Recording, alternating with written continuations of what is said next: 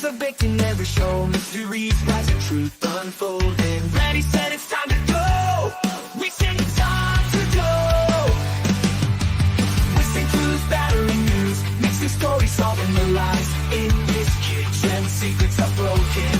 With a spark in our eyes. In the broken baker's kitchen, the secrets crumble like sunrise. We'll sift the blues to find the news. With a spark in our eyes. In broken rise. Broken rise.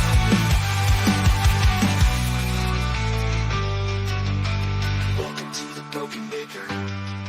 Get ready. Let's go.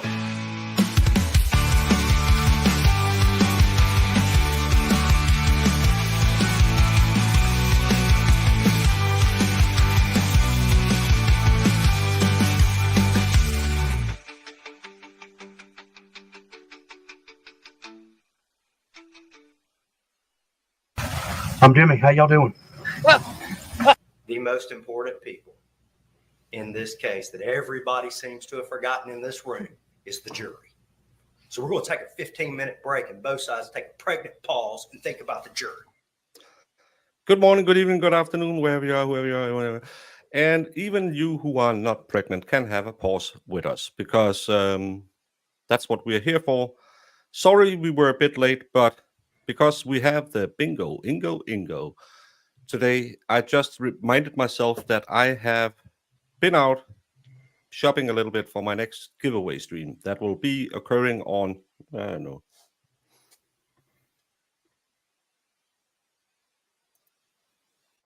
Christmas Oh, those are so ornament. cute. It's gingerbread ornaments Lego. And it will only take me 6+ years. Well, it's like Sarah Boone. It's a set 4 to 8 years. And in honor of Sarah, a nutcracker.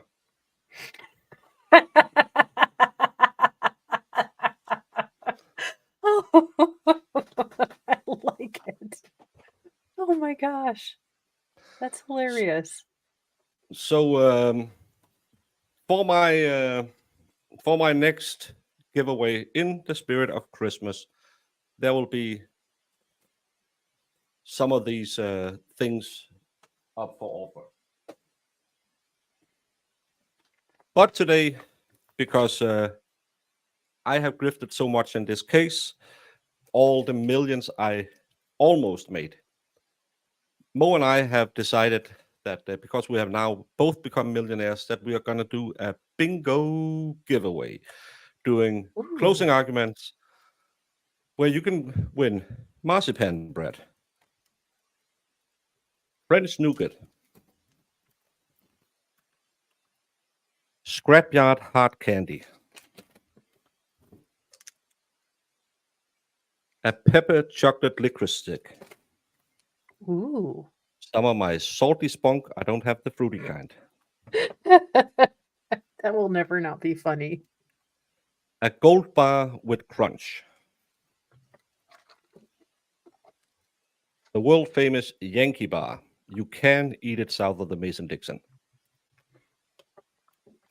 And as Jamie calls them, skloddle, a skilpad bar, which is a chocolate bar filled with rum, cream, and caramel, because Ooh. this is Wine Mom Central, so rum will be accepted. And a mini moo.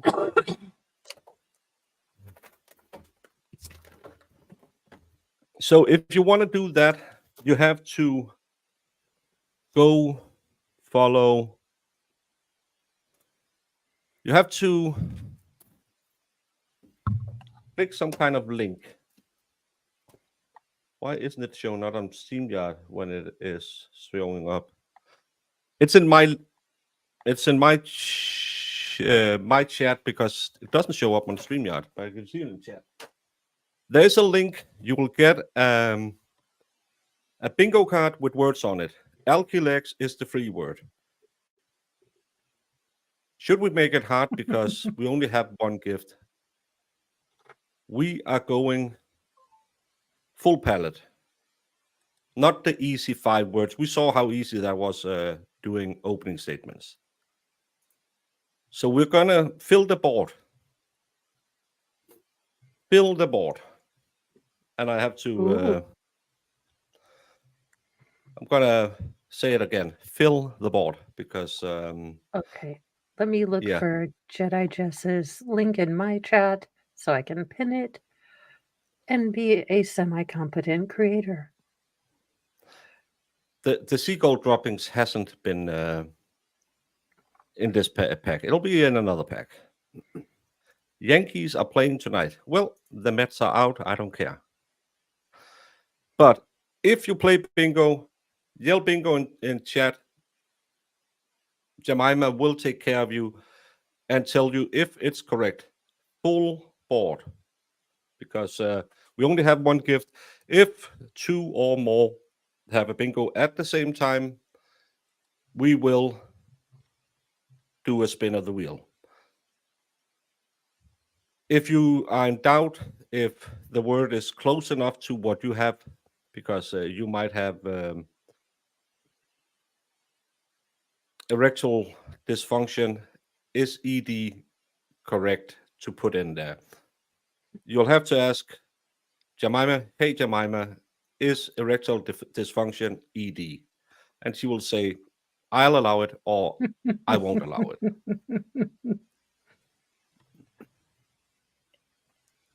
So did we notice that Sarah had 2 men on the side while she was yelling at George? Like, I'll either go with Ben or what's his face. Well, she has a lot of love, but not a lot of patience. So she can love more than she can allow others to love others. Also, question. Isn't her current flame also not one of us pale people? Like, she seems to have a lot of or underlying hatred to non-pale people. Or at least it comes up when she's angry. She seems like she has a little bit of hey Blazy, a little bit of internalized hate because of her outward racisms. True. Hey Lorelai, no ED when you're around. They were both always cheating. Probably yes. Hey butterflies. I'm not a gambling man, but I'm betting there are more than 2 on the side. Who believes I only begged him for a cigarette and George flipped? No, we all know that she was sitting there trying to hook up with some guy.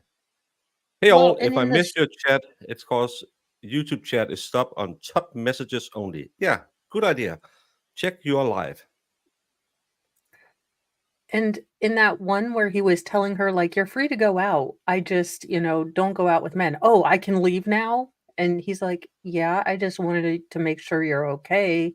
Like, if it's 1 o'clock and you're not home, I'll probably go looking for you, at least call you.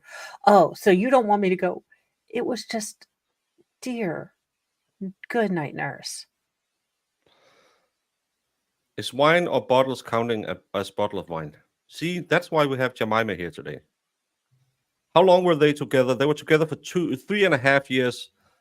The first body cam video we saw was 2 years before the incident. The second one was a year before the incident, and then they became more rapid. So she pumped up the frequency. No, I don't think they were swingers. They were just people who fell in love with people when they were out drinking. I think this is the link you need if you want to go get a bingo card. And remember, we will be playing for a sack of candy, mixed Danish candy, and European. I'll call it European. There's some Swedish in there. But more than one winner, and we are playing full board, just to everyone. Because I've been at bingo games before. Whenever you're playing one row, people are asking, is it the whole card? No, it's one row. And then when you're playing 2 row, the same person yells bingo on 1 row. It's in the Kion. Jess will send Sarah Boone to your house if there's a wrong bingo. Well, RJ, that's a luck of the dice. If no one has a bingo when it's about to end, I don't know what to do. Jess, can you see who? Because I can make a spinner as big as possible. Then we can just randomly choose one. They both cheated. They were both alkies, but she was the controlling degenerate. Wallstrom, I couldn't agree more.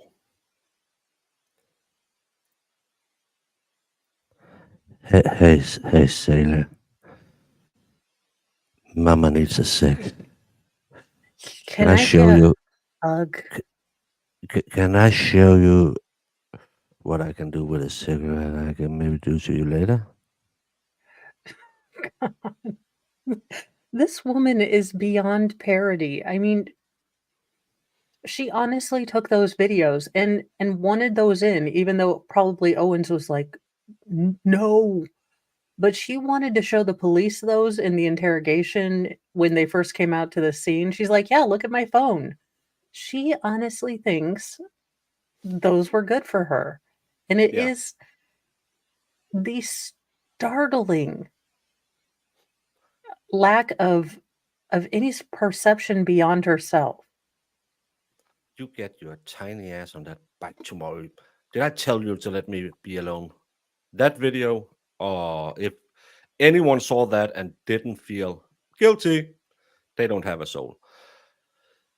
My mom and grandma were professional bingo players. They were going every Sunday, and I used to go with them when I was a kid. When I got divorced, because I really didn't have much of a life, because I might have been in a relationship where, let's say, there was a little bit of a social isolation going on. Heard that one before? And so I went with my mom to bingo, because what you can do in bingo halls is play bingo, smoke a ton of cigarettes, and drink a ton of coffee. And if you are slightly depressed, that's wonderful. Don't do it. And Medical advice and all of that. But yes, I have known the fears of yelling bingo with a 80-year-old woman with a blue rinse looking at you like, oh, you stole my turkey. I'm gonna get you. did you guys have the little dab it things, or do you guys use little plasticky? That's for the one on the side where you play for the last number. Dab that, Oh, and you play with the boards, and you, of course, you have those plastic with the little metal in it, so you can and hearing them taking off all those, because no one plays one board. No, it's at least 8. So it sounded like being shot at by a machine gun. By the way, Jemima, I haven't asked you. Does it work in both chats? Can you see both chats? Is it equal? It's not only my chat, right? I Did the think because old? I directed them. Yeah, of course they had. Everyone had their seat, because you were playing cards for an hour before the bingo start. Of Oh, course we good did. Lord. I would not have Oh, lasted. I am terrible at cards. Medita Finn, I watched the video of yesterday where Sarah bullied George. It was horrible. Yeah, as I just brought up, anyone who has ever had any, because every relationship has its ups and downs and power structures and that. But anyone who has ever been in almost any situation with a little too dominating a person felt it in the back of their teeth yesterday. The way he was cowering, like, as I said to Mo just before we started, watching that, he wasn't a human being. It was like watching a dog that peed the carpet. She didn't treat him like a human, and he regressed so much. Remember that? He was kind of funny with Yeah. the twat video. I've been trying to get to that all day, where he still had a little bit meat on his bone, and in the end, he was just sitting there like a beaten dog. Yeah. Yeah. It was he didn't make eye contact. You could see him fiddling around. I mean, and he just wanted to get away at that point, but she had to follow him down the stairs. She had to continue to peck, peck, peck. And e if Owens knew about these videos, that probably was the shouting that we got on her prisoner notes, because she's probably like, "I'm not gonna take a plea deal. I am a victim. I Yeah. read this book, Terrifying Love, and it is all for me." I still believe, and believe this after watching yesterday. She thought those videos, if I can just get my hands on my phone. But she believed those videos were exonerating her. And she probably figured out, nah, probably not, but I can still delete them. She doesn't understand Celebrite. So she wanted her hands on her phone to take them away. Sadly, none of the bingo ladies tried to pawn off their daughters. Their daughters would have been my mother's age. So I'm not saying daddy ain't a hunter who can slay a cougar, but still, I think trawling for 60-year-old women when you're 26 years old, newly divorced, and not in the best place in life is not really what you're looking for. Hit my card. Yay. Yes, happy belated birthday to Sue and Mo. And happy birthday to Mr. Glow, who's having a birthday today. And he's going to celebrate it by giving Miss Glow a extra big glass of wine so she can sit here and say, see, Chardonnay is not for alcoholics. Mo, how much is a handle of vodka? So I went to my local Walmart, and a handle for Tito's is $30, but just a big plastic, with not a handle, but the same amount, $10. Arbor Mist in the big bottle, also $10. So unless I Florida is really different. just I might have missed it. I have a dark mode on StreamYard right now, so I miss a lot of chats because my eyes just have to adjust to it. Does it work in both chats? I didn't see if you answered that one earlier. I know Rackets was gifted military special rum vodka. Oh, I can't remember. He got those plastic things that you can buy on base. I bet you they cost $2. if you want to get booze, go to the PX. That's Yeah. if you have anyone in the service, it's like, oh, PX. Their liquor selection is massive. Yeah, we are supposed to be at closing, and we are supposed to be at closing 44 minutes ago. But just to show you, I am not cheating. It is live. Nothing had happened. They were supposed to be back at 1:20. So I don't know what's happening. Maybe the printer doesn't work, so they couldn't print. Maybe jury Sarah questionnaire. is reading the room and she's like, "Can we have that plea deal?" No, I'm just asking. It's not like if I say, okay, we didn't find a bingo word, so anyone who wants to participate, and I can do that StreamYard thing and say #bingo or something, and all those names get put in automatically, then they have to be in my chat. It's not like that. It's offsite, so it doesn't matter who has it. How much is a handle of Smirnoff? I was just looking at the cheapest, I think, Dark Eyes, which is awful, but Cookie Karelian, can't you get the Stoskaevsky or whatever it's called in Aldi? I believe a bottle of that's 75 centiliters. So like a bottle of wine, I think in Aldi you can get that for, yeah, maybe that was $10 or something. You would rather drink pink thinner, but again, If you're an alcoholic, you are not savoring. You are just going for the impact it'll have on you.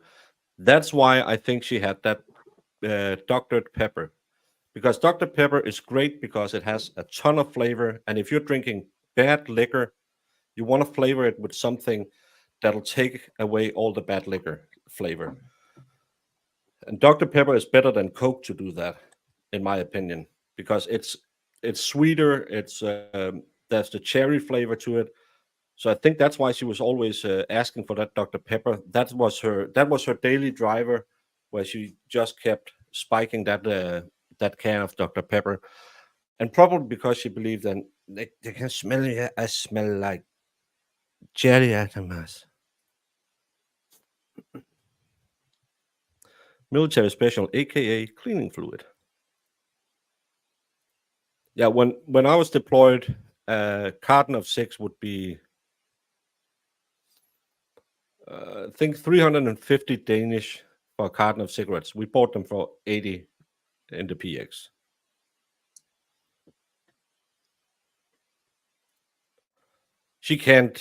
They won't give her a plea deal now. I don't think so.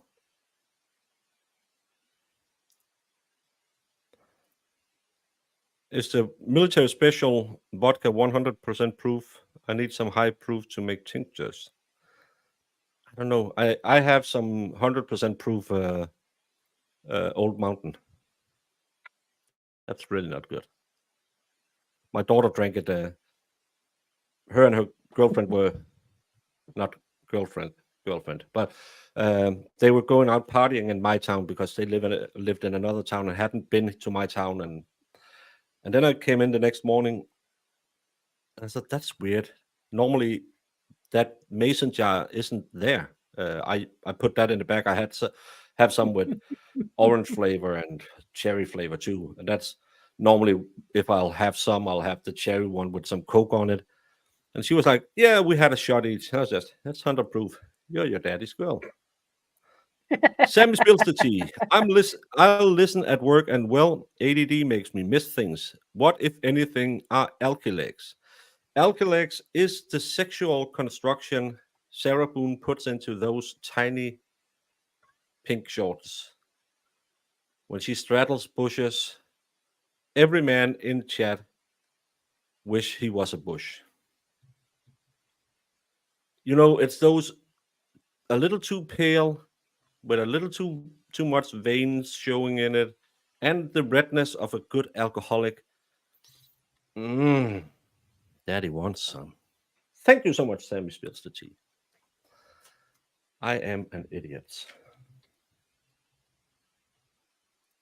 Guys are akavit if you want to get drunk cheap. Really awful, but it's cheap.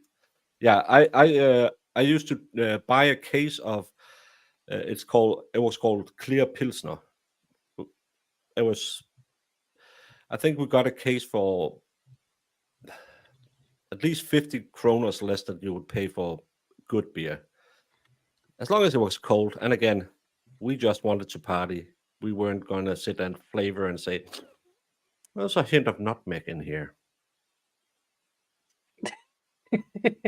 I still need to figure out the story behind Malort, because if Alky Legs and Sarah Boone were compressed into a taste, I think that's Malort would be Sarah Boone's soul. But again, the more I drink them a lot, the less I think it's that bad, because I like to drink Oh, well, we call it spiced spirits. In Denmark, we have one that's called Old Danish, and it's very well known. Nobody likes it. I love it. The first one tastes like all crap, but after that, I have it as my sidecar. If I'm having sidecars, I don't take shots of whiskey. I buy a little more expensive whiskey and just sip that one. But if I need a sidecar, I'll always have that spiced liquid, spiced spirit, and everyone else hates it. It's only people. They're advertising. It's good for hunting. It's good for fishing. It's good for breakfast or something. It's good.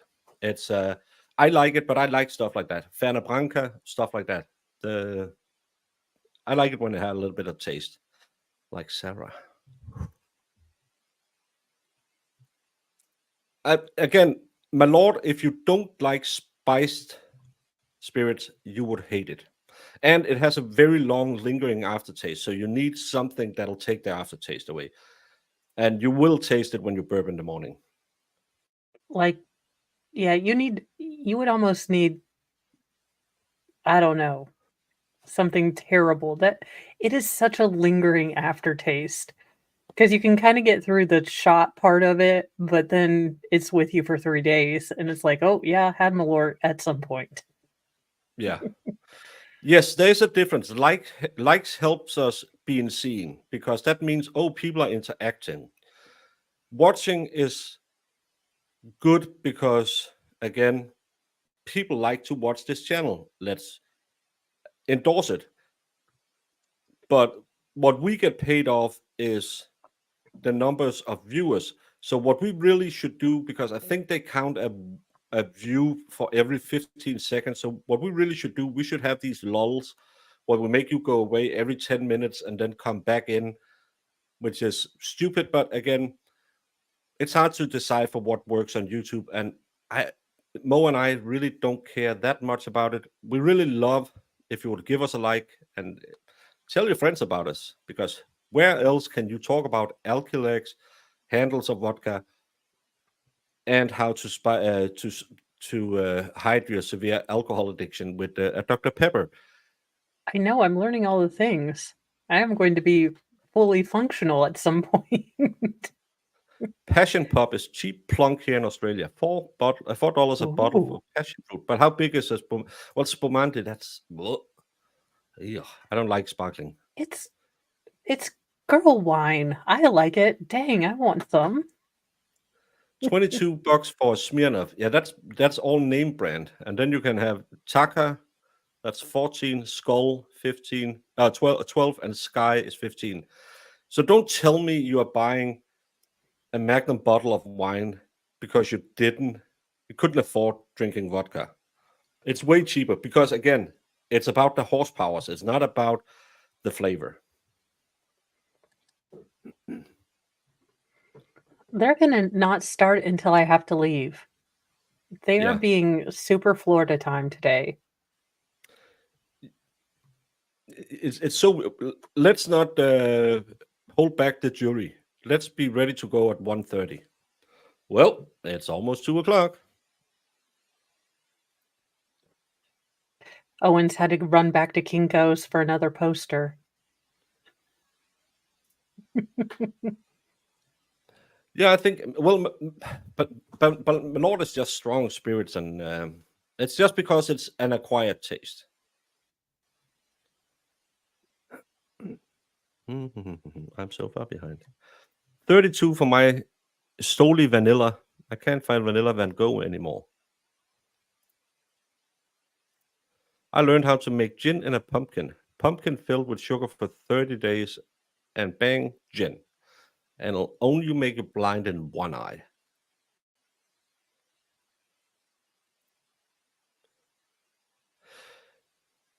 Kilo, we are all weary of juries, but let's hope.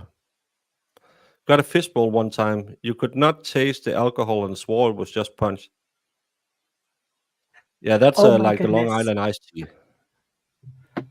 Oh my goodness. So, Bobby Hill, my Bobby Hill child, my middle son, he may or may not be a product of a real authentic big old margarita because they were giving them away on sale for Mother's Day, and you guys know how I cut everything with Diet Sprite, and I'm cheap. So I was like, this is $8, but it's so strong. I am going to finish this because it was $8.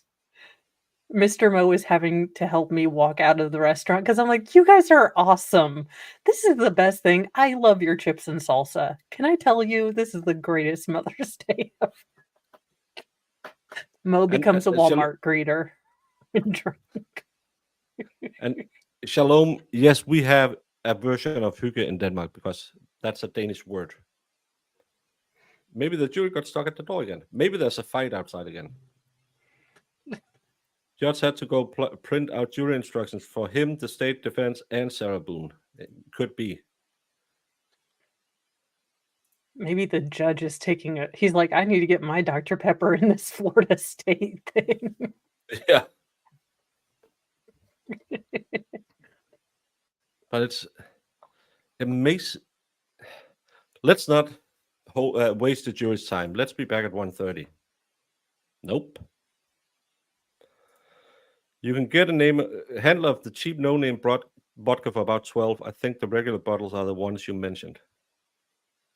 But how much was a handle? Was that like 1.5 liter, like the Magnum wine? Well, I think they were 1.5. I must have looked like a very, discerning booze hound because I was in there like looking at bottles, okay, that means this. And then looking at another one and they're like, "Oh, which one are you picking?" And I was like, "None, I'm just doing research." Yeah. They just looked at me like, "Well, Sadly, strange I woman." can't anymore, but I just like the feel. Like, look, my probie officer won't let me do this anymore, but I just come to say hi to the booze and Well, it's not. Well, I don't think Norwegians have that word, but Norwegians are Danish people who are just in denial. So as soon as they run out of oil, Fedorowski will be Danish again, and he will enjoy it as much as Norway did the last time. We only starved them slightly.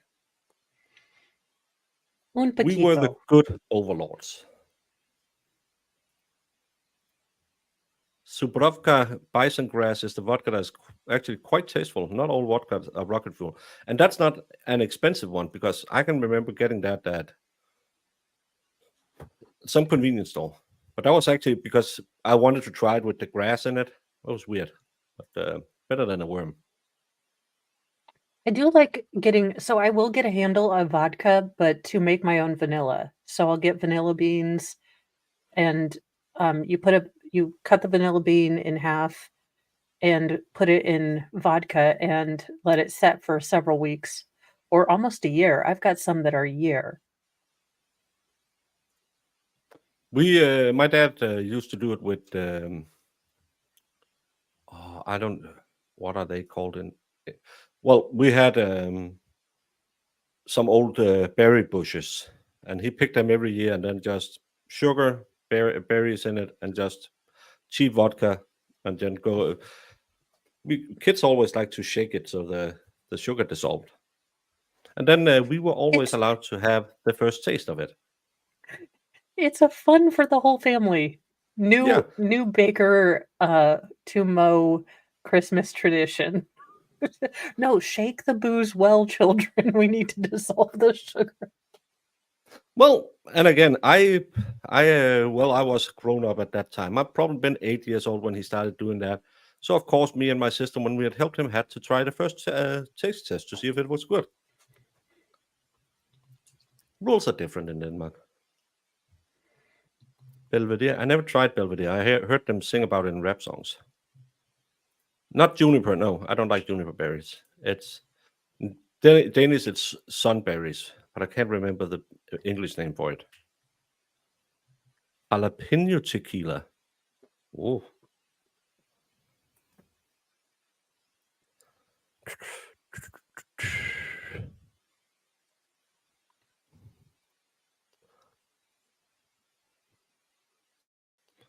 There's a good Christmas song named Sugar and Booze. Well, no European Christmas Sounds without like my a little family drunkenness. reunion. Patty cake, patty cake.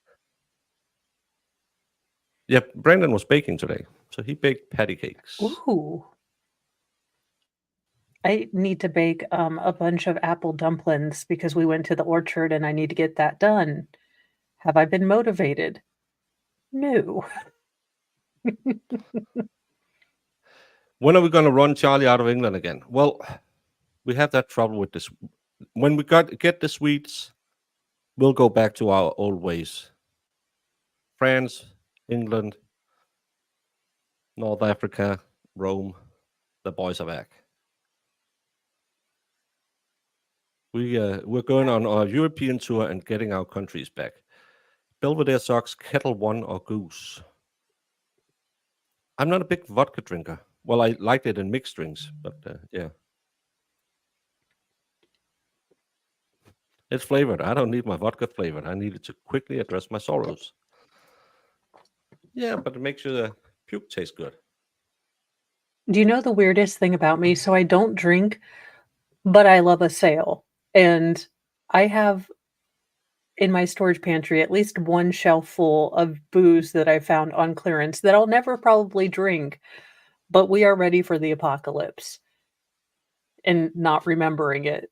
I will be full Sarah during the apocalypse, like, there's some zombies. That's my name. Know that. Zombies. Can I have a hug? Can I have a hug? What about a fist bump then? You know, I just love that he tried to fist bump her and she just. okay. No, because we need to do a full on. Because Mo would employ what is called the no square. Like we get full. Would you hurry up, desk? For the love of it, all that's Cheetos. But you know, arms out, like one leg out. I'm like, no, Sarah, just no. Don't drink any liquor other than rum anymore. I haven't touched my whiskey in a long time. It's been a while. Rum and Coke with a little bit of lime. Now that's good. Oh, if Kettle One is Dutch Kettle One, then it's not vodka, it's Geneva. That's more like a gin then. Oh,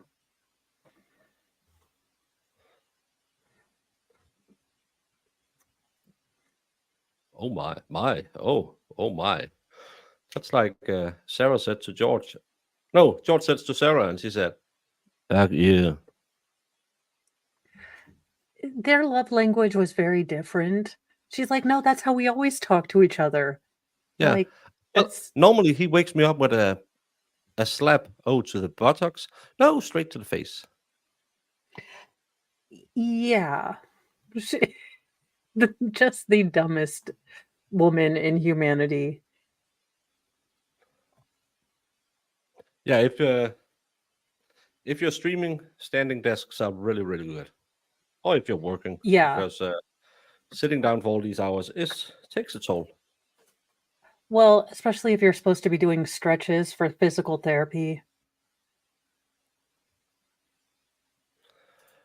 I remember my brother had the white Bacardi Coke. That was his go-to. And in my mom and dad's house, when I cleaned it out, when my mom passed away and we had to move, or didn't have, my dad wanted to move to something smaller. We were emptying out a cupboard, and there was still half a bottle of Pisang Ambon that was left there. And I think, I never really tried it. It's banana flavored, green, and you know that 80s green food color where it just looks like poison. Half a bottle. It has been standing there, and my brother left my parents' house in the 80s, and it was still there.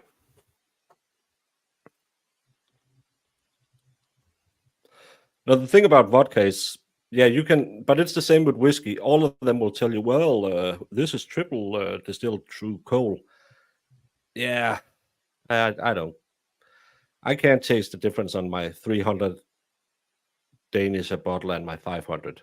It's kind of the same. Yes, and it's really bad when you puke it up again. I haven't drunken Gordon's gin since my buddy's 18-year-old birthday, where I mouth talked the most of that bottle and then went to say hello to his mom's flowers. Oh Not a big no. fan of the baker the day after.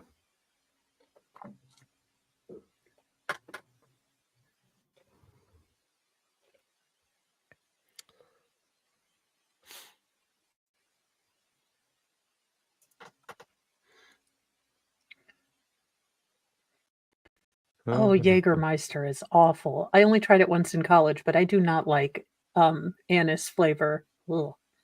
I love that we're talking about alcoholic drinks and honor of Sarah. Yeah. The one subject Sarah does excel at. Well, we have to talk about something, and what's better to talk about than shared life experiences? The Gordons could be where you went wrong. No, because then I had some what are they called it? Artisan gin. We have a brewery a couple of miles from where I'm living, and when I was in City Hall, they had us on some excursions where they served that. That just tasted even more like kissing a Christmas tree and eating something weird they had found. I don't get. Sorry, if you're one of those, I really like craft beer and all of these fancy things they come up with. No, because all of the time it is. Oh, I found this funny berry, and it's I don't really know what it's called, but I put it in alcohol and it's so great, and it tastes like soap and mixed with kissing a pine tree. Not for me, gracias.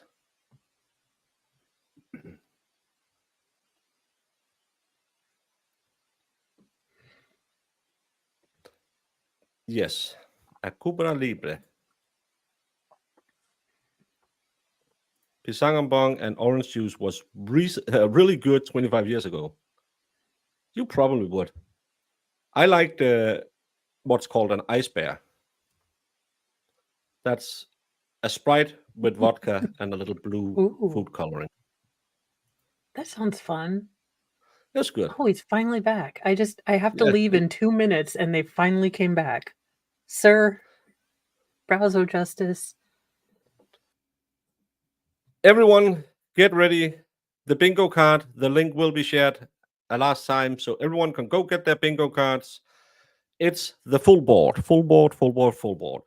When you have bingo, yell bingo, and Jemima will check if you're correct. If you want to win the prize, I will have to have your full name and address. I won't use it for anything, but just to make sure shipping goes correctly, I need your social security number and your mom's name too. If you don't want to give me that, just name, address. I'll ship it to you almost wherever in the world you are. And it's a mixed bag of European candy, something for everyone. Just ask Jamie. She found out the licorice is really good. We are playing the full board. If there are any words like advocate, lawyer, representative, whatever, ask Jemima and she will tell you in chat that it's a go or no go. When you have bingo, write bingo, bingo, bingo in chat, and I'll try and stop it and say, check it, Jemima. And if we have more than one winner like we had the last time, we will make a spin on the wheel of justice.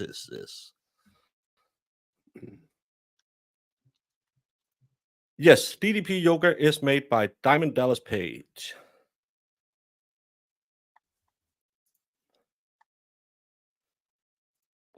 Come on, Wolfie. You're modding too much and bingoing too little.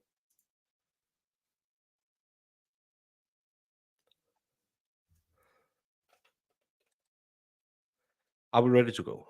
Is it one line or cover all? As I put in the Chiron, it's the full board because one line was way too fast and we were done within 10 minutes of opening statements. I can vouch for it. I used it. It's really good.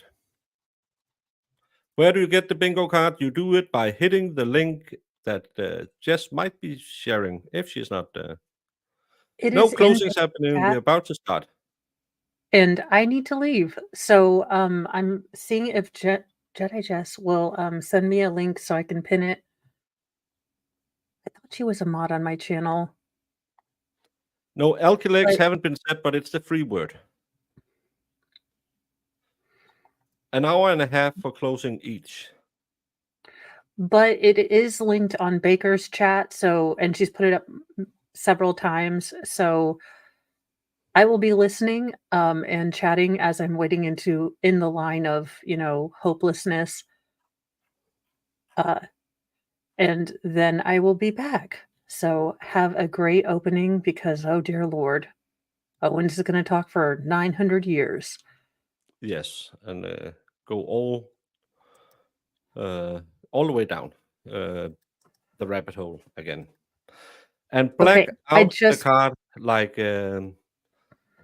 Jorge got a blacked out face. And talking about a blackout, this lady, if you're lucky enough to have to meet her, you will be blacked out by her beauty. Hey, Jamester. Hi. Over on Most channel, this is the link for the bingo, bingo, bingo.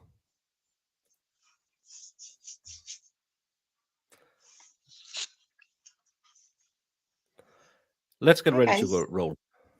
Yeah. And bingo, full board, full board, full board. We're back on the record, case number 2020, CF 2603, State of Florida versus Sarah Boone.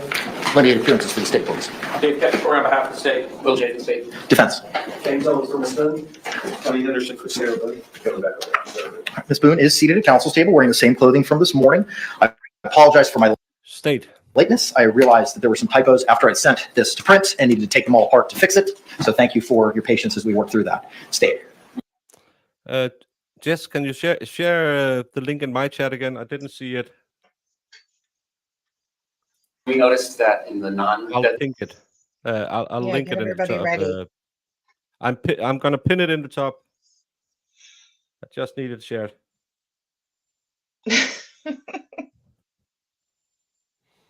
Hi, guys.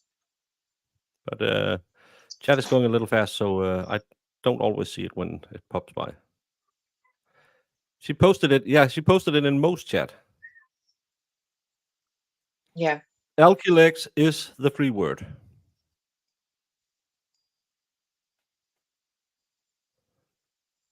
Come on. the force, Page 12. there was a couple strike throughs with the use. I saw. However, there was also a mistake with leaving a paragraph about You get your card. You mark off whenever you have one of the words. When you have a full board, you yell bingo, and we check if it's correct. You have a little number on top saying something 005, and then you'll just say, yes, I have bingo, card 005. And then Jess will test if it's there.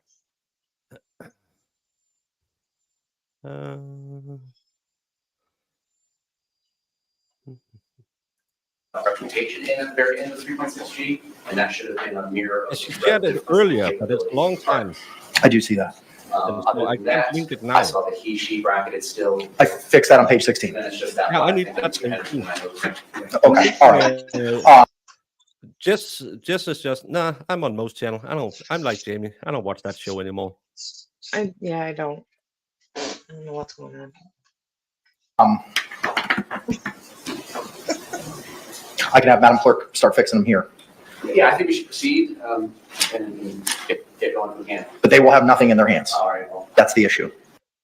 Chrissy, we're trying to get the link going before opening statements, but I don't know if Jess is working or she doesn't hear me. all right, let's say that one. Sorry. All right, thank you. Just give us a minute to fix all this. Full board, full board, full board. Yes. Be fabulous.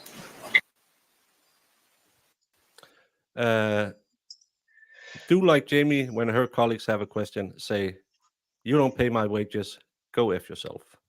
I kind of do. She And put it in there. yeah, the link to the bingo board is linked at the top. Alkylex is the free word. Full board. When you have a bingo, write bingo 002, whatever your number is, and Jess will tell you if you have bingo.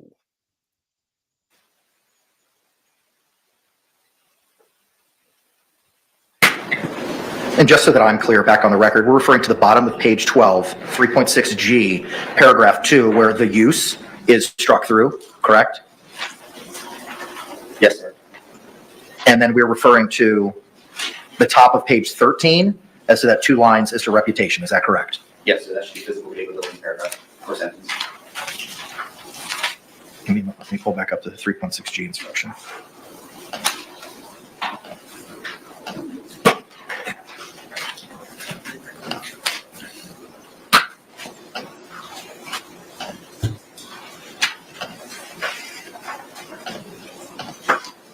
We'll find him.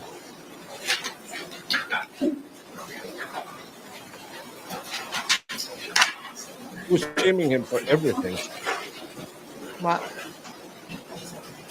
So that reputation paragraph should be removed in its entirety, and it should be the Considering Chrissy, there's multiple words. I don't know how many words she put in there. It's randomized, so issue of self-defense may take into account the relative physical abilities and capacities of Sarah Boone and George Torres. there it is. Thank you. yeah, I didn't say it was easy, people. 13. Thank you.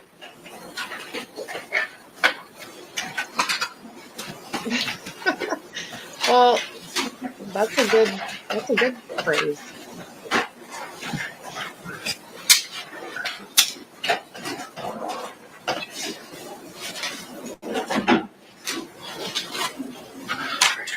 It is not letting me copy it over, and I don't know why. Correct. Now they have picked-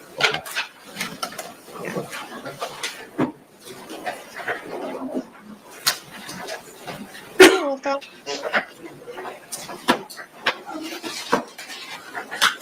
Was there anything else other than that? If you find George Torres had a reputation for being a violent and dangerous person, you may consider this fact in determining whether he was the initial aggressor. Anything else that needs to be added to the jury instructions from the state side of the ledger? Well, the reputation should be believed. Correct. I agree with you. Yes. I'm sorry. What the heck is going on here? No reputation, Judge? That's correct. We're starting 45 minutes late. See you, Nicola.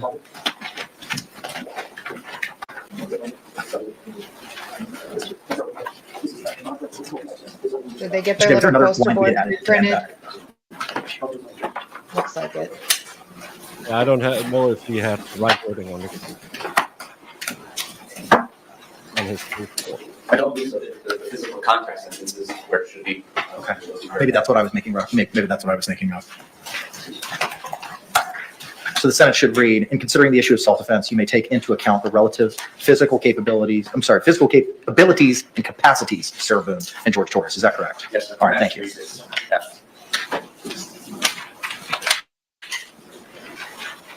Correct. It matches 36F now. I apologize. I'm going to have Madam Clerk, I'll email it to her now, have her print out pages 25 copies of 12 and 13, and we'll start taking apart our jury instructions and re-adding them. And I thank you for your patience. 12 and 13, that's it. Yeah, they will be trying to paint him as the aggressor, and that's why. Thank you so much for opening the door to prior bad acts, so we can get those videos in there. Because without those, they could have spun it. Mr. Chair, you're going to be utilizing the verdict form in closing. Mm. Mr. Owens, are you going to be utilizing the verdict form in closing? Hey, where's it going to be? Yeah. I'll ask you for it. Very good, sir. Thank you. Judge, can you get you? Oh, go ahead, sir. I can multitask. I know there's a mic here. I know there's a mic right here. I will confirm with court admin that microphone is on. I believe it is. They turned it on during openings. I'll confirm now. And the judge, last time I used this fingerprint table as my podium. Fine. I need to slide back, so That's fine, sir. and then judge, I've got 2 tripods. And I've got some demonstrative aids. One is This guy. was originally a quote by Dr. Michael Brandon. Okay. Okay, may proceed. What are the other enlargements, sir? It's the one I tried to get in. I hear no an objection. Opening, which was the justifiable use of non-deadly. No objection. And remember my reasonable doubt? I was using it for. You've seen them? I had no objection to those. I didn't like the 3 charts. The defense agreed that the 3 times reasonable doubt charts they won't use, so I think we're all good on the charts. All right, very good. And the only other thing I want to use. But we're good with their demonstrative aids during closings that we were used during trial. Okay, very good. I've got 2 videos that I'm going to want to play, and Shelby Andrews is going to walk up. They're in evidence, right? They are. Yep. Okay, One of us been pared down. that's fine. As long as it's in evidence, you can present whatever you'd like. Hey, Judge, do you want to talk about time for closing? We can. What do you think, State? You advised an hour and a half. Yeah. I think we both said hour and a half, but as the court knows. Hour and a half each. That's true. How much do you anticipate, sir? Well, Judge, she's charged with murder. We've had a 2-week trial. I've got a lot to say. I've got a lot of notes. We're good. Say again? I'm not hearing any, Yes. The only Stammering thing I from would the ask is state. after the state has had their first opening, give them a short break, and then let me start. Agreed. We'll take our afternoon break at that point in time, then we can proceed with the defense closing and then rebuttal. I have received approval from the chief to work after 9 o'clock. So we can go till about 10, maybe a little bit thereafter. You're saying with the jury. And Correct. then if 10 o'clock, if we hit some number, 10 or 11, then we come back Monday? That's correct.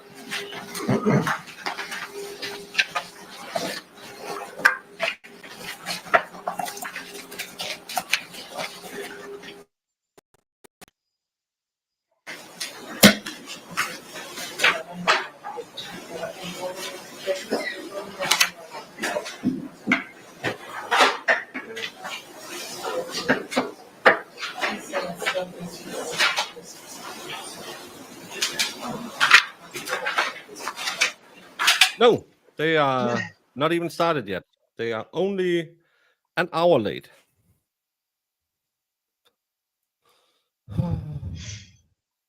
Come on. 8 p.m. Wallstrom did this because he'll be on Friday Night Live, Halloween special over on The Experts channel tonight, where he will be dressed up as Little Bo Peep, and Dictionary Diva will be his sheep.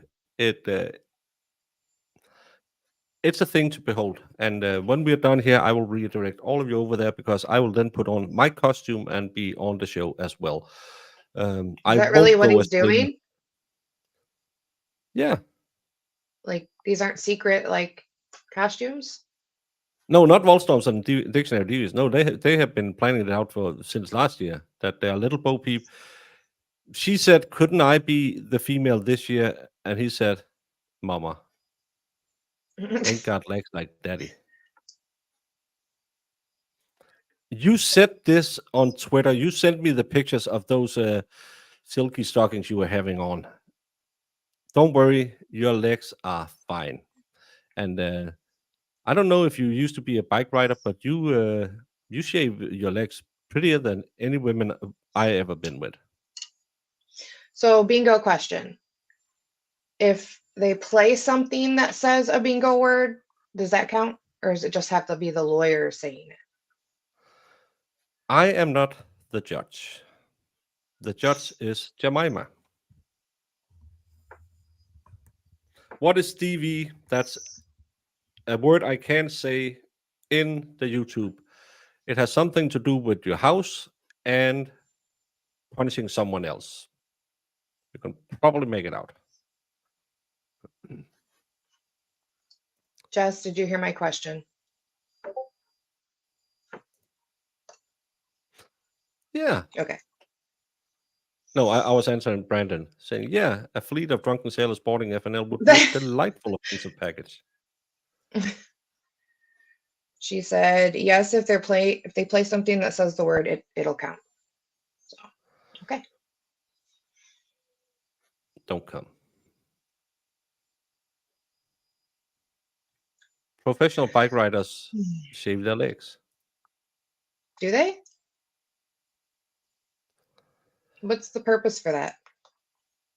Because they get so many massages and they fall so much, so not to get hair into wounds. And when you're getting all these massages, it's you'll get your hair removed.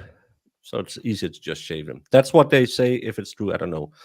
Bingo card 099 will not be playing. Don't know the rules. The rules are just every time you hear one of the words on your card, you cross it out.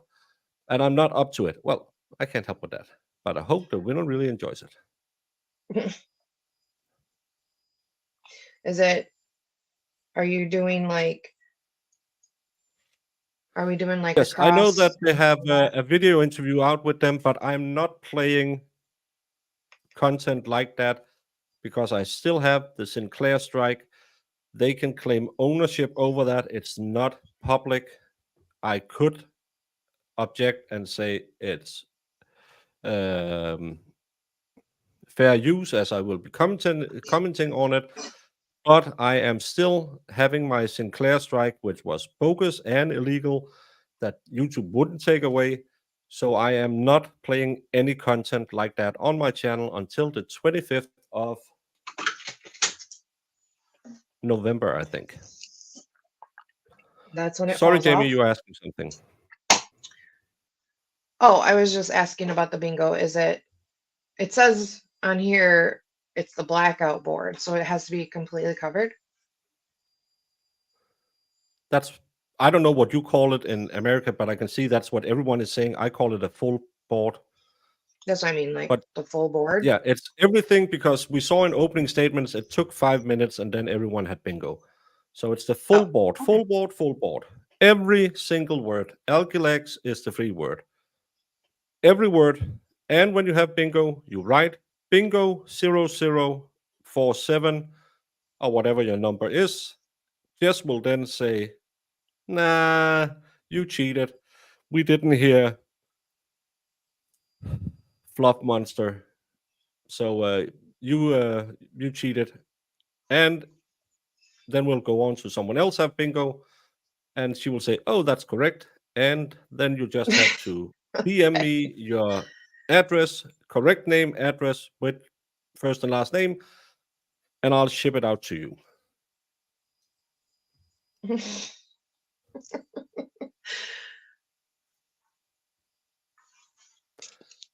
If that's on your bingo board, I think you're screwed. Is it the dog's drinking Dr. Pepper? That's not going to come up as a dog. I haven't. When people start yelling at me because of the stupid words, I refer to my head of legal in Baker Media, which is Jemima. She made it. Well, Jemima's email is jemima@bakermedia.xo. So send all your mail and there, and she will at some point address it. Follow card, exactly.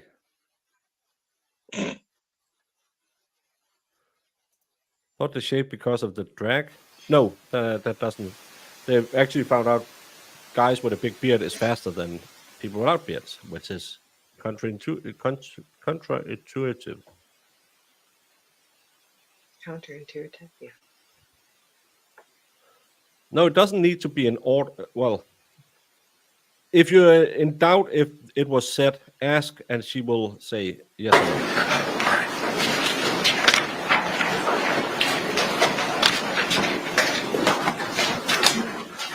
State, are you ready to proceed? Yeah, sure. Defense, are you ready to proceed? 1 minute. Yes, sir.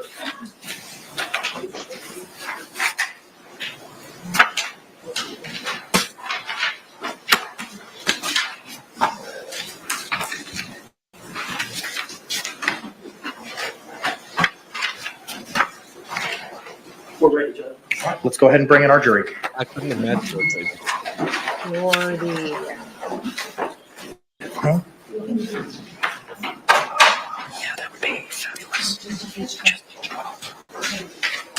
My Bruce.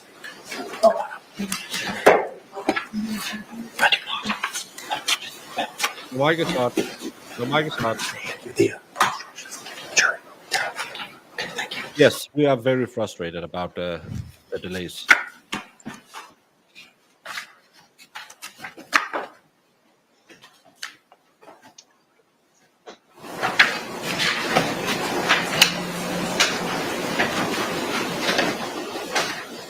Please don't mention the Cowboys when Jimmy's here. He is a corn husker in the room.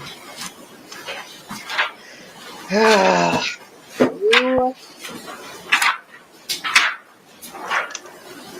have to test me, don't you?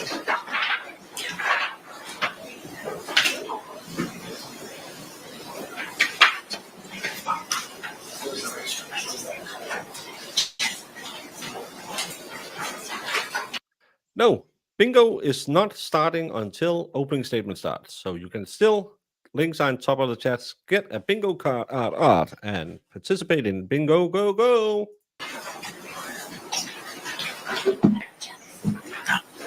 No, it's not the real one. Point account said the lottery, so Jury entering.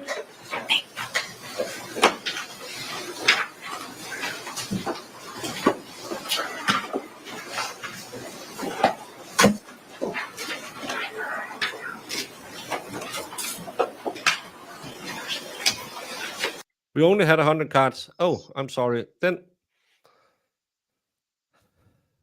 please write Jemima at bakermedia.exo and she will say sorry. Sorry. We are out of bingo cards. We never tried it before. I said, make 20. She said, I'll make 100. And I thought, women. But thank you all for participating. There's 1% chance that you will win a bag of candy from Europe. Pretty good stuff, State, guys. you recognize our jury. Yes, Your Honor. Defense, do you recognize our jury? Yes. Everyone can be seated. Thank you. Members of the jury, thank you for your patience.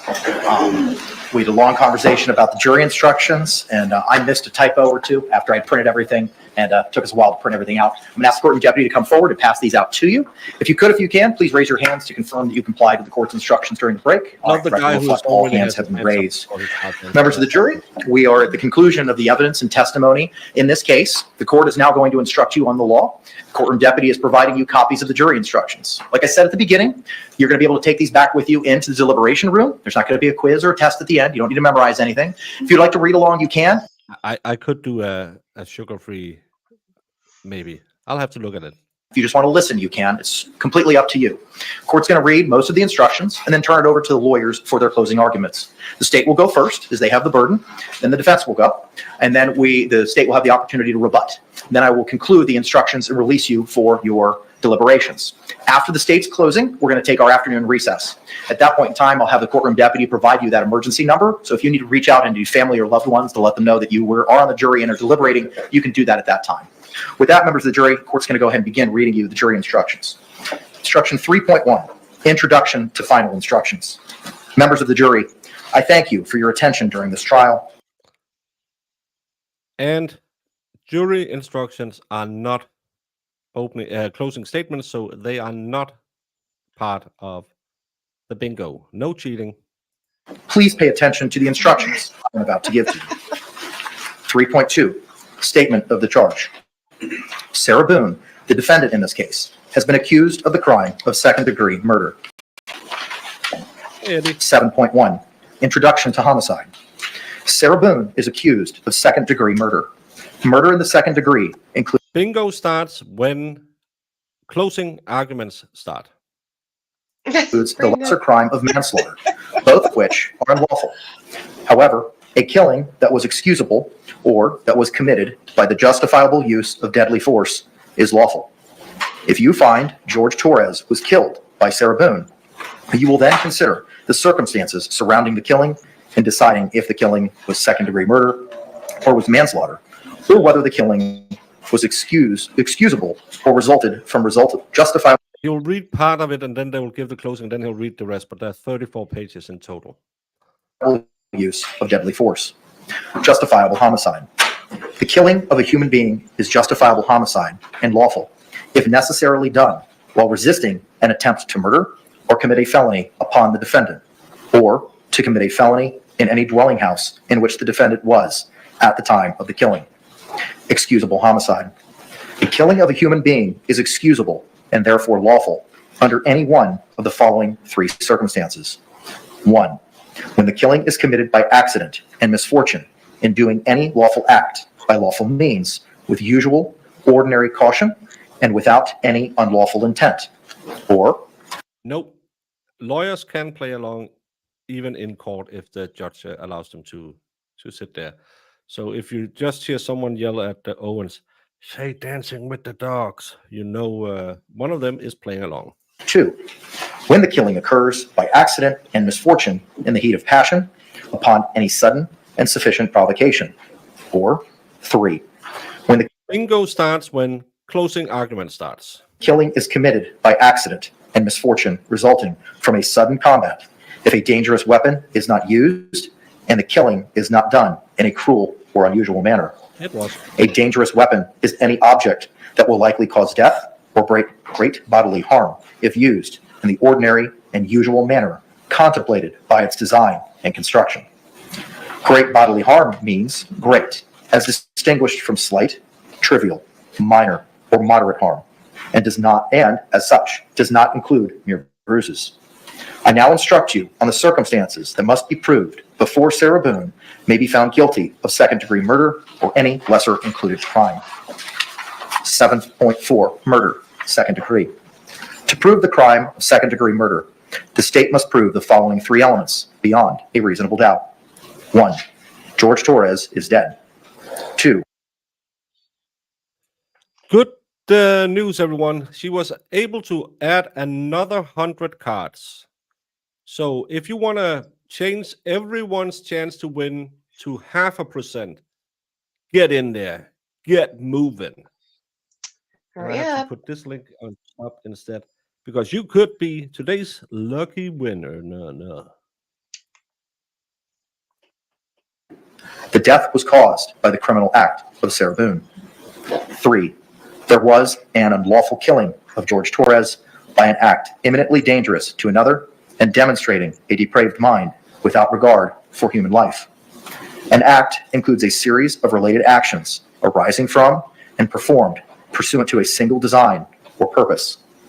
An act is imminently dangerous to another and demonstrating a depraved mind if it is an act or series of acts that, 1, a person of ordinary judgment would know is reasonably certain to kill or do serious bodily injury to another, and 2, is done from ill will, hatred, spite, or an evil intent, and 3, is of such a nature that the act itself indicates an indifference to human life. In order to convict of second-degree murder, it is not necessary for the state to prove the defendant had an intent to cause death. 3.4, when there are lesser included crimes or attempts. In considering the evidence, you should consider the possibility that although the evidence may not convince you that the defendant committed the main crime of which she is charged, there may be evidence that she committed other acts that would constitute a lesser included crime or crimes. Therefore, if you decide that the main accusation has not been proved beyond a reasonable doubt, you will next need to decide if the defendant is guilty of any lesser included crime. The lesser crimes indicated in the definition of second-degree murder is manslaughter, culpable negligence. 7.7, manslaughter. To prove the crime of manslaughter, the state must prove the following two elements beyond a reasonable doubt. 1, George Torres is dead. 2A, Sarah Boone intentionally committed an act or acts that caused the death of George Torres. B, the death of George Torres was caused by the culpable negligence of Sarah Boone. Yes? I apologize. Or, thank you for that clarification. Sarah Boone I'll reread those for you. 2A, Sarah Boone intentionally committed an act or acts that caused the death of George Torres. Or B, the death of George Torres was caused by the culpable negligence of Sarah Boone. Every person has a duty to act reasonably towards others. If there is a violation of that duty without any conscious intent to harm, that violation is negligence. The defendant cannot be guilty of manslaughter by committing a merely negligent act, or if the killing was either justifiable or excusable homicide, as I have previously instructed you.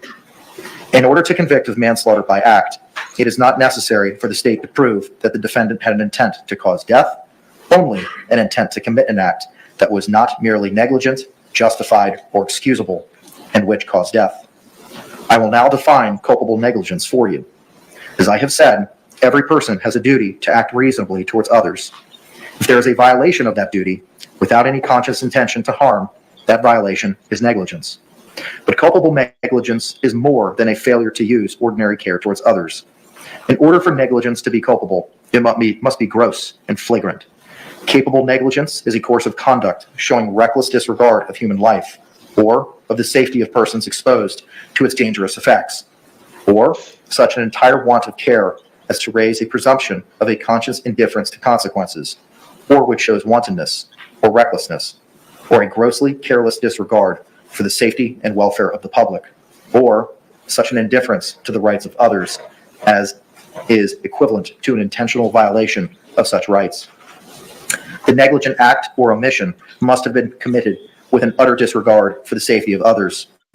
Culpable negligence is consciously doing an act or following a course of conduct that the defendant must have known, or reasonably should have known, was likely to cause death or great bodily injury. 8.9. Culpable negligence. To prove the crime of culpable negligence, the state must prove the following two elements beyond a reasonable doubt. 1. Sarah Boone exposed George Torres Jr. to a personal injury. 2. She did so through culpable negligence. Actual injury is not required. I will now define culpable negligence for you.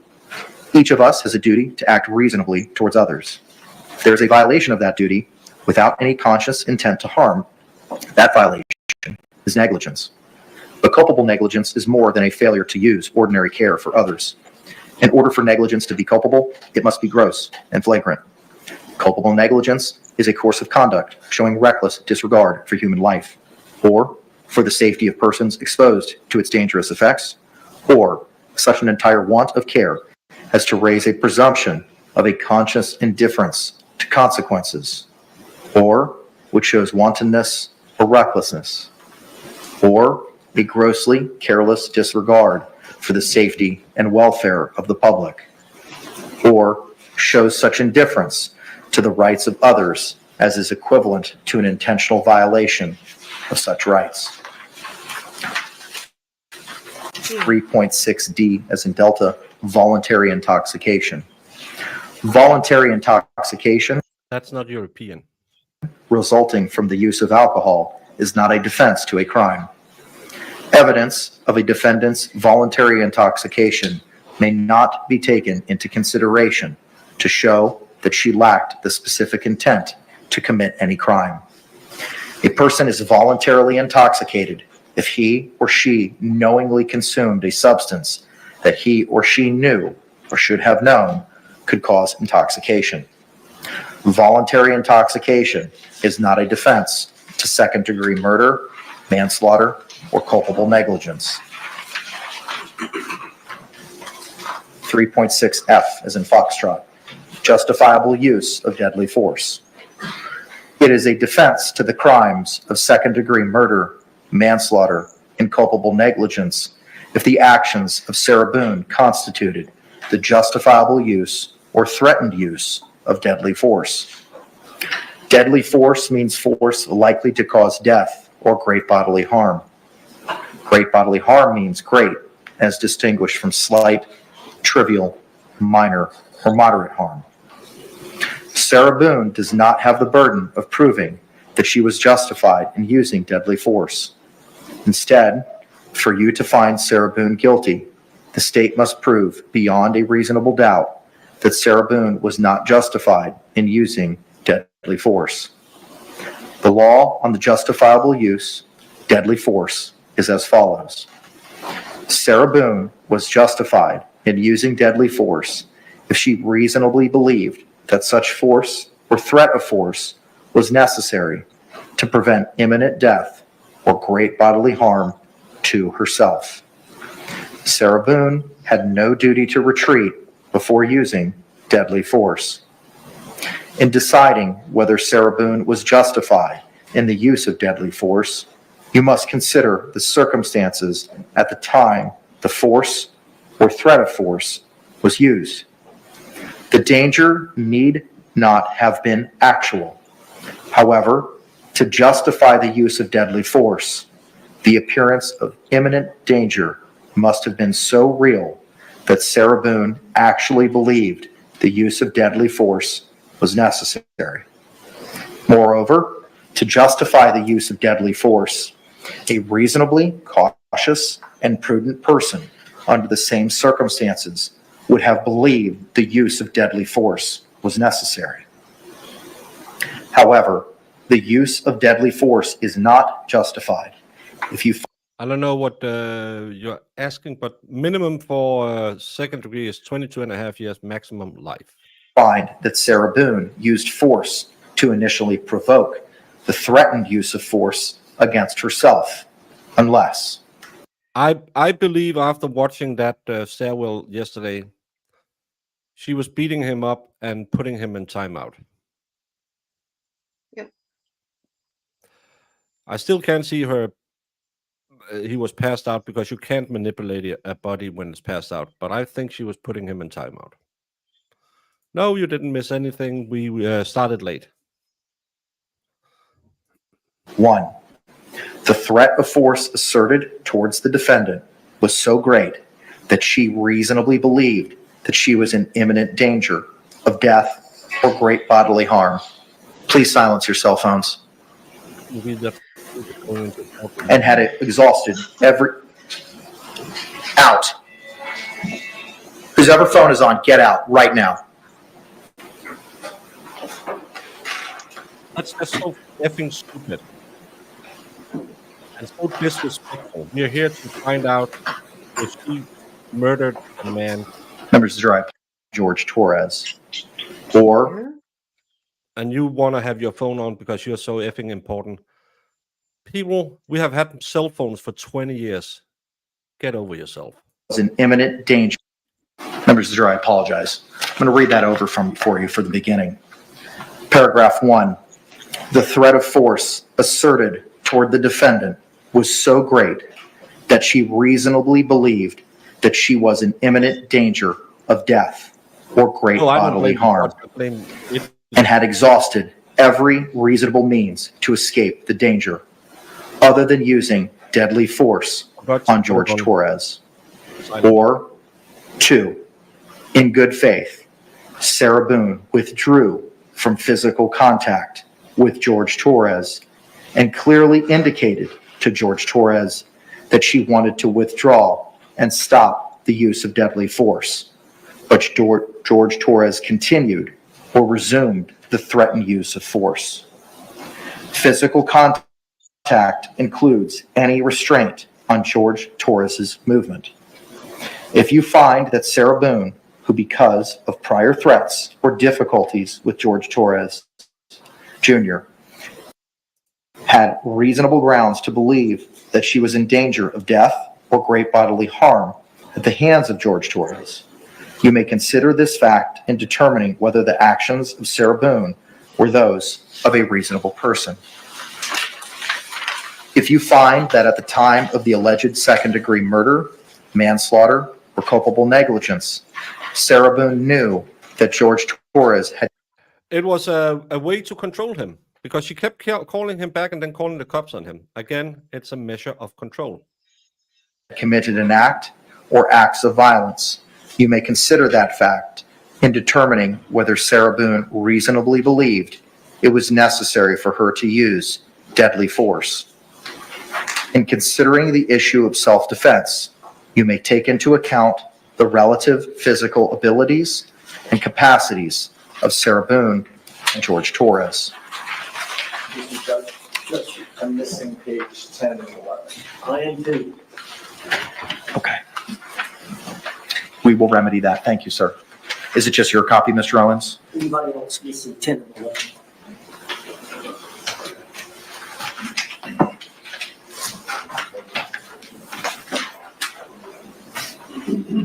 I saw they didn't even put on a defense of the Milani Simon case. Yes, sir. Oh, wow. Well, we'll bring it to you, sir.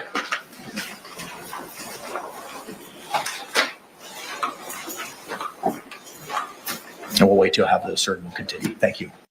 She doesn't need to have intent.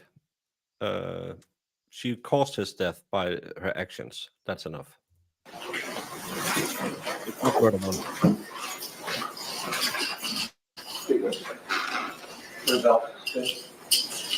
Thank you. Record reflect all thumbs were up. Page 11, special instruction on battered spouse syndrome. You have heard evidence that Sarah Boone suffers from battered spouse syndrome. If you find the evidence that Sarah Boone suffers from battered spouse syndrome credible, you may consider this evidence to assist you in determining whether a person in Sarah Boone's circumstances would reasonably believe that such force was necessary to defend herself against the imminent use of unlawful force by George Torres. Like other witnesses, you may believe or disbelieve all or any part of the testimony regarding battered spouse syndrome. 3.6G, justifiable use of non-deadly force. It is a defense to the crimes of second-degree murder, manslaughter, and culpable negligence if the actions of Sarah Boone constituted the justifiable use non-deadly force. Non-deadly force means force not likely to cause death or great bodily harm. Great bodily harm means great, as distinguished from slight, trivial, minor, or moderate harm. Sarah Boone does not have the burden of proving that she was justified in using non-deadly force. Instead, for you to find Sarah Boone guilty, the state must prove beyond a reasonable doubt that Sarah Boone was not justified in using non-deadly force. The law on the justifiable use of non-deadly is as follows. Sarah Boone was justified in using non-deadly force against George Torres and had no duty to retreat if she reasonably believed that such conduct was necessary to defend herself against George Torres's imminent use of unlawful force. In deciding whether Sarah Boone was justified in the use of non-deadly force, you must consider the circumstances at the time the force or threat of force was used. The danger need not have been actual. However, to justify the use of non-deadly force, the appearance of imminent danger must have been so real that Sarah Boone actually believed the use of non-deadly force was necessary. Moreover, a reasonably cautious and prudent person under the same circumstances would have believed the use of non-deadly force was necessary. However, the use of non-deadly force is not justified if you find that Sarah Boone used force to initially provoke or threatened use of force against herself, unless the threatened force asserted towards Sarah Boone was so great that she reasonably believed that she was in imminent danger of death or great bodily harm and had exhausted every reasonable means to escape the danger other than using non-deadly force on George Torres. Or, 2, in good faith, Sarah Boone withdrew from physical contact with George Torres and indicated clearly to George Torres that she wanted to withdraw and stop the use of non-deadly force. But George Torres continued or resumed or threatened use of force. Really good instruction.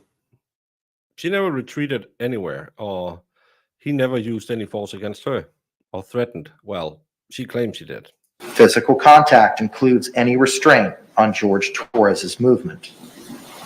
If you find that Sarah Boone, who, because of prior threats or difficulties with George Torres Jr., had reasonable grounds to believe that she was in danger of imminent use of unlawful force at the hands of George Torres Jr., you may consider this fact in determining whether the actions of Sarah Boone were those of a reasonable person. If you find that at the time of the alleged second-degree murder and/or culpable negligence, Sarah Boone knew that George Torres Jr. had committed an act or acts of violence, you may consider that fact in determining whether Sarah Boone reasonably believed it was necessary for her to use non-deadly force. Dave says, whatever your thoughts about Sarah, the defense, the prosecution, or the judge, you have to admit this was a really entertaining trial that took a lot of turns nobody was expecting. Yes, it's been a trial that has had its emotional ups and downs. Chat have shown us it's gone either way a lot of the times, but at what people described as a weak state turned into a massive powerhouse yesterday, I think, when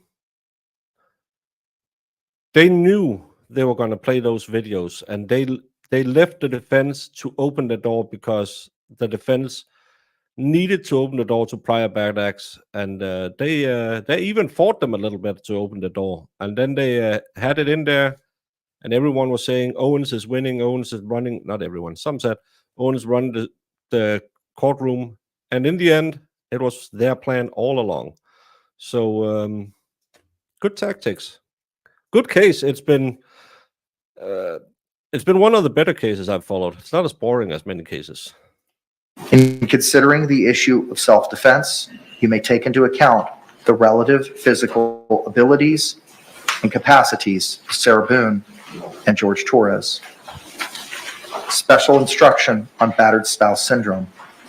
You have heard evidence that Sarah Boone suffers from battered spouse syndrome. If you find the evidence that Sarah Boone suffers from battered spouse syndrome credible, you may consider this evidence to assist you in determining whether a person in Sarah Boone's circumstances would reasonably believe that such force was necessary to defend herself against the imminent use of unlawful force by George Torres. Like other witnesses, you may believe or disbelieve all or any part of the testimony regarding battered spouse syndrome. The minute she brought up that she was afraid of him and then got into the prior acts with his arrest and stuff like that, that's when she opened the door.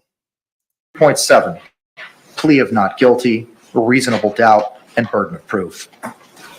The defendant has entered a plea of not guilty. This means you must presume or believe the defendant is innocent. The presumption stays with the defendant as to each material allegation in the information through each stage of the trial, unless it has been overcome by the evidence to the exclusion of and beyond a reasonable doubt. To overcome the defendant's presumption of innocence, the state has the burden of proving the crime with which the defendant is charged was committed, and the defendant is the person who committed the crime. Whenever the words reasonable doubt are used, you must consider the following. Proof beyond a reasonable doubt does not mean proof beyond all doubt. A reasonable doubt is not a mere possible doubt, a speculative, imaginary, or forced doubt. Such a doubt must not influence you to return a verdict of not guilty if you have an abiding conviction of guilt. On the other hand, if after carefully considering, comparing, and weighing all the evidence, there is not an abiding conviction of guilt, or if, having a conviction, it is one which is not stable, but one which wavers and vacillates, then the charge is not proved beyond every reasonable doubt, and you must find the defendant not guilty because the doubt is reasonable. It is to the evidence introduced in this trial and to it alone that you are to look for that proof. A reasonable doubt as to the guilt of the defendant may arise from the evidence, conflict in the evidence, or the lack of evidence. If you have a reasonable doubt, you should find the defendant not guilty. If you have no reasonable doubt, you should find the defendant guilty. 3.9, weighing the evidence. It is up to you to decide what evidence is reliable. You should use your common sense in deciding which is the best evidence and which evidence should not be relied upon in considering your verdict. You may find some of the evidence not reliable or less reliable than other evidence. You should consider how the witnesses acted as well as what they said. Some things you should consider are: 1, did the witness seem to have an opportunity? I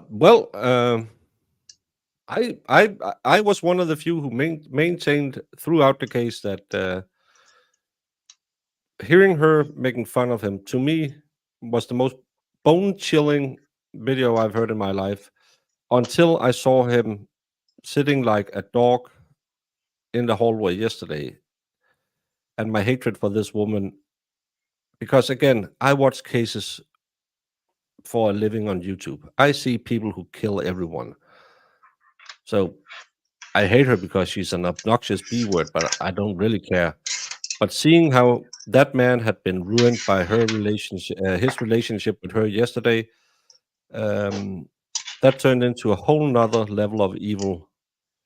And I still thought it was an open and shut case, even when everyone else said they lost it when she got to take the stand, because they didn't went hard on her.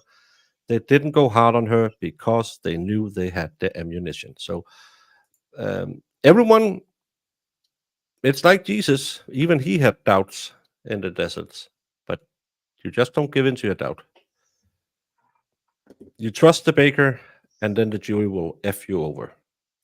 To see and know the things about which the witness testified. 2. Did the witness seem to have an accurate memory? 3. Was the witness honest and straightforward in answering the attorney's questions? 4. Did the witness have some interest in how the case should be decided? 5. Does the witness's testimony agree with the other testimony and other evidence in the case? 6. Did the witness at some other time make a statement that is inconsistent with the testimony he or she gave in court? Whether the state met its burden of proof does not depend upon the number of witnesses it has called or upon the number of exhibits it has offered, but instead upon the nature and quality of the evidence presented. The fact that a witness is employed in law enforcement does not mean that his or her testimony deserves more or less consideration than that of any other witness. Expert witnesses are like other witnesses, with one exception. The law permits an expert witness to give his or her opinion. However, an expert opinion is reliable only when given on a subject about which you believe him or her to be an expert. Like other witnesses, you may believe or disbelieve all or any part of an expert's testimony. The defendant in this case has become a witness.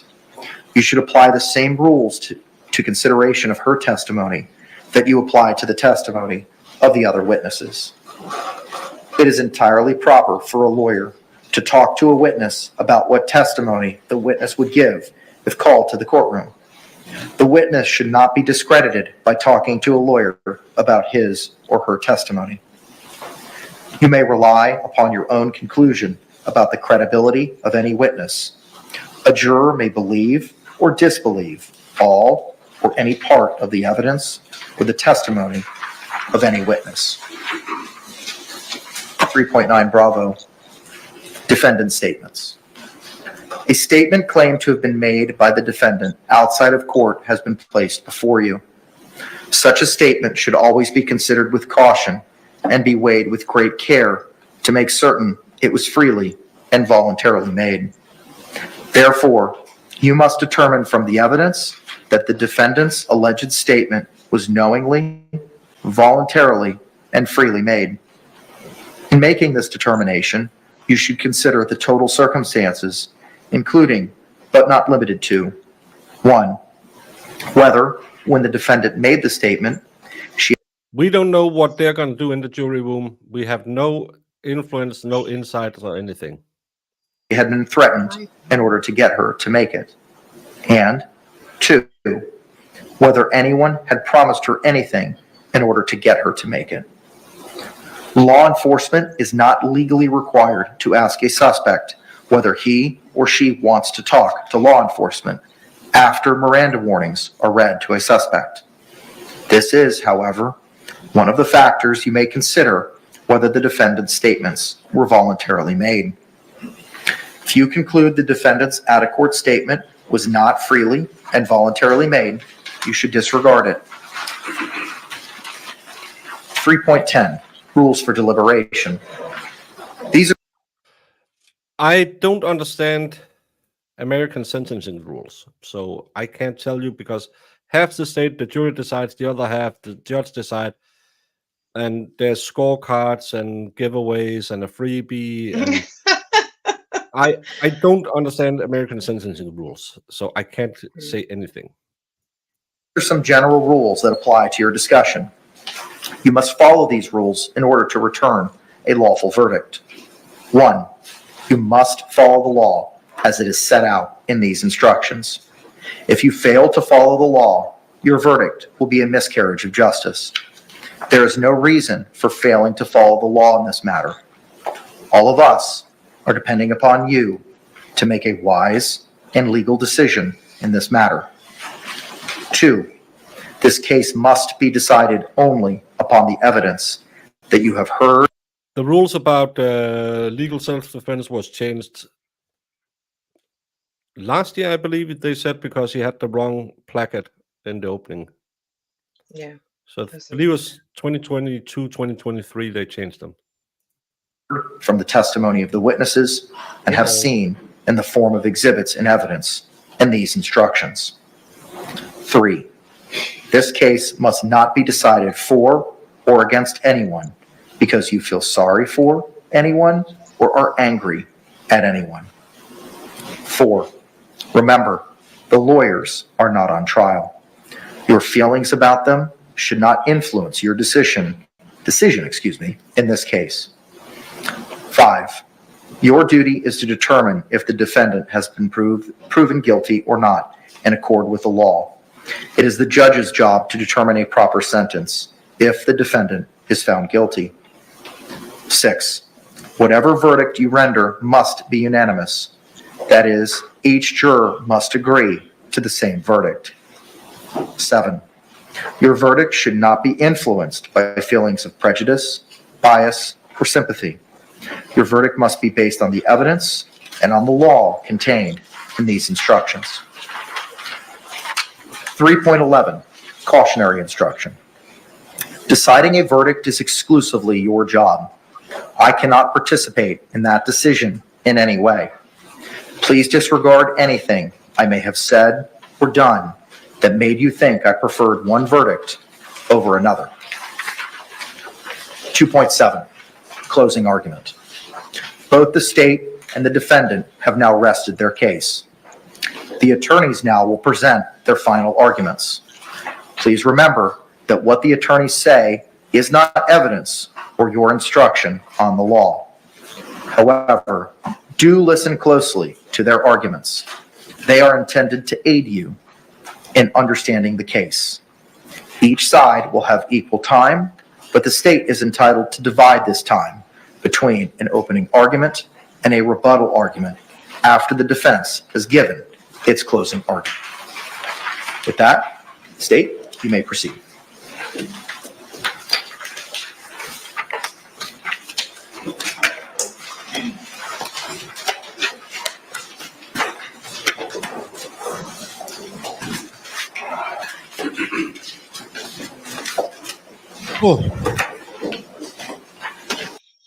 Everyone, if you need a bingo card, now's the time. Bingo will officially start when... Or forever hold your... Yeah. Yeah. When he starts his first word, bingo is officially a go. Alkylex is the free word, as long as you give Sarah a cigarette after. All right, Dave, we need a fashionista judgment on this gentleman's slightly tightish 3-piece suit.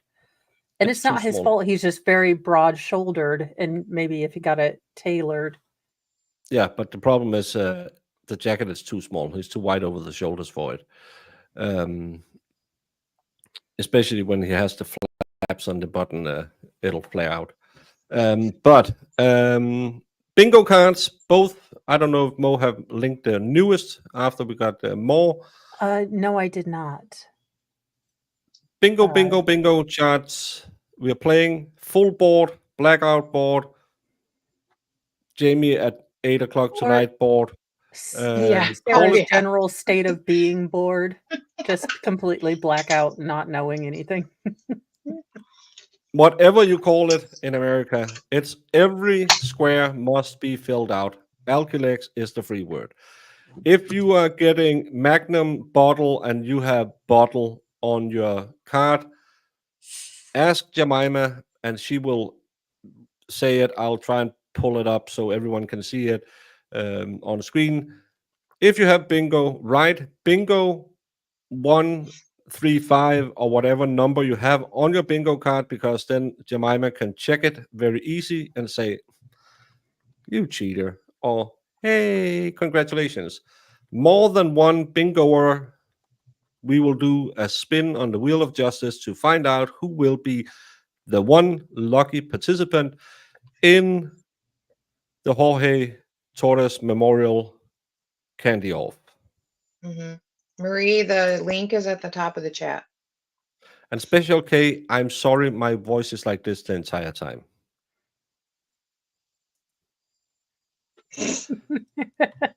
We'll do the verdict watch time after closing arguments, as we always do on this channel.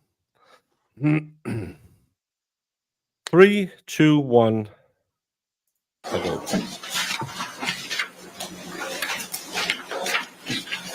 Just fling them gloves, sir.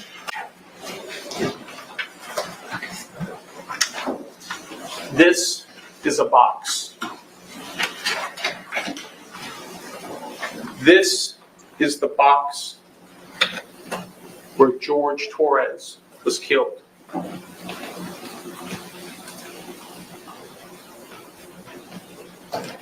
It's a small box, 28 by 20 by 8 7/8 inches. George Torres was zipped up in this box. George Torres took his last panicked breaths in this box. I can see so many who have The medical examiner explained to us that with each breath He knows bingo's going on. He's like, I'm not going to George use it. Torres took in, there was less oxygen in this box.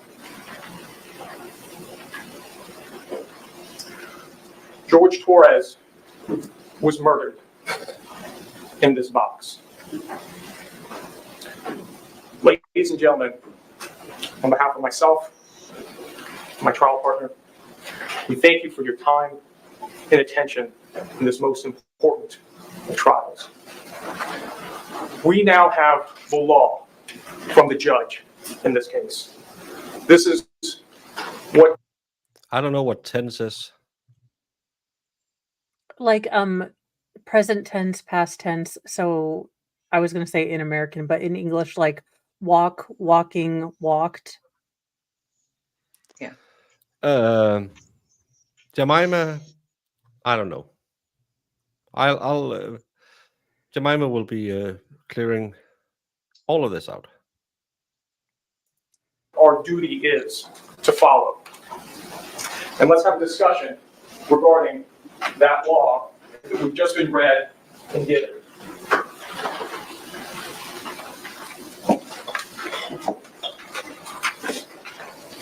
The first section of note we're going to come to is called Introduction to Homicide. But this being a legal document written by a bunch of lawyers who you've seen for the last 2 weeks arguing with each other, pay careful attention to ands and ors. Remember, an and is somewhere, we're going to need both things or all the things, and if an or is there, there's only one of those things we're going to need. So as we start out here on Introduction to Homicide, we come to the first section on justifiable homicide. And it reads, the killing of a human being is justifiable homicide and lawful if necessarily done while resisting an attempt to murder or commit a felony upon the defendant or to commit a felony in any dwelling house in which the defendant was at the time. Ladies and gentlemen, this section is completely inapplicable. It's inapplicable because George Torres was zipped up in that suitcase. He could have You said it in your or suitcase. attempt to commit a murder on anybody He couldn't even scratch his own head while he was in that suitcase. Next, we turn to excusable homicide. Here we have several paragraphs, and it reads, "The killing of a human being is excusable and therefore lawful under any one of the following three circumstances.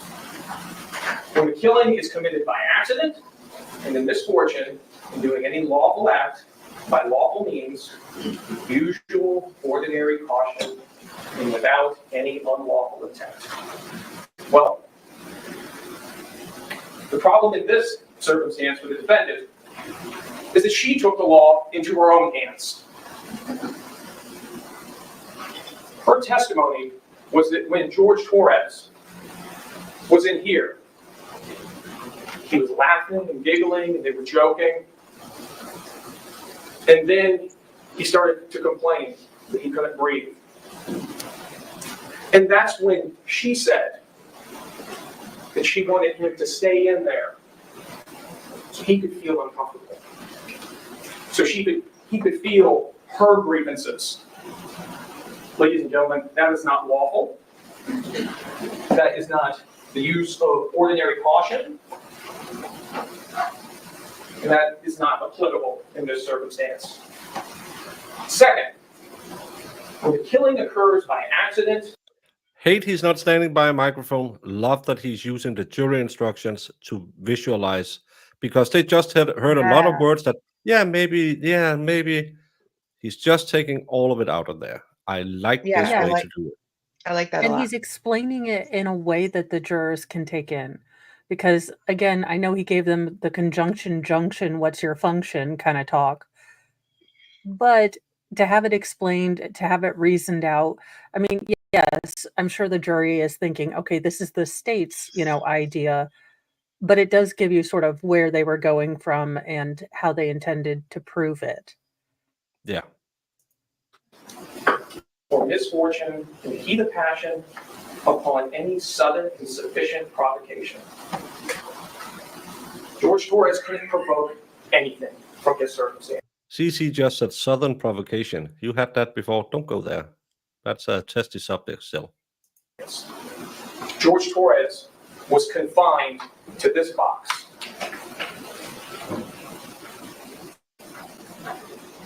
Next, when the killing is committed by accident and misfortune resulting from sudden combat, a dangerous weapon is not used, the killing is not done in a cruel and unusual manner. Well, this fails on 2 counts. There was no sudden combat. In her words, this was laughing and joking and we're all having fun when she decides that it's going to get a little extra real for George Torres. And it fails on the 2nd count because George Torres was killed in a cruel and unusual manner.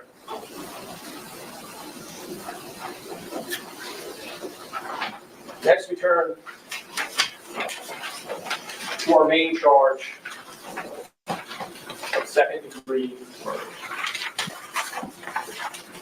The law informs us. No, because one is a product and the other one is an action. That to prove the crime of second-degree murder, the state must prove the following 3 elements beyond a reasonable doubt.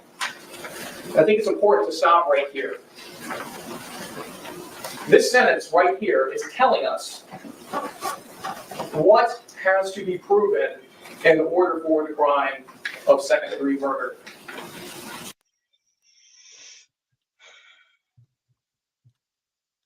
Don't do that. What? Stop playing. And Stanek, link in the top. Get in there fast. Audio went out. As each of those elements, beyond all doubt. As to the first fact, that George Torres is dead, well, we have stipulation, amongst other things, They caught that audio. agrees to that. As to the second fact, the death was caused by Sarah Boone. Sarah Boone, in her own words, from the time that this case began on February 23rd, 2020, to when she took the witness stand a few days ago was consistent about one statement. She zipped him up. She didn't zip him out. She zipped him up in the suitcase, and she refused to zip him out. 3, That's a weird way to put it.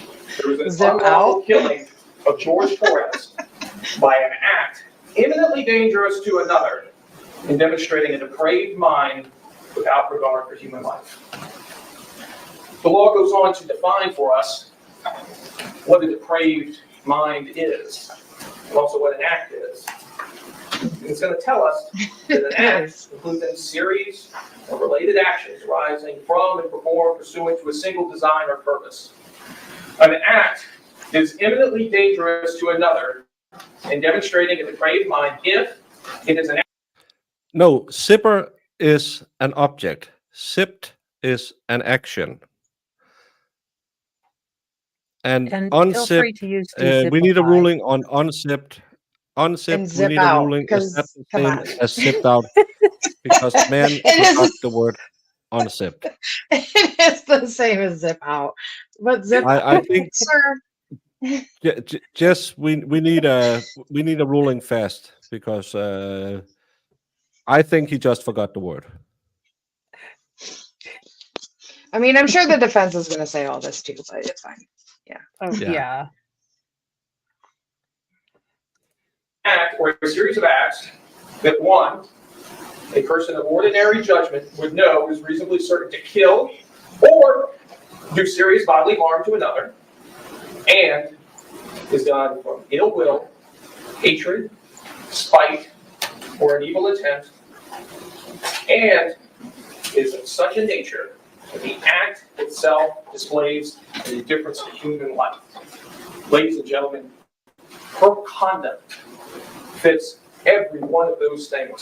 And if there was a scintilla of doubt that this was not the actions of a depraved mind, I heard zipper as well before he went to the overhead. I point to you, ING 1062, and states 17. Mr. J, may you publish states 17? Oh, his handwriting is worse than mine, and that's a feat.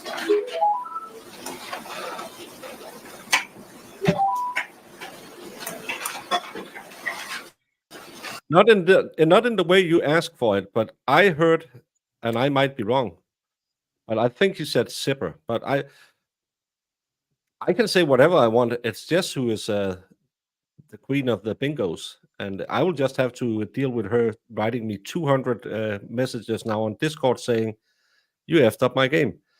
I thought I heard it, but I don't play. Yeah.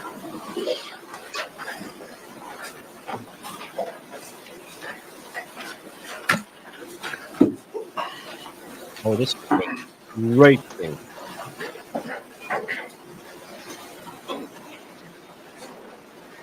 Zipper hasn't been there. I made a mistake. Sorry.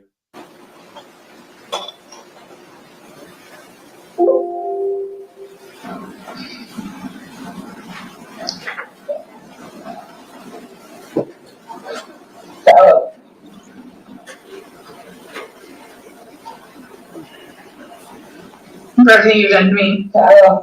For everything you've done to me. Sarah. Fuck you.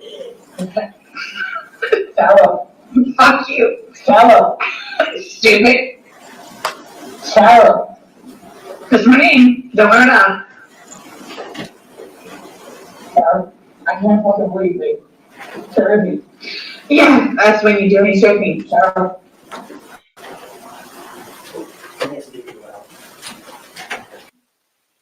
Do you hear crying in the background? I bet that's his mom. I heard I heard that intake, and I thought I won't gonna mention it, but yes, it sounded like she was. because I was like, oh crud, if she goes, I'm gonna go. And guys, if you can't take this video, pop out for 2 minutes. If there's a bingo, oh Don't god. show it. Don't show it. This is so disrespectful. Sorry.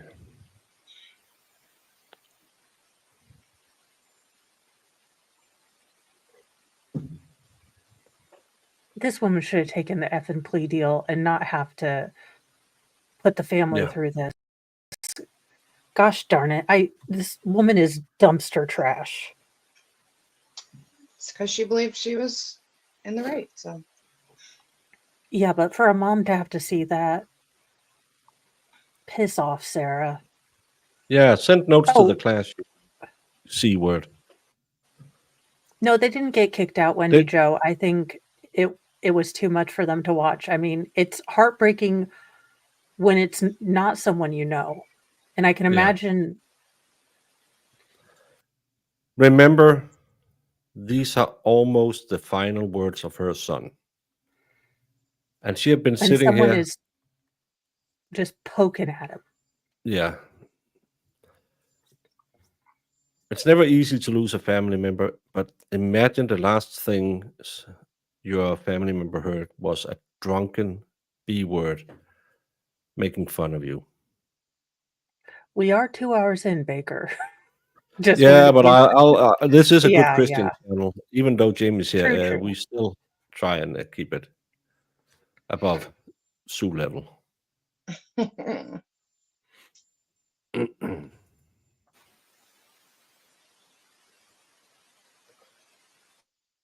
Jamie, Sue had a birthday yesterday. You may continue. Happy birthday, Sue. Did you sing to her? Yes. You better have. And the jury saw that, and the jury's going to want to fry her. Sarah, I can't believe it. That's on you. Sarah, I can't believe it. It's on you. Sarah. Real ransom. Now you want to give it for it extra. Does she say you thought you're real handsome and now you're going to pay extra for it? I have tried to like go step by step Zapruder film on this, and I still don't understand what she said. Yeah. I mean, I've slowed it down to like half, and I'm like, Yes, recording words count. Anything on videos. What did we say? Anything on videos or anything counts. So Anything doing opening statements except what's in chat or said by any on stream counts.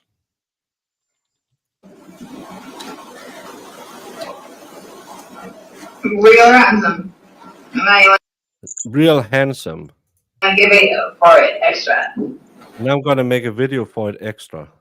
Here we got this. Sarah. My family's good. Real ransom. I think she's saying, real handsome, now you're going to get this for it extra. You're going to send it to your family. So probably. That's what I couldn't hear it yesterday, but hearing it again now. So even now she was taunting him with, I'm going to hurt your relationship to your family, who she called fake Mexicans.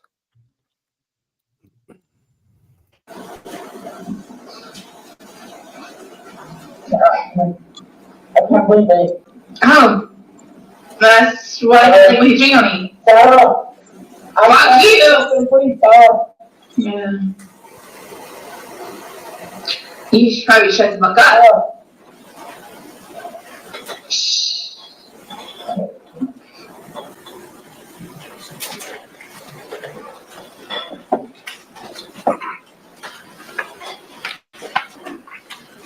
Ladies and gentlemen, that exhibit removes any scintilla of doubt about the depravity of the defendant's actions. But we know from the evidence that this was not the first time she had considered. Yes, this was played during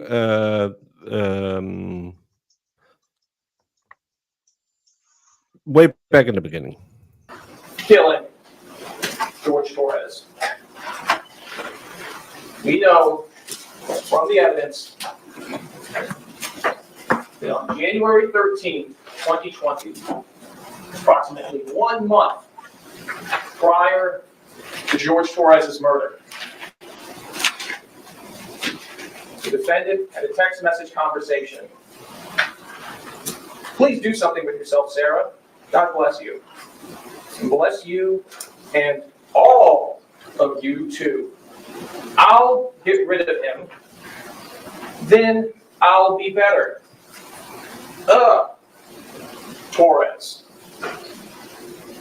But ladies and gentlemen, in this case, the law actually specifically tells us that the intent to cause death is not necessary. In order to convict second-degree murder, it is not necessary for the state to prove the defendant had an intent to cause death.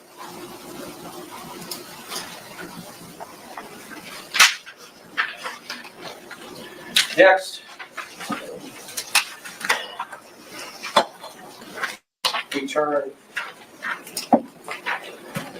I'm going to bypass the lesser included offenses because though she is guilty of those offenses as well, the law instructs us that she is to be convicted of for the highest offense in which the evidence supports, which is second-degree murder in this case.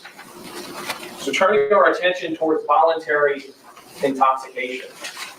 If there was any question about the fact that Sarah imbibed alcohol on the night that George Torres was murdered, and that maybe somehow that would excuse the conduct or be some type of defense for the conduct. Well, this tells us that that's not the case. Voluntary intoxication resulting from the use of alcohol is not a defense to a crime. Evidence of a defendant's voluntary intoxication may not be taken into consideration to show that she lacked the specific intent to commit any crime. A person is voluntarily intoxicated if he or she knowingly consumed a substance that he or she knew or should have known could cause intoxication. Voluntary intoxication is not a defense to second-degree murder, manslaughter, or culpable negligence.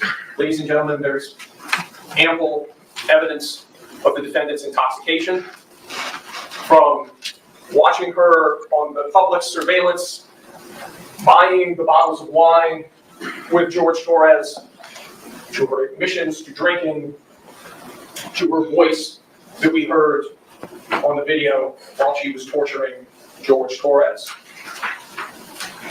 Next, we come to defenses.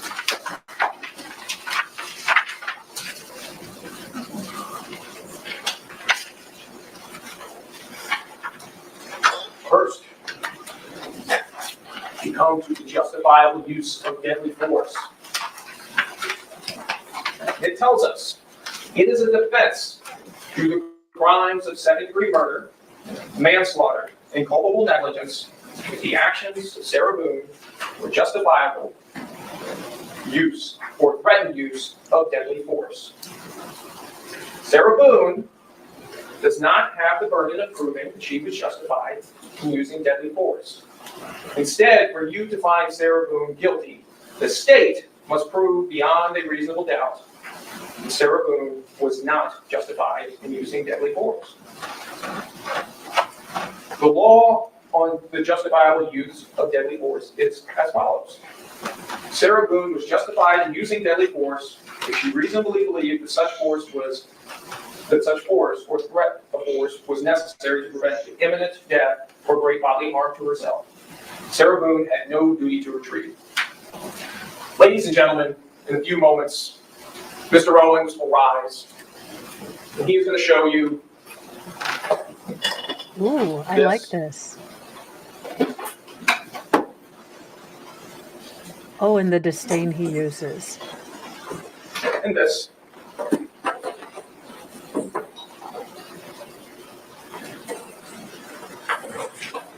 And this.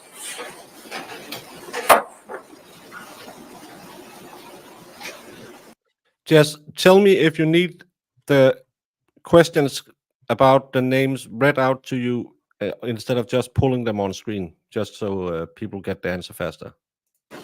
Is anyone else enjoying him using the defenses displays in full Yes. petty A mode? list of grievances that Sarah Boone had for George Torres. He's gonna talk to you about curtain rods.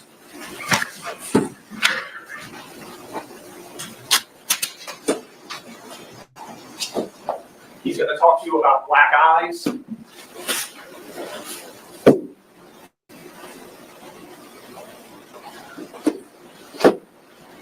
He's going to talk to you about what an awful, awful boyfriend George Torres was.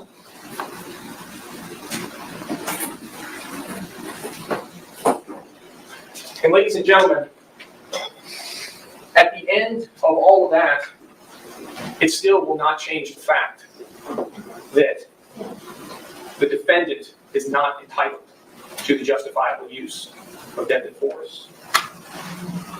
Because as we continue to read this instruction, it tells us, in deciding whether Sarah Boone was justified in using the use of deadly force, you must consider the circumstances at the time the force or the threat of force was used. Danger need not have been actual. However, to justify the I put it on the screen, but I'll read it if I see any questions. We don't have any metadata from any pictures. And bottle of wines have been set for those who asked. use of deadly force, the appearance of imminent danger must have been so real that Sarah Boone actually believed that deadly force was necessary. Moreover, to justify the use of deadly force, and this is important, a reasonably cautious and prudent person under the same circumstances would have believed the use of deadly force was necessary. Ladies and gentlemen, no reasonably prudent and cautious person would believe that a man who could barely fit into this box, who was incapable of movement, who was begging for his life, who was slowly asphyxiating, suffocating with each breath, would have needed to use deadly force against him. The justifiable use of deadly force utterly fails, utterly crashes like a house of cards. But there's more. However, the use of deadly force is not justified if you find that Sarah Boone used force to initially provoke threatened use of force against herself. Let's stop there before we consider the next two paragraphs. Some of the most critical testimony in this trial is her testimony on the stand. It was a great day. We were doing puzzles and artwork, dancing with the dogs, listening to music. You got it. Everyone, Brandon, complaining about dancing with the dogs, you just got it. Dancing with the dogs can be marked off. Dancing with the dogs. I'm sitting in a makeup chair. Speaking of, will Sarah get the chair? They don't use Old Sparky anymore in Florida, I believe. Okay, but can the mom just give her like one, fist bump to wherever she wants? I mean, a friendly little fist bump. I'm just asking for a friend. With a taser to the face. I'm kind of okay with it, which is why I'm not a judge. Hide and go seek time. George gets into the suitcase. She comes and zips him up. But we're still laughing about it. We're still laughing after he zipped up in the suitcase. And then that's when George had the temerity to ask. George Torres had the temerity. Does art count for artwork? To ask to be unzipped from the suitcase. And that's when Sarah Boone decided he needed to suffer. She was the initial aggressor, ladies and gentlemen. She provoked the use of force in this case. In her own words, we were laughing and playing right before he wanted to be let out because he couldn't breathe. Paragraph 1. The threat of force asserted toward the defendant was so great that she reasonably believed that she was in imminent danger of death or great bodily harm and had exhausted every Good day is covered by great day. reasonable means And playing for play. to escape the danger Ooh. And hide and seek have been said. other than using deadly force on George Torres. He couldn't exert anything, ladies and gentlemen. George Torres couldn't even exert his arm out of the suitcase. How on earth could he have exerted a force so great to justify his judge object? Oh, goodness.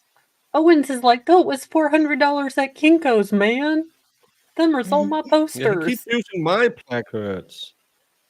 I think this is one of those let's break the flow objections. Yeah.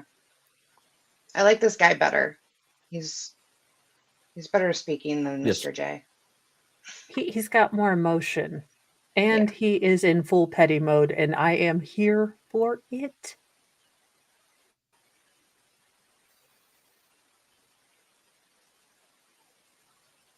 It's not fair. This is so not fair. You guys assume that I did something. And he's like, yeah, I touched your posters. What? Oh my gosh, if anyone can make a meme, this guy dropping a poster with the explosion in the back, not looking at it.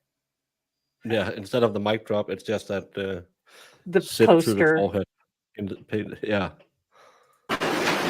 This is no help to the defendant. Second paragraph.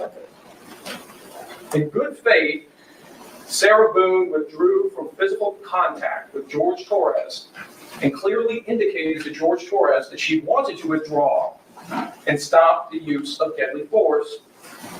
But George Torres continued or resumed threatened use of deadly force. Ladies and gentlemen, George Torres never got a chance to do anything. George Torres never was able to mount any aggression towards the defendant. Therefore, this paragraph is inapplicable. And the law tells us as well that physical contact in this case includes any restraint on George Torres's movements. The law also tells us, again, to find that Sarah Boone, because of prior threats or difficulties with George Torres, had reasonable grounds to believe that she was in danger of great bodily harm, of death or great bodily harm at the hands of George Torres. You may consider this fact in determining whether the actions of Sarah Boone were reasonable. Now, we're going to get to battered spouse syndrome in a moment. But again, I submit to you, this will be the opportunity for the defense to air grievances in regards to George Torres. But again, those grievances will not change the law, and they will not change the fact that the justifiable use of deadly force fails as a defense for the defendant.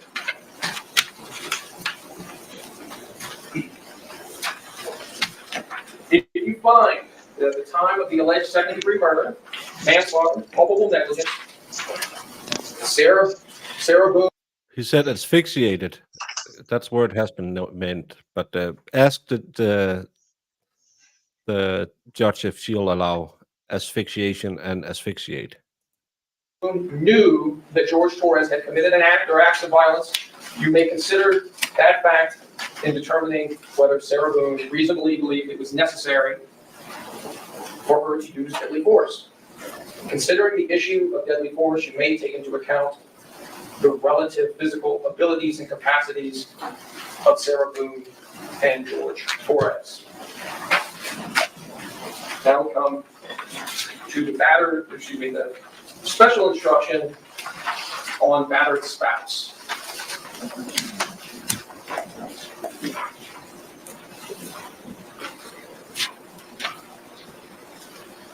you have heard evidence that Sarah Boone suffers from battered spouse syndrome. If you find Sarah Boone suffered from battered spouse syndrome credible, you may consider this evidence to assist you in determining whether, in Sarah Boone's circumstances, would reasonably believe that such force was necessary to defend herself against the imminent use of unlawful force by George Torres. Like other witnesses, you may believe or disbelieve all or any part of the testimony in regards to battered spouse.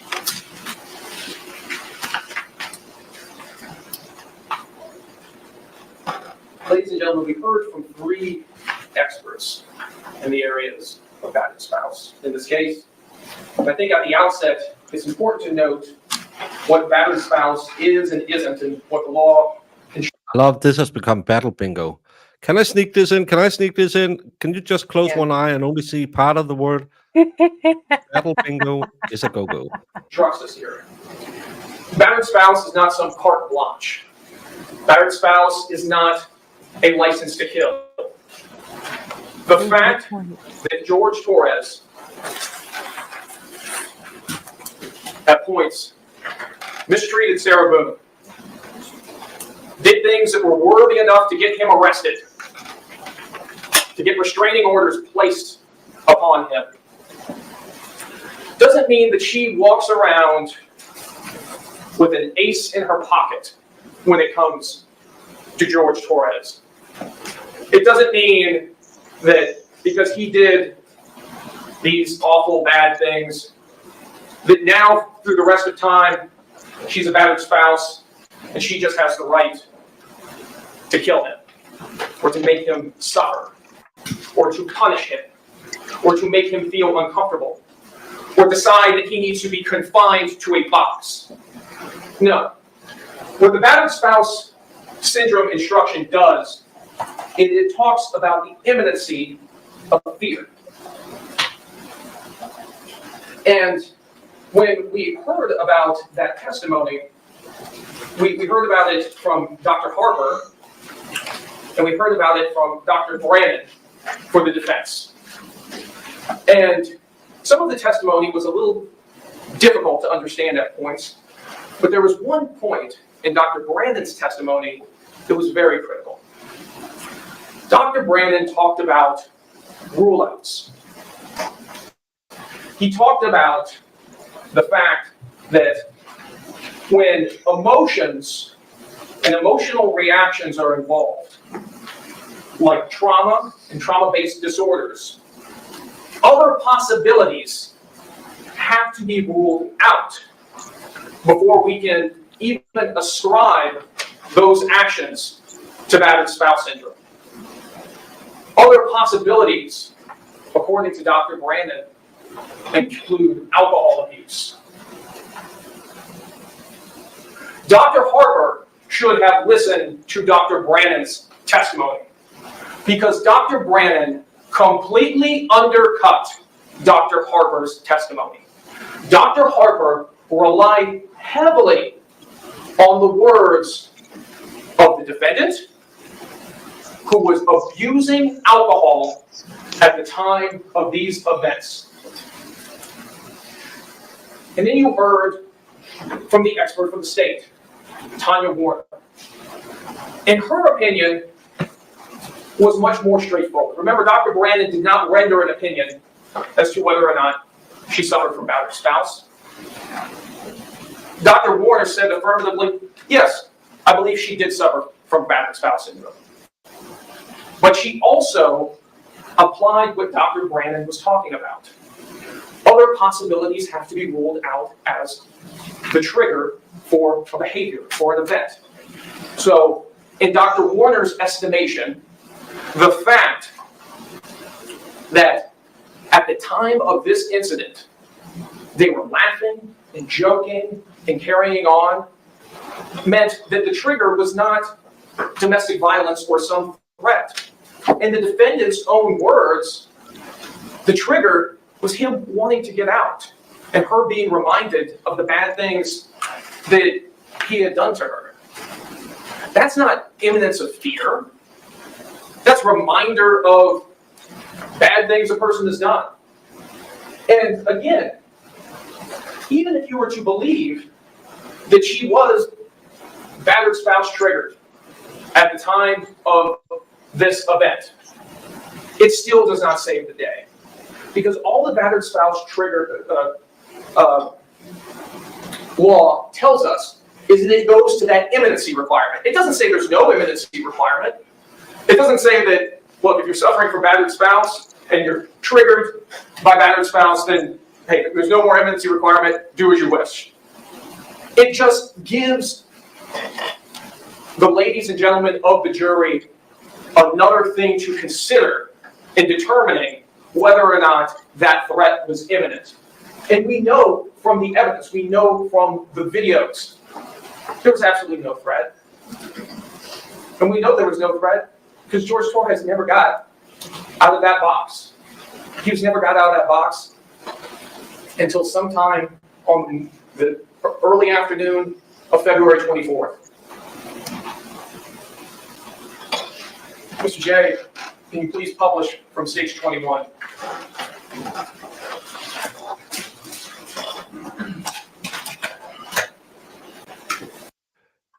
Bingo doesn't have to finish with this guy. It's the entire closing statement. It's just to give you a little entertainment while we have to watch this.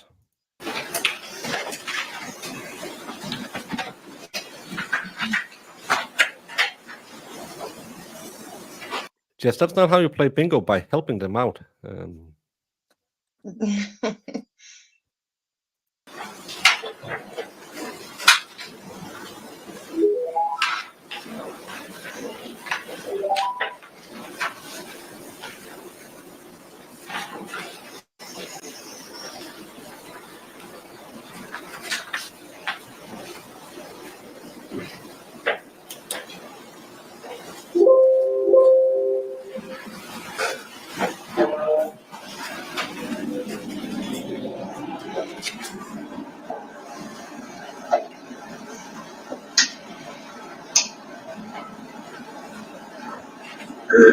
I'm gonna go to court and I'm gonna tell the judge, listen, my fiance has nothing to do with it.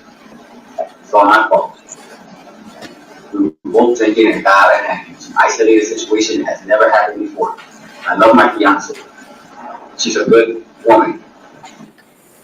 But been in trouble in her life. She has a 7-year-old son that she loves and cherishes. As my Boston Terrier. She has 2 dogs. One is blind, one is deaf. She goes around and she's driving and sees an animal that's injured. She'll stop in the middle of the street, no matter what kind of traffic it is, just to make sure that that animal doesn't get injured any more than where it already has. We both love each other. We both live together. Yes, every relationship has their arguments, but we are not the type of people that you guys are trained us to be. She especially. Especially her. So please. Amazing closing. Heart-wrenching. Yes. And they will go up there and say, don't believe the voice from beyond the grave. He was mean to her all the time, beat her up. All these videos she took really shows how bad he was to her. This is amazing. Well, Hard this to is watch, like her, triggering, but amazing work. is this like her hostage video where she's making him say all these nice Yes. things about her? Okay. Yeah. And I would like to apologize to everyone for the climate change. Futuristically, like Sarah says, I rolled my eyes so hard that I think I tilted the Earth off its axis by just a scooch. So sorry about the climate change, y'all. Dismiss. Dismiss this case. Close. Drop it. She is not the type of person. Good person. Great person. Angel.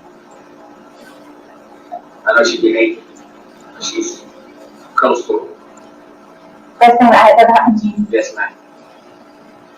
And I love you to death. And I hate that we're going through this right now. Sonnet. What? And it good. Because I love you. Whatever you want to say. God will prevail and will take us out of this situation. Love you.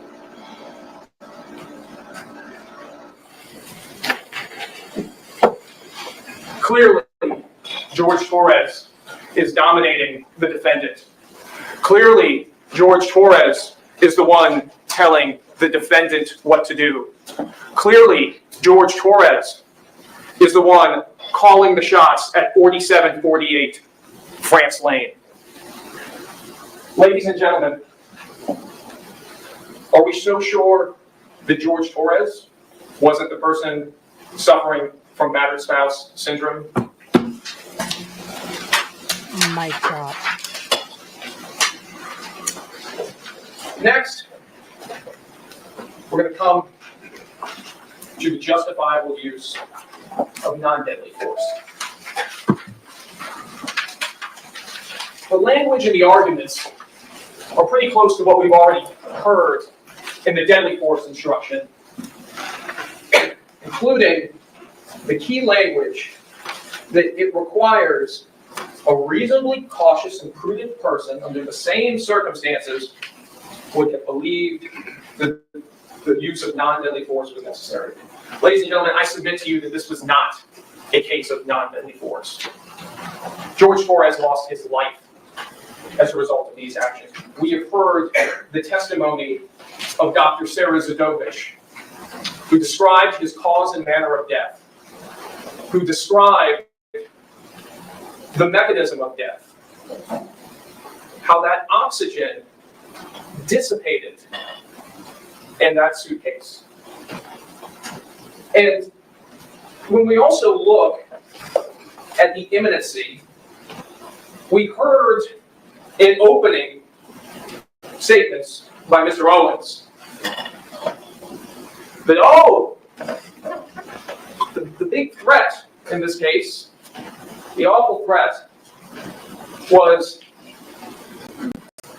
in the magic 9 minutes between the video at 11:12 that she took, torturing George Torres, to her follow-up video at 11:23, after she had moved the suitcase. Mr. J, they published from States 17, IMG 1063.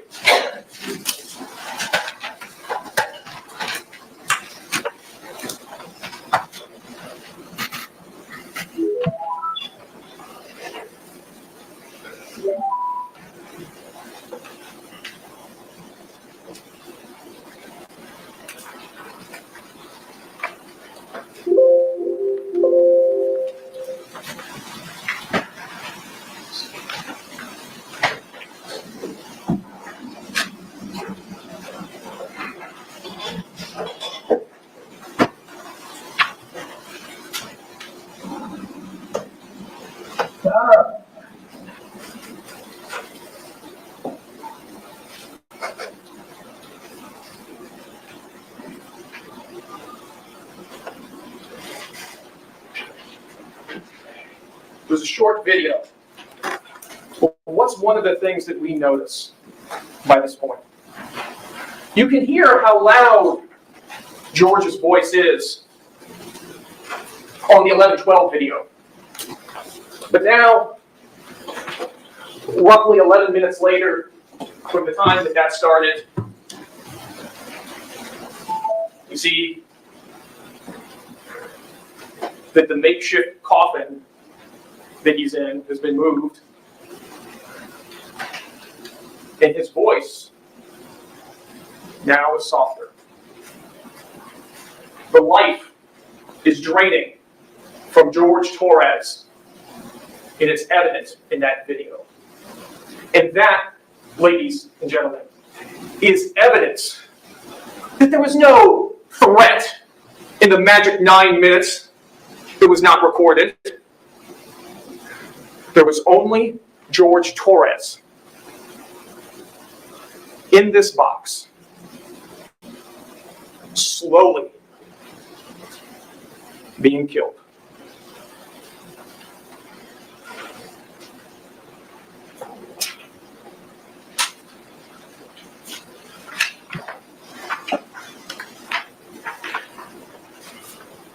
Next, we come to weighing the evidence.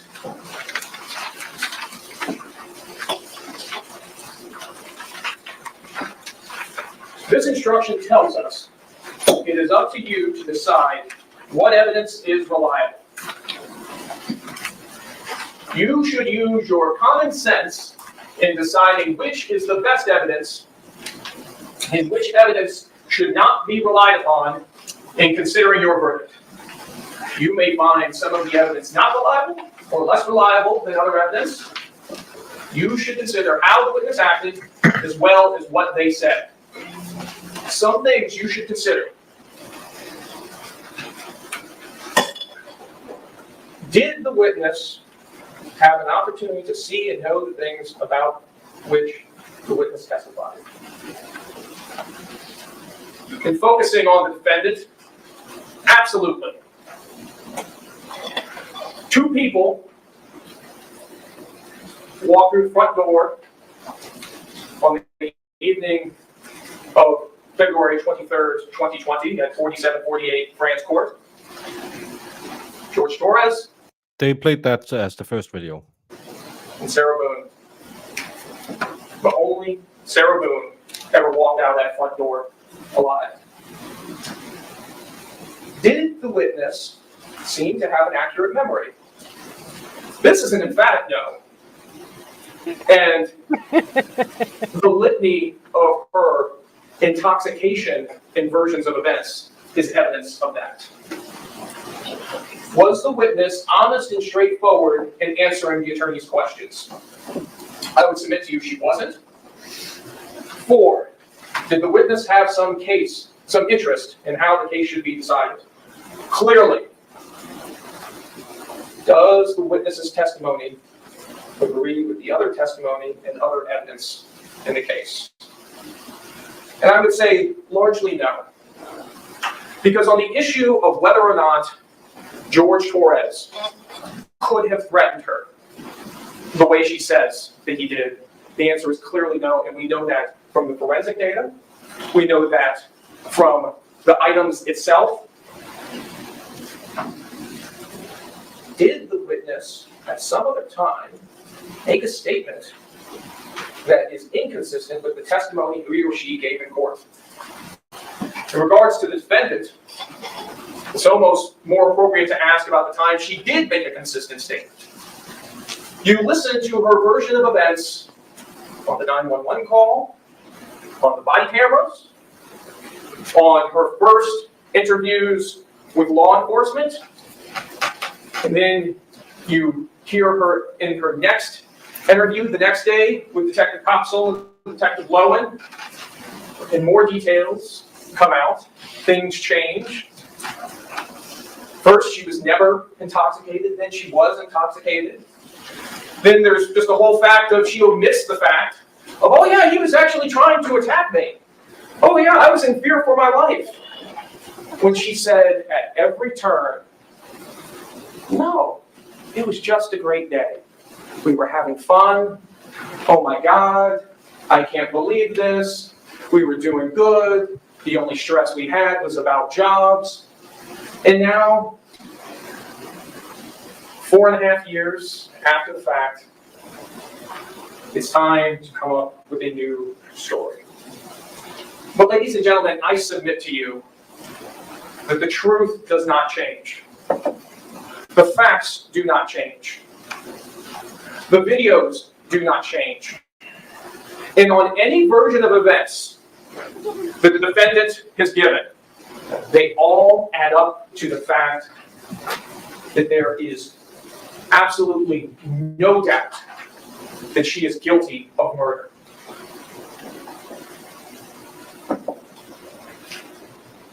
Yes, it did.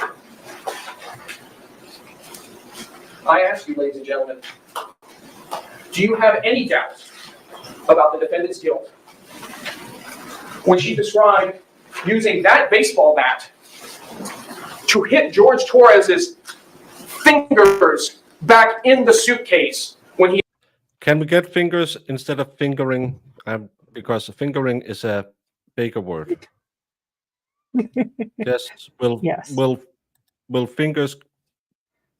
I think even though I have no participation in the bingo, fingering will probably not be a word. attempted to save his life. Do you have any doubt when she is given how many versions of events in this case? Do you have any doubt after hearing the testimony of her neighbors about the loud crash and arguing that night? Do you have any doubt after hearing the testimony of Dr. Sarah Zagovich? Do you have any doubt after watching the videos of George Torres being murdered and her laughing about it and talking about the fact that he cheated on her? Do you have any doubt after reading the text messages from her phone?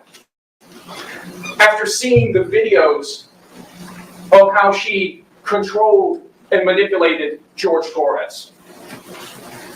And if you say,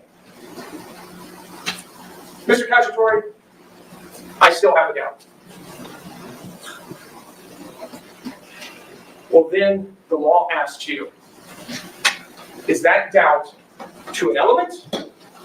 And is that doubt a mere possible doubt, a speculative, an imaginary, or a forced doubt? I submit to you the idea that she had to do this because she was a battered spouse is an imaginary doubt. It's a doubt born from the imagination of Sarah Boone. It is not a reasonable doubt. But if you find yourself back in that deliberation room and you are just trying to think of some way in which the defendant is not guilty, just searching, struggling for that way, that also is not a reasonable doubt, ladies and gentlemen. That is a forced doubt. Ladies and gentlemen, I'm confident that when you read the entirety of those jury instructions and apply the law to the facts that came out in this case, that you are going to come back with the only lawful verdict, which is guilty as charged. Yes, please go back, most mentioned.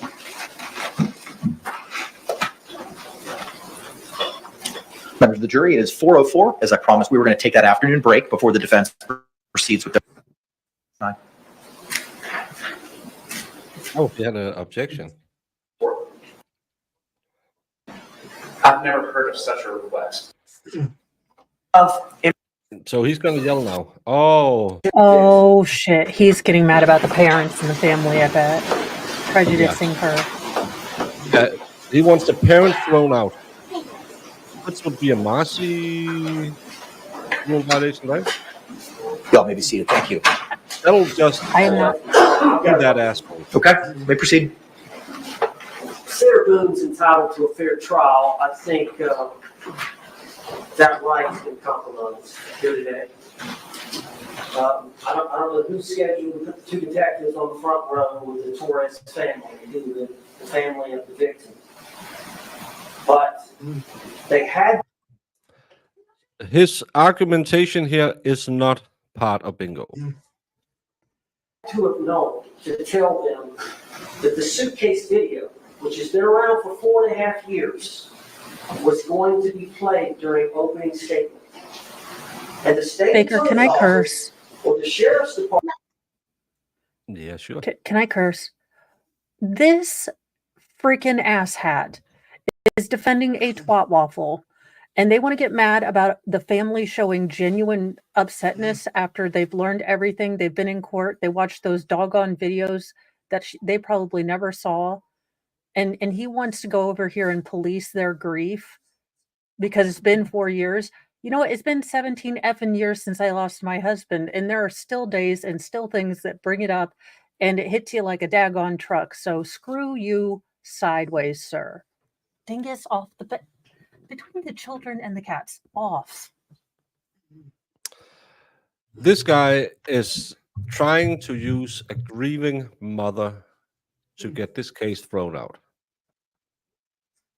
You know, just when you think Sarah can't get lower, and I know that he's vigorously defending his client or whatever, but there's also human decency. There's also, you know, being a freaking compassionate person and, he is just, and I'm sure Sarah, in her full mecha thunder cunt, mode was writing notes like, get them out of here. It's unfair.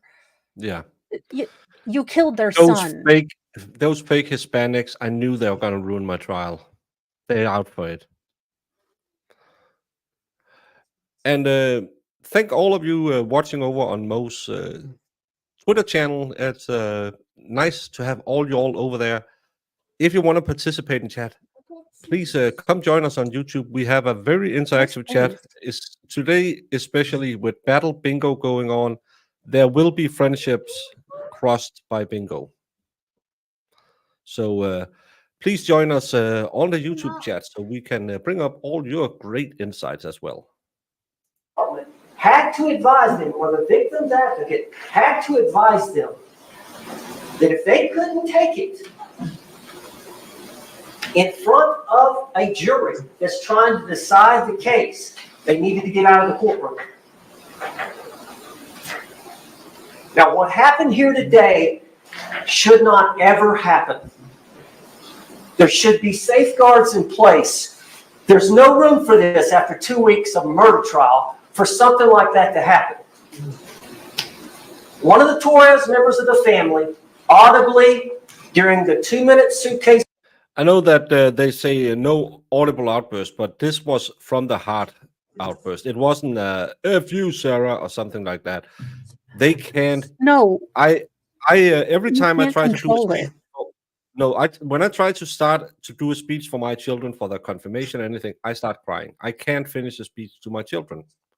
I don't.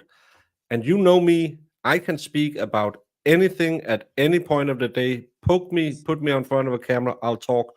The second I try to tell my children how proud I am of them in front of a family, I will cry. Every time. And you might think you're okay with it. She might have seen it a million times. I'm sure she has. But it's a different it can hit you much differently after, all the things he said, everything that's come out, her son being portrayed as a monster. That's her little baby boy. She held him and put him on her chest as soon as he was born. This is going to hit different, and he is being a latent French. I'm trying to express some kind of emotional reaction. I look back, he or she were bent over in agony, physical pain. The physical pain followed the audible announcement. You can't unring that bell. That's their responsibility to ensure that kind of thing doesn't happen, especially when they know they're going to show a video and the family of the victim is on the front row. I've never heard of such. I asked for a mistrial. Response. I've never heard of such a request. The victim's family has the right to be here.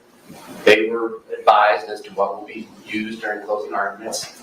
I cannot make a decision for the victim's family and the homicide survivors as to whether or not they believe they can handle it. She clearly, or he, I don't know, couldn't, and I believe the appropriate thing was done. They left the court. But again, to say this is intentional sabotage and all the accusations that continuously get made are unsubstantiated. And it does not warrant a mistrial. People get warned, and sometimes they misjudge their own emotions. I don't understand what test we are expected to run on homicide survivors. So the motion should be denied. Motion's denied. Jury's going to be back in about 13 minutes, counsel. So we'll reconvene at that point in time. Could the state put the suitcase back in the morning? Yeah, can we clean the well from the state's materials, please? Thank you. Well, he's wrong because he stated that this was an overt act by the state ambushing the family to elicit an emotional reaction. They have told the family, we are going to use this video. Can you handle it? And they said yes. Her heart broke. She couldn't handle it. And she tried to leave. She didn't, wail and keen, in the front room. She knew she couldn't The handle it, family and was she warned. did. Family was warned. Don't go back and listen to what he just told you. It was on the tape. I hear it. Everyone else hear it. That's why it's denied. The family had been told, we will show it. They said, we can handle it. She couldn't. He instantly turns it into, this is a deliberate sabotage of the case by the state, because this douche canoe knows he's an idiot. He knows I mean, that you knew he his was going to do fame that. will never ever get him that $1 million book deal. That he will never have that YouTube channel to rival Emily D. Baker, who's right now is probably having 30,000 people watching this. He will never be that person after this. This wasn't his Jodi Arias moment. They And followed the rules.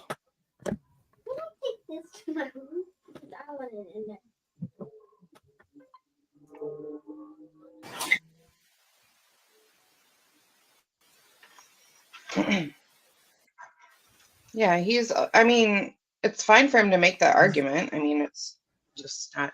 No, it's absolutely not fine to accuse the state of sabotaging a trial, to planting the family in the courtroom and then ambush them with a video of their dying son's last words. That's in no way fair, fine, or anything, especially yelling like they are 2-year-old kids. It would be fine to say, Your Honor, I believe you should admonish or remind the family no outburst if you're going to be in here, and tell everyone. He wanted a mistrial because he said it was an overt action by the state. well, I'm sorry, also but he's very much me like off. Sarah. He wanted those pictures. Those pictures were going to be his, spice, his pimp moment, if you will, the mic drop.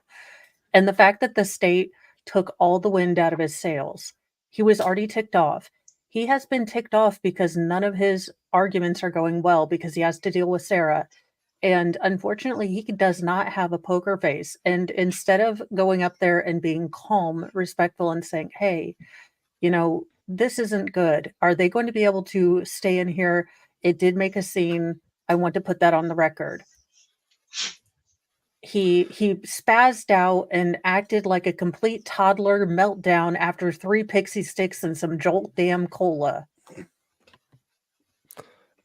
And of course, they can't sit in there and put on a show, crying to all heavens and yelling, throwing ash on their hair as they did in the old Rome.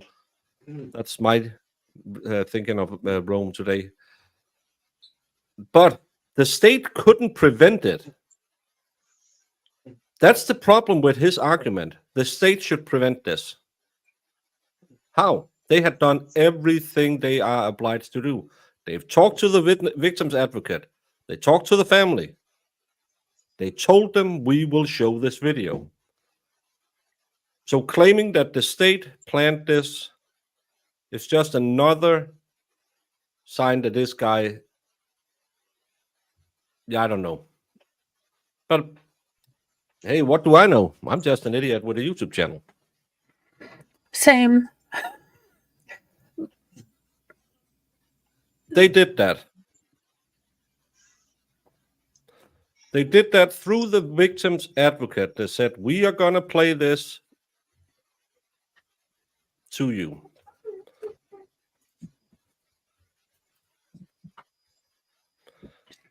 Yeah, and again, how many of you heard her cry before I said it was the mom? And thank you, Zach, for the super chat. I am ordering new cards. Thank you guys so much for the support. I've never gone through 200 tags before this quickly. So thank you guys so very much. This has been a very rough trial, but having people like you guys around and all of your support and encouragement has been just awesome and made this a little bit easier. Yeah, the state is off the hook, and that's why I'm getting heated, because this guy is making everything into a crazy objection. Yeah, I everything's don't a think any. curiosity. Yeah, I'm not saying that it's okay that she cried out, because of course it can influence the jury. But claiming it was a deliberate ambush, a word you used yesterday as well, on his case by playing a video to get that emotional outburst. I think the judge, to be fair, should have, when they left, said, please, anyone else, no outbursts. If you don't think you can control it, leave the courtroom. We have seen that in other cases, but we have seen, and I even think you, Jamie, you mentioned this when we watched the Cam Reed case, where Peggy is sitting there openly crying in the right across from the jury box. Right across Oh, from the yeah. jury box. I think you Okay. mentioned that that was a little bit too much for you, because she hadn't shown any emotion, and then all of a sudden, and there was nothing anywhere near this in that case. And I believe in I don't have a the problem with the crying at all. Like, No. I mean, we all know that they direct you in court. You have to try to control yourself. And yeah, if you see a video that's going to upset you, I mean, they did. They got up and left, which was fine. My point was, when I said that he was right, he's just right for standing up for his client. What he's saying is absolute bull. But yeah, but why I'm getting mad is because he's turning it in and say the state planned this. Well, Yeah, I mean, that's all he's got. That's the thing, is like he doesn't just go up there and judge, listen, this is what it is. No, he's got to be super extra and over the top because he wants to get he wants to get this thrown out. I mean, so Yeah, and I mean, I wouldn't have can't. expected anything less with this guy. I mean, honestly. No, and I think on a scale from 1 to Sarah Boone on a camera, how much yelling are we going to get from him doing his closing? all of it. He's going to take up the full hour and a half to just, we are going to be in a hallway sitting down with some angry man yelling at us, being aggressive, being a jerk face, and this really doesn't play. He cannot read a room. And thank you so much, Tammy. You guys are just awesome. I hope we are having fun with bingo and keeping kind of this a little bit lighter, even though it is a terrible case. Yeah, and I think Brandon is right. If it's just stuck with he's prejudicing my client. Yeah. I mean, I get that argument because that's all it is. I mean, regardless, it's like you got to try to control yourself. But they didn't really. I mean, I didn't think it was that big of a deal. It's not like they were just like wailing as they were walking out, and it was just so loud and everybody could hear it. You know, they were just trying to leave. Defense attorneys are gifts from God. The only problem is some of them are like the gifts I get from Jamie every Christmas at the Christmas party, worn socks. And every time for Christmas, she gets from me and a partridge in the pear tree. What is a partridge? It's a bird. Isn't it like a mini chicken? Yeah, like. Well, a chicken is a bird, so it's a bird. Are those pear trees the one that smell like death? Because I don't want any of them. Why did my generosity towards Jamie turn into death and chickens? Who knows? I don't need any birds around in my life, so don't give me a partridge. No, I have the same. Well, I have 30 seconds of need for a bird once a week, but other than that, I have a question about the maids of milking. Can they be maids of other things like laundry folding and dishwashing? Because I take 10 maids of doing all the stuff around my house. Right. My own personal Roomba army. Well, Sarah found a perfect attorney for her own self. Cindy Luguhood, thank you so much. Yes. Bradford pear tree smells the worst. Agree, Mo. And I love taste of pear.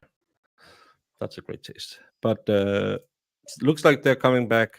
Oh, and by the way, if anyone's new here and who's been wondering about who we have been talking about the other days when we are saying someone has been out saving the seals, the hippopotami in Brazil, it's Jamie, our lovely co-host. Sadly, she have grown into a person with a spunk addiction. So Giblets. The stuff I hear when I'm not here. He thinks I'm not listening and I don't watch him, but I really am. Jamie, I still love you, even though you don't laugh at my jokes anymore. The honeymoon phase is over. Just please don't zip me up in the suitcase again unless you put the cricket in there for company. Well, I could be arranged.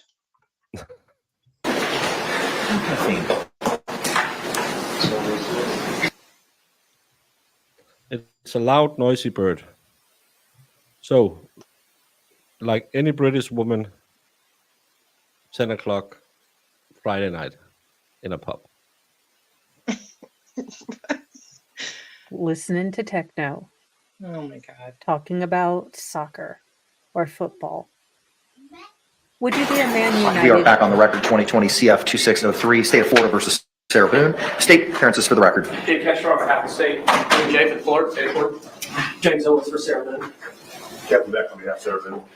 Tony, I love that Maria Moss uses the spelling of Lord that way, so it's not blasphemic, because it means shit in Danish.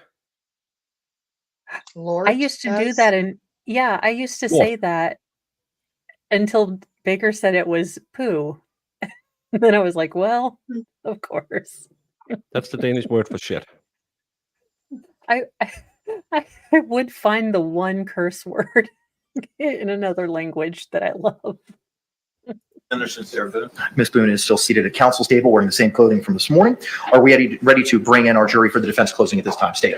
Defense. Judge, I would like you to give the audience an instruction, and then if you would, instruct the state attorney to instruct whatever family members or friends, George Torres, may not be in here, and may not be able to hear the instruction, but may come in during the trial so that we can try to get some order. Are there any other members of Mr. Torres' family that may be outside that may be joining us? Okay, all right, so she's left, she's no longer here? Okay, that's what I just asked. Is there anyone outside? Okay. She's outside, but she's not coming back. Okay, all right. So, members of our gallery, good afternoon. I'm going to please ask you to please contain yourself and not to have any emotional outbursts. We had a minor one, and the person, whoever it was, had a small outburst, then hid next to another family member, and then excused herself during the last during the closing. It seemed to be minor in nature. However, I'm advising everyone that at this time, if you believe that you cannot control yourself or your emotional responses during the defense's closing argument or any rebuttal by the state, I'm going to politely ask you to excuse yourselves at this time. All right, thank you very much. Mr. Owens, anything else, sir? No, sir. All right, state. All right, let's bring back in our panel. See, that's all that you need to do. Yes. Yeah, but again, he would still have yelled bloody murder even if he had done it twice. Of course. He wants to get a mistrial badly. Yeah. Kimber Hills, I believe that Jess have ruled that no speaking objection, please, has been overruled by just objection. But I will check with the chief. It is, yes. Composer. She did say that, yes. It is okay. Objection has covered no speaking objections. Yes. They're making their selections. Okay, thank you. All can be seated. They're making their dinner selections. We'll just give them a couple minutes to do that. Thank you.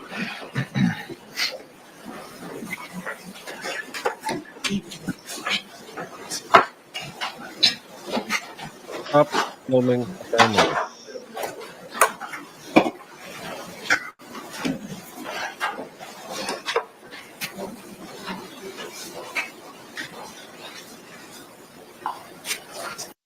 I guess this one over is the one still cutting. Go F yourself, where she's talked about how bad a dad he was. Doesn't she look kind of like a hairdresser? I mean, I don't know. She has She has beautiful beautiful hair. hair. So Yeah. I don't think a hairdresser would have these kind of curls. Who, that girl But in the end? Oh, yeah, this her. one. Okay, because I was like, no, that's the lead detective. That's not good hair, is it? Yeah. Then this must be the hairdresser. But the one that still cutting. I hate you. Your dad is an asshole. It is Detective Good Hair. Oh my god. Well, my misogyny made me think Detective Good Hair is a hairdresser. But you're not istrophobic because you just look at her hair. Yeah. It'd be worse when I said, "Oh yeah, I can see the boob." Really good hair. Owens is still grumpy face. Sarah's hair is trying to escape before she gets convicted. Someone mentioned that her hair looks kind of like we had done the horizontal Roomba last night, and No, Sarah's hair is like, this ish is going down. I want out. It's trying to go to the door. no, that's because I'm colorblind, right, Jamie? Yes. He sees no color, guys. Nina Canadian Jemima is the one to thank for this. She have made it into a blood sport. We would have combat bingo on a Sarah Boone trial. Can we do a tranquil trial next? Like, I don't know, just a civil suit. And no, Sue, Chardonnay isn't wine. Everyone been asking for that one. No cheating, Sue. What about the brand name of the wine? Like, Woodbridge? what if they never say it? Yeah. Well, then hopefully not everyone has that on their bingo card. Not everyone is getting a prize, so we have to hope someone doesn't win. We need to find a Well, I solve personally sit hope case. everyone wins, but Jamie has put a very strict budget for this giveaway, so she hope all of you loses except one. Yeah. I hope you all lose. Yeah. Yeah. I'm And trying to help. Jamie has said, "Well, no one won. Send it to me." Yeah. Just keep it coming. Oh my goodness. Did you find new favorites in what I sent you? Did you I find just any ate new all the favorites? chocolate. Ooh. I was keeping the gummy stuff to share with my family. Ooh. Did you like that Milka with the strawberry? Yeah, that one was good. The banana stuff, I'm not a huge fan of, but I don't like banana. I love them. I know. So I'm going to save those for see if my nephews like them. And what else with chocolatey? There was some marzipan bread. Yes, there was that. That was good. You gave me a Yankee bar. There was some small chocolates. I don't know what those were. They were good. The little mini moo. Yeah. That little thin milky. That's just some cheap kids chocolate, but it's good. And I got a Skittle paddle. That was good. Yeah, the way Skittle paddle or skit pill or you do swallow, so I can hear it because you're like schoolbull, and I'm like, that was way back in your throat. How do you do that? Who swallows me or Jamie? Oh, crud! I just realized phrasing. Tag on it. No, we say if you're from where Mads live, we call it skildpadde. But if you live on my island, it's skildpadde. And if you are me, it's Skittle paddle. Skittle I paddle like Skittle paddle better. Yeah. Jamie, us Midwesterners have won. And Did you get any there of was some. Yeah, I saved some, the little lobsters. Lobsters. I had a lot of them left over because Pernilla flossed my house with them. And Salty Dog also enjoyed her candy. I hope you did. We are talking about Pernilla won in the last giveaway, which we'll be doing again soon. Did you see what I'm going to give away for the next giveaway, Jamie? No. Oh, it is awesome.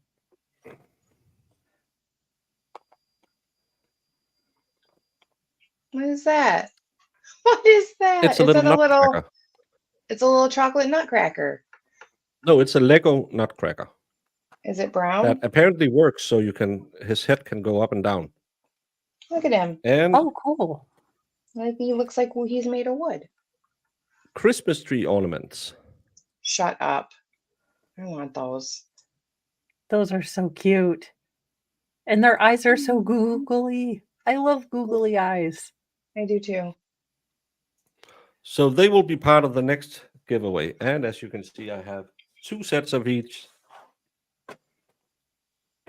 So the next giveaway will probably be more Christmas related and not so much candy related. Yeah. But those are Oh, cool. he's gathering all of his inner child angst to go up there and act like a horse's ass.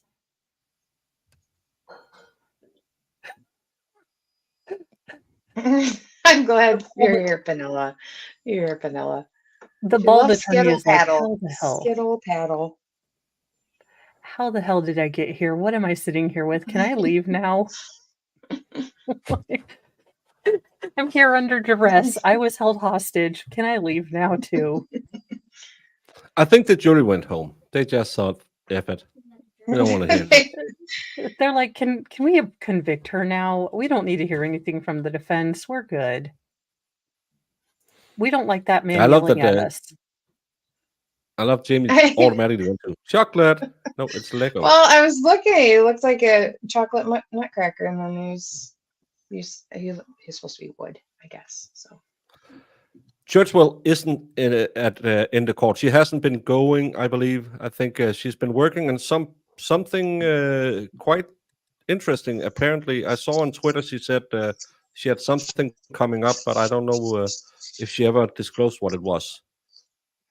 yeah. Yes, this I will don't go think into so, Monday, yeah. I think, because it's 4:30, and he said they will be done by 5:30. They won't be. Well, I give away Legos for Okay. a member. I was just, I don't know if that is allowed by the court or. Anything? Been allowed since I started practicing in 1997. If you want to split up your closing between the two of y'all, that's fine by me. Well, What in the name of I Hades? intended on doing the closing, but when I finish, Mr. Henderson wants to say something. I may ask him to.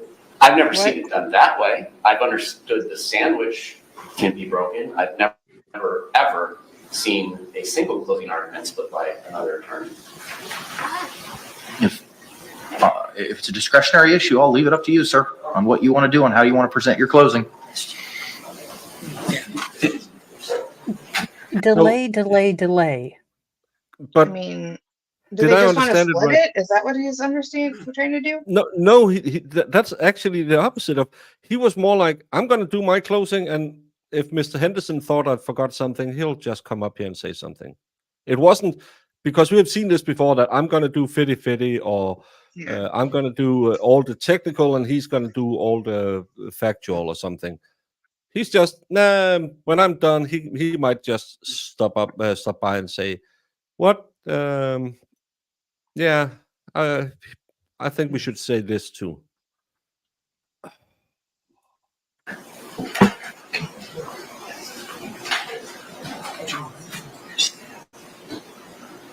This Why is the wasn't most this breaded discussed? defense. Hey, that's just south of where I'm living. Ærø. That's I can take a ferry out there from my city in. It'll take me like 45 minutes to sail over there.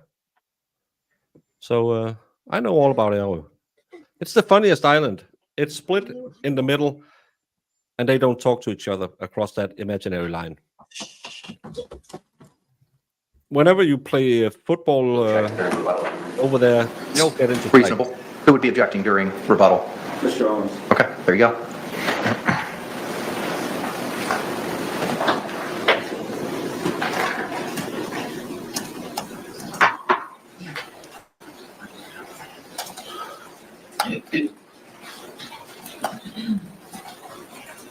my foremother, back in the days, was married to the guy who owned the mill on the hill. He was a fancy woman.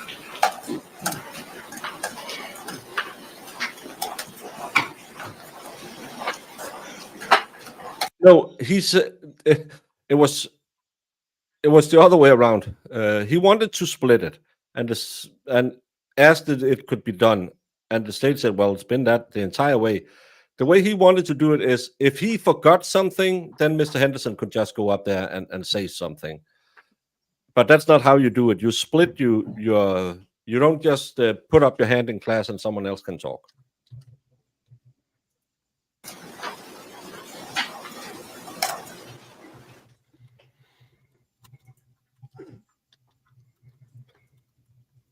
Who knows what's happening? It's Yeah, like, why is taking the jury so long? well, they just asked for the jury to come in. So yeah. Oh.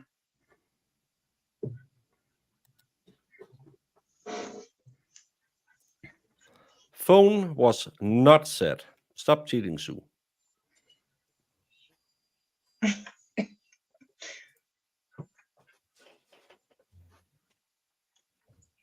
Is Sue cheating?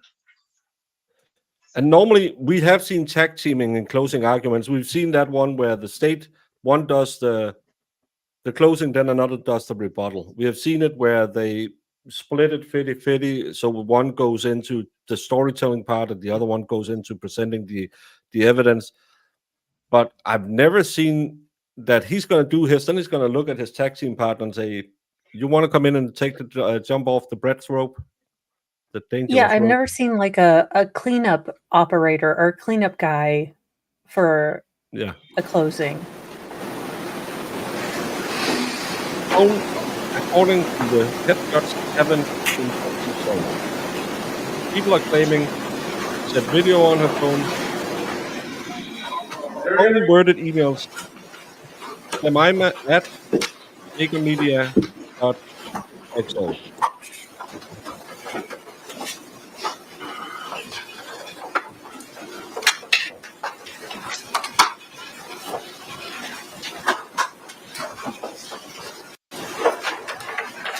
State, do you recognize our jury? Yes, Your Honor. Defense, do you recognize our jury? Thank you. Y'all may be seated. Members of the jury, for one of the last times, if you could, please raise your hands to confirm that you complied with the court's instructions. All hands have been raised. Members of the jury, at this time, the defense is going to proceed with their closing argument, similar to the state's closing argument. These are not evidence. These are just arguments, and I ask you to pay attention to them. Thank you. Mr. Owens, you may proceed, sir. Yes, sir. Thank you. Ladies and gentlemen, good afternoon. Y'all know me, I'm James Owens, along with Tony Henderson and the girls. We're all from Milton. I think y'all That's sexist. Mention their names too.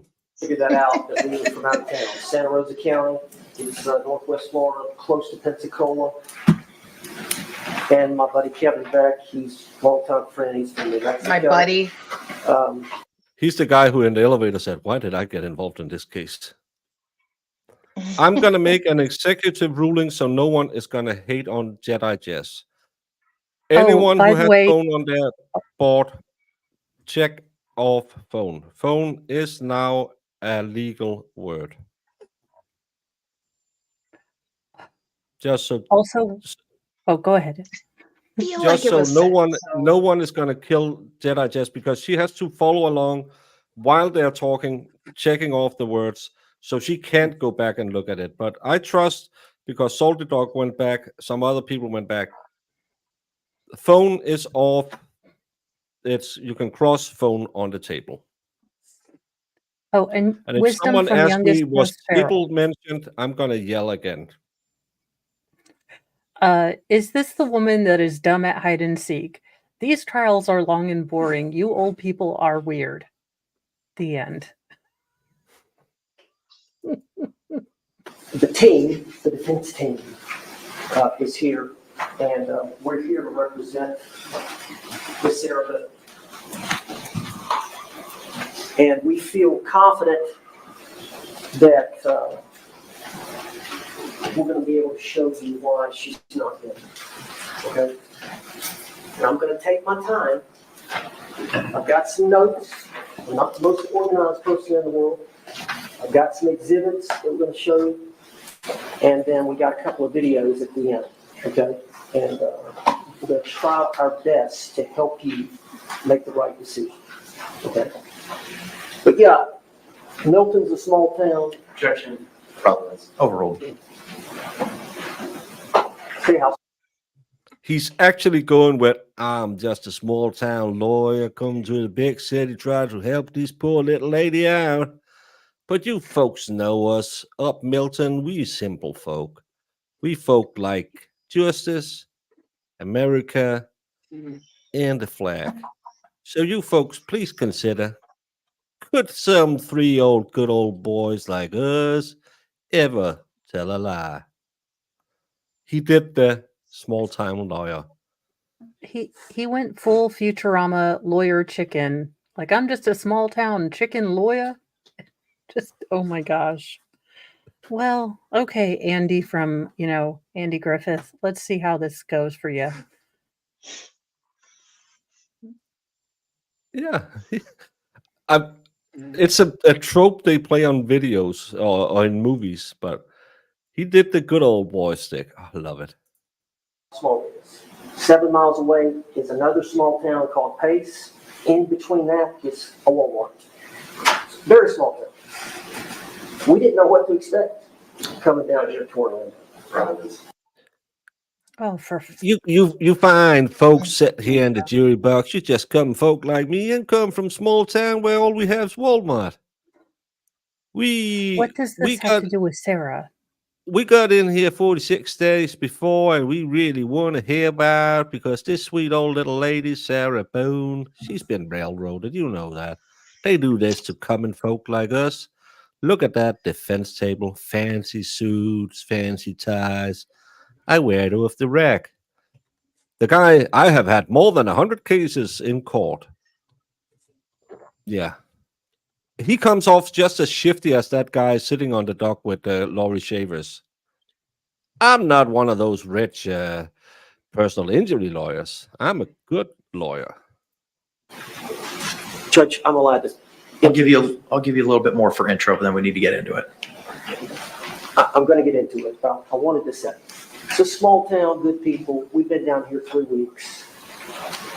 We didn't know what to expect. We've been surprised. From Jesus Christ, Baker. We done been surprised. They use legal words and done stuff to us we never ever done see in a trial before, Your Honor. Good people on the jury. There's an SNL sketch where they can't understand what the lawyer is. He's going to break into a movie Southern accent. I will die. He's like, they done flim-flammed Atticus us. Finch. It's the Atticus Finch defense. Oh my god! Can we please Did you give do that him an envelope? Emmy and let him go? Yeah, just got one gun burned down that man. He's going full Boomhauer. But he's now going to use the excuse the judge have told him the entire time. You knew what you were getting into. You can't complain. Objection. Improper argument. Mr. Owens, approach.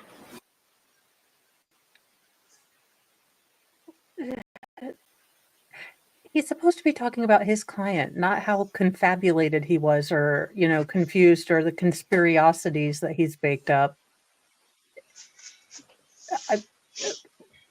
Ma'am, stop smiling. Any chance to go faster for his closing? We are at one. No, we were at normal speed. I can only speed it up till we catch up. Hey, Hold on a second. It's just since we've been here, we've been treated with respect and hospitality, and just like we've been at home. We appreciate that. Now, I'm going to do some reading, and then I'm going to do some talking. But ultimately, this is about justifiable use of force. That is a legal defense in Florida. We as citizens, the law is designed to protect us from defending ourselves, to protect us from potential attack. And You are the only ones, in this case, because Sarah Boone was arrested, that's going to be able to look at it critically and objectively. Objectively. I'd like to say it, sir. Objection to proper argument. Overruled. Objectively. And the law in Florida gives y'all the power and authority to do that. The state attorney can't make the decision. They can't make the decision. They can try to influence you. And we're going to talk about some of the things they did here in this trial. And some of the things they said. Objection. Objection. Can we approach it? Yes.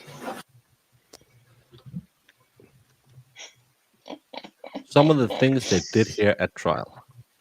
Oh, he's going to talk And they about put- how he was ambushed and They done did us dirty because them did put in evidence we haven't seen before. And they put Blondie next to her to keep her calm.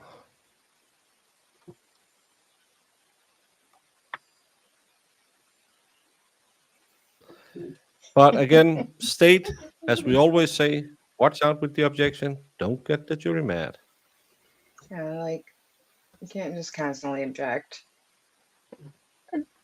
but he can't constantly imply subtly or unsubtly because he's unskillful and ham-fisted that the state has basically lied to them. Even in the Wow. Chandler Halderson case, when the state, implied that the defense was lying to them or asking them to lie, that was an objection. Yeah. So there are things you cannot do. You can't yeah, just say, of course. therefore. And he's treading a very fine line of basically saying the state is lying to you, by implication.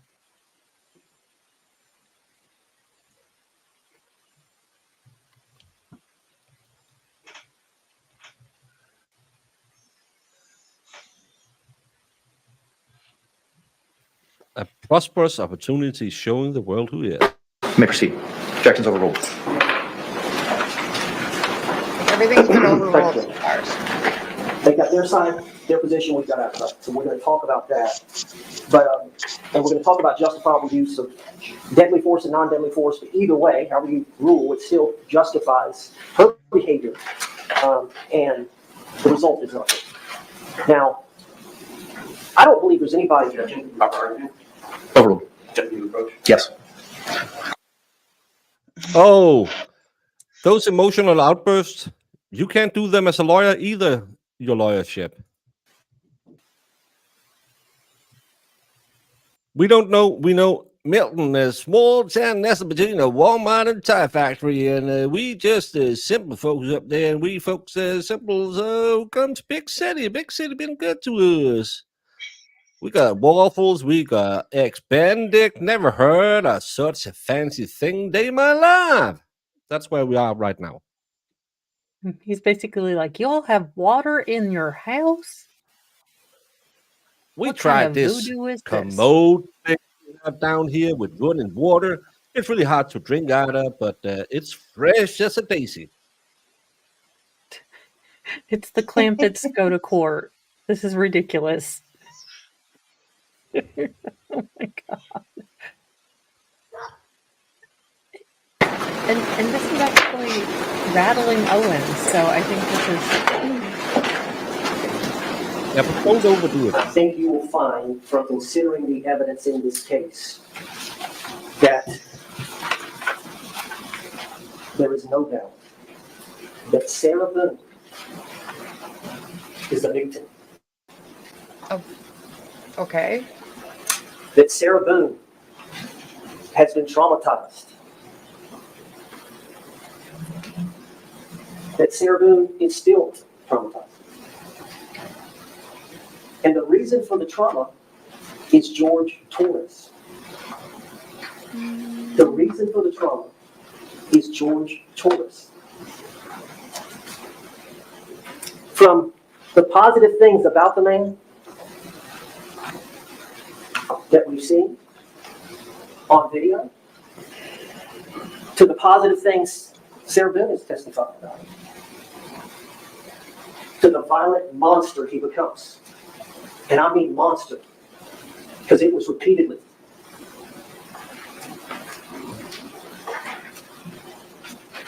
And what happens the next day? Man, I don't remember. I was drunk. I don't remember. That's the gaslighting. That this young woman, vulnerable woman, with nobody, just starving for love, starving for attention, and seeing the good in the man. And it was good. But every day was on the balance. She measured every day, depending on how it started and then how it ended.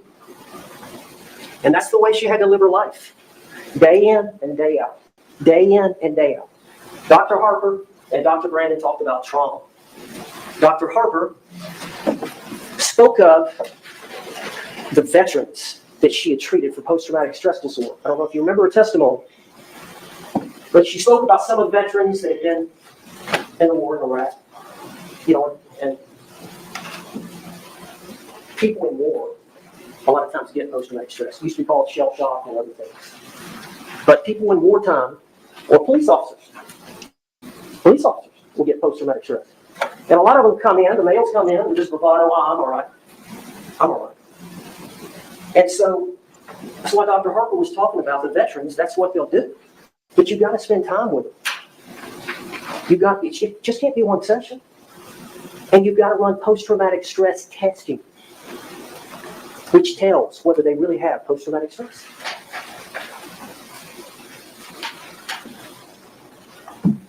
And we all probably have experienced some trauma. All of us have lost some loved ones. And it's awful.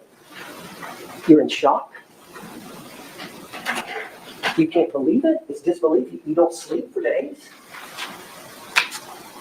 And eventually, you have to go back to work. You take a week off. Life has to go on. Life has to go on. You go back to work. Kids are in school. You get a little time, right? Time heals, right? These veterans that come back from a deployment, they get back. They get some semblance of normalcy. They may or may not get some treatment, but time helps. Time heals. Everybody, it helps. Just time. Overcoming a divorce, overcoming a death, whatever trauma. Sarah Boone had no break. No break. Saw in the text messages that she said, I'm a better woman now that he left me. And then she called him I back. haven't. Okay, Well, can we you just didn't keep the see vets out of this? anything. Well, he's so stupid. We did see in the text messages, she kept calling his family and say, I'm better now. He's you can stay with your mom and whack one off in her house. True. So and then the next day she said, come back, I need the mega hugs. Ew. Burnt helplessness. Just giving up. Just giving up. I can't get out of this situation. They broke up. She'd go about 2 days. Texting and calling. Just learned helplessness. And it's, in the manual. Battered spouse syndrome is not, but what did you hear Dr. Harper say? She suffers from post-traumatic stress. That is a mental disorder. You are actually undergoing the psychological effects of post-traumatic stress. You're not in your right mind. And it's repeating itself. It's repeating itself again and again, day in and day out. And when you look at this law, that's what you have to apply. Someone in Sarah Boone's shoes when you're deciding whether her conduct was reasonable.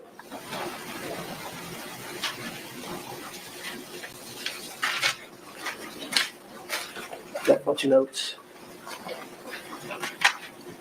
And of course it's not with that.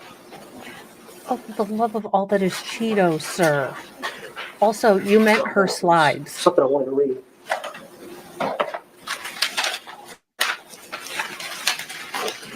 Do they not have paper in small town Hickville? Hey, and Is it? up there, milk, we only use spiders or bunghole. Look, I live in certified Hill Chuck country. We know what paper is. We actually prepare. Sarah Boone's long-term exposure to abuse created a state of learned helplessness and diminished her capacity to assess risk, especially in moments of heightened stress. The cyclical nature of this violence, the tension building, the battering, the contrition phases, caused Sarah to be trapped psychologically in that relationship. Due to this clear abuse, Sarah Boone had a reasonable belief of imminent harm under her state of mind. George Torres had a history of violence against Sarah, and as a result, Sarah Boone's actions were the result of fear conditioned by abuse she endured over time. The cumulative effects of long-term abuse, as we saw her behavior on the 2-minute suitcase video, is a trauma response. Sarah Boone acted out of a sense of preservation. While tragic, it was not driven by malice, but a mind ravaged by abuse. And I'm going to ask you to try to understand. Try to understand.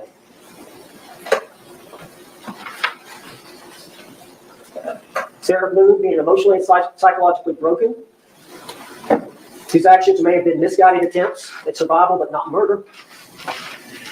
Imminent danger, her response reacted to that belief. It's somebody suffering from the long-term psychological effects of domestic violence. Who spent a lot of time? Dr. Brandon, you remember him. He was the first expert on trauma. Took some notes. Kevin Beck, you remember, did the direct examination of Dr. Brandon. He was from down in Miami, I think. He talked about the trauma that you cannot escape from the abuse, that you develop coping skills to protect yourself, knowing that the bad things will happen to you. It changes your behavior, not only your behavior, but your thinking, your subjective thinking about fear and what to do. And if you remember, Dr. Brandon said it's all about that person's perception.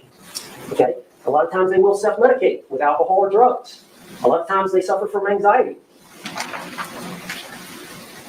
Basically, he said the trauma ends up being terror because you do not know what to expect.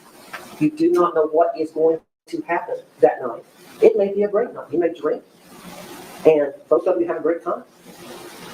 He falls asleep, passes out, you fall asleep, passes out. But it may turn violent, depending on his mood. I don't know if you can tell. She would try to placate him.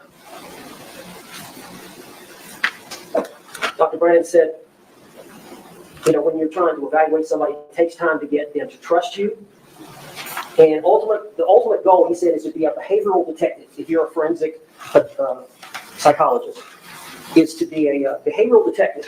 And the ultimate goal is to put yourself in the abused person's eyes so you can better understand their world. But ultimately, it's their perception of danger. Their perception of danger is what you have to look at. What a reasonable person would do under their perception of danger. Now, I want to go on. Trauma experts explain how victims' reactions in moments of stress are the product of the damaged psyche. Her actions, although tragic, and it was a tragedy, George Torres lost his life in that suitcase. It's a reactionary response to sustained trauma.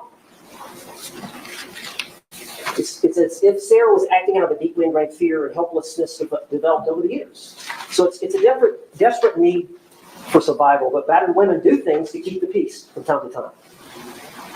And when they feel like they have a small portion of momentary power, they may enjoy that by vocalizing their position to the abuser. Sarah Boone's not perfect. Sarah Boone would argue with him, talk down to him. Some would say was somewhat abusive to him. Sarah's not charged with that. Sarah Boone is not charged with that. And I want to read you something on that subject.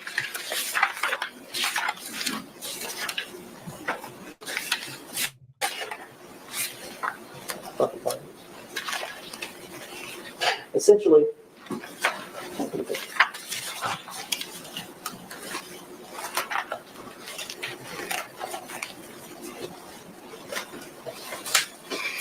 Okay, I don't know where it's at. So I'm gonna have to come back to it. But essentially what it said What was, in all kudos is this? essentially what it said was eventually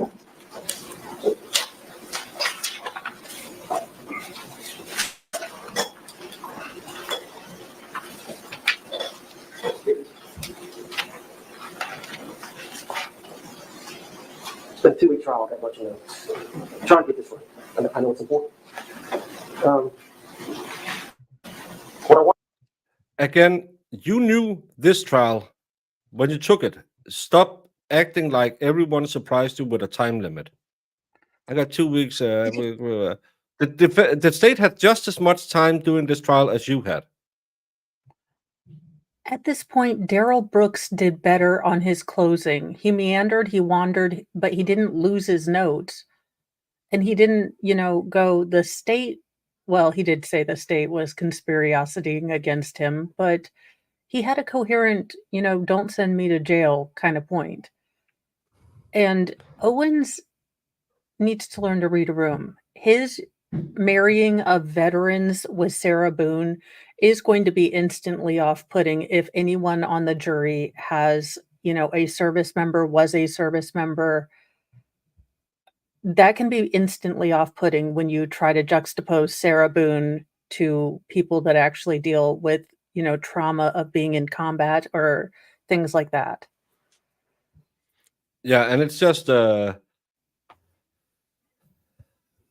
don't know if it's a tactic to show up like, oh, I'm so befuddled, but it's to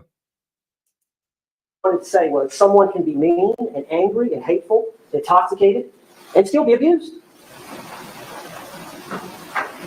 They're not mutually exclusive. A mutual abuse exists where one is abusive towards another. And eventually the victim, Sarah Boone, trying to fight back against the abuse, became verbally abusive. Oh my God. While the victim has committed verbal abuse, it is important to remember that they, Sarah Boone, are the victim and have been pulled into an extremely vicious cycle where they are trying to survive.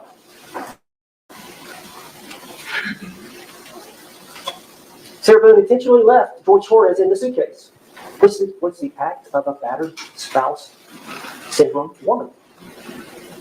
She went up to her room, she fell asleep, passed out. These actions are disconnected.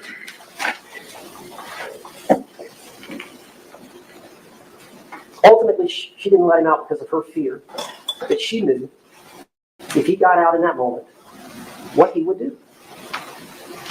That's real fear, that's real trauma that she was experiencing at that time. Now, I talked to you about force being used. And I think I talked to you about blocking an attack using a physical restraint like the suitcase to block somebody's attack. And the example I give, I've got a couple of examples that may or may not apply. Let's say you're at a bar and you've got your buddies and the other guy's got their buddies and they're drinking and it ends up being an argument between two of them. And you realize that these two are fixing to get in it. Well, one of your buddies comes around on the other side and grabs the guy before he's able to strike him, right? So you're committing an offense on this guy, but it's a restraint. It's a restraint. Or you grab him by the neck and try to get him out the ball. So yeah, you're committing an act, but it's designed to defend another, which is legal. Or let's say you have a situation where you have a police officer and he's on patrol. He's in uniform, he's wearing a firearm, and of course he's got the bulletproof vest. And he goes to a call where there's a suspect that may be armed. And so he gets there, gets out of the squad car, he's walking around, of course he's taking out his gun because he realizes he may be armed. And eventually he sees the suspect, and the suspect reaches for his waist. Now, in that moment in time, that officer has to make a decision. Am I going home with my family tonight?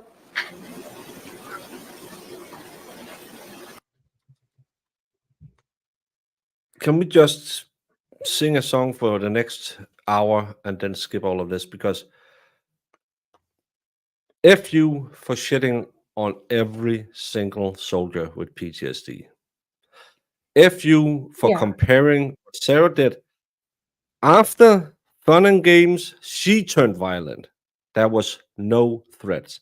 Now that's the same as a police officer who has to do a split-second decision when someone reaches for something when he's in a heightened state. She was calm, collected, mean, drunk, and wanted to kill him. The problem is again, his examples are so completely juxtaposed to the Sarah that we know. It is almost ridiculous. Again, it's like putting Anakin before he was Darth Vader and he was good, and saying that I can't even analogize right now. This man is picking the very worst people to compare Sarah to. Yeah. Now, And say a lot about Anakin, but he had a very, very effective kid welfare plan. true, and he got an older woman. And I asked Dr. Warner about his Need a housing doctor after that. thing it's called fear response or fight or flight. You know, those decisions are made, it's instinctive based on your set of circumstances. She instinctively reacted to her unique set of circumstances to save her life or save herself from another one of these. I'm 63. I can't imagine that. I can't imagine that. Was that the black eye or what? You should show Was not around. I didn't see it well enough.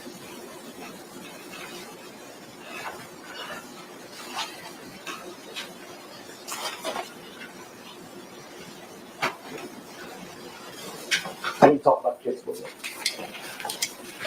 And if you remember, I'll get back. If you'll remember, that's what was here. What the F is going on? Dude is full on winging it. For the love of God. Let's start with the witnesses, and then I'll talk about safety. Señor Dingoso? But No. the first witness out of the box for the state, if you remember, was Juan Torres, the brother. Remember that? It was some time ago. I know it's been a while. Y'all taking notes. You may have to go back. Their first witness was a good witness for us. Their first witness in their prosecution. That little tickle of blood in the ear, he couldn't imagine. He couldn't imagine. Of Sarah Boone for murder was a good witness for us. Remember Tony Henderson with the cross-examiner, Juan Torres. Asked him, what did you hear Sarah Boone say? Juan Torres, she was yelling, he's been choking me. He's been choking me. Mr. Henderson said, did that surprise you? Juan Torres said no.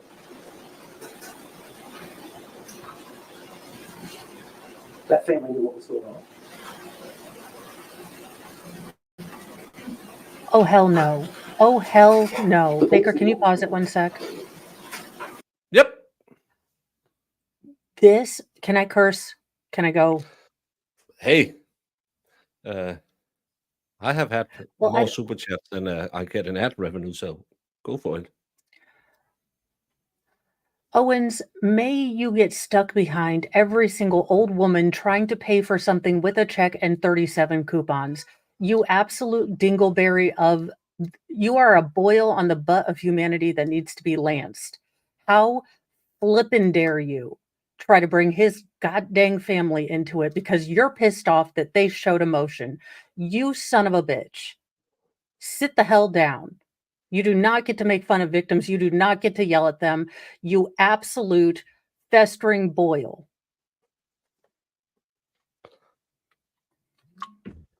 And again, just go back to your own expert. What did she say about behavior? Calling the family and making up stories to make the family isolate the victim. Like, for instance, you choked me.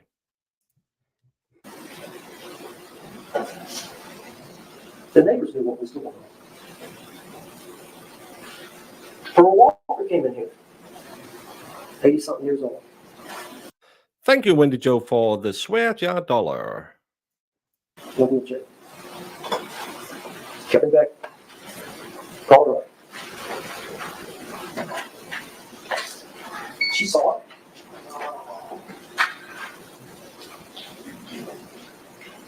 And Becca, thank you for doubt? no swear jar. Is there any doubt? I tell you why there's no doubt. In cross-examination, I got Dr. Warner to even admit. Did you hear it? Yes? Okay, so she suffers from Bader's syndrome. Wouldn't have been go direct. Well, maybe I don't really know. I hadn't had enough time to really see her. That's not what she said. You hadn't seen pictures? You hadn't seen the 2-minute video?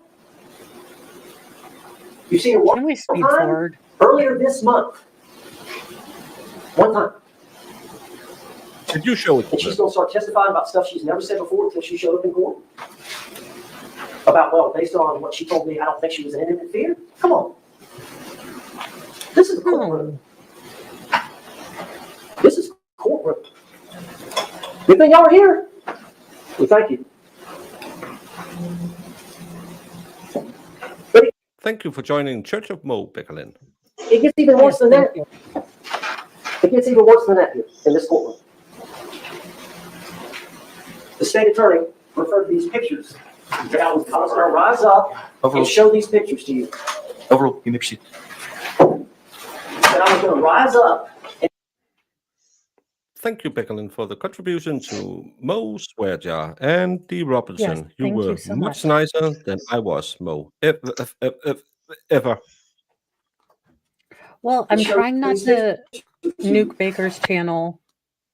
And my little youngest, most feral is in the Well. room. So I'm also trying not to say things that he'll repeat again.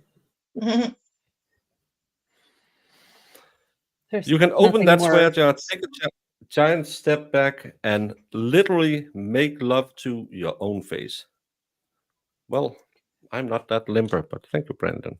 And There's never a prouder moment when your son says twat waffle because he's heard me say it. So trying to be a little better, coach, better. Thank you guys so much. I will be getting tags, but I've got them on the way. I miss Jamie's laughing, bring back Jamie fund. And Diane G, worst defense presentation ever, even considering the high speed. This isn't even that high speed. But now let you see it again. Well, yeah, I'm going to do that. They put her on trial for murder. But what did they say? And I got to turn to this. Make sure I get this exactly like they said. So I took a bunch of notes.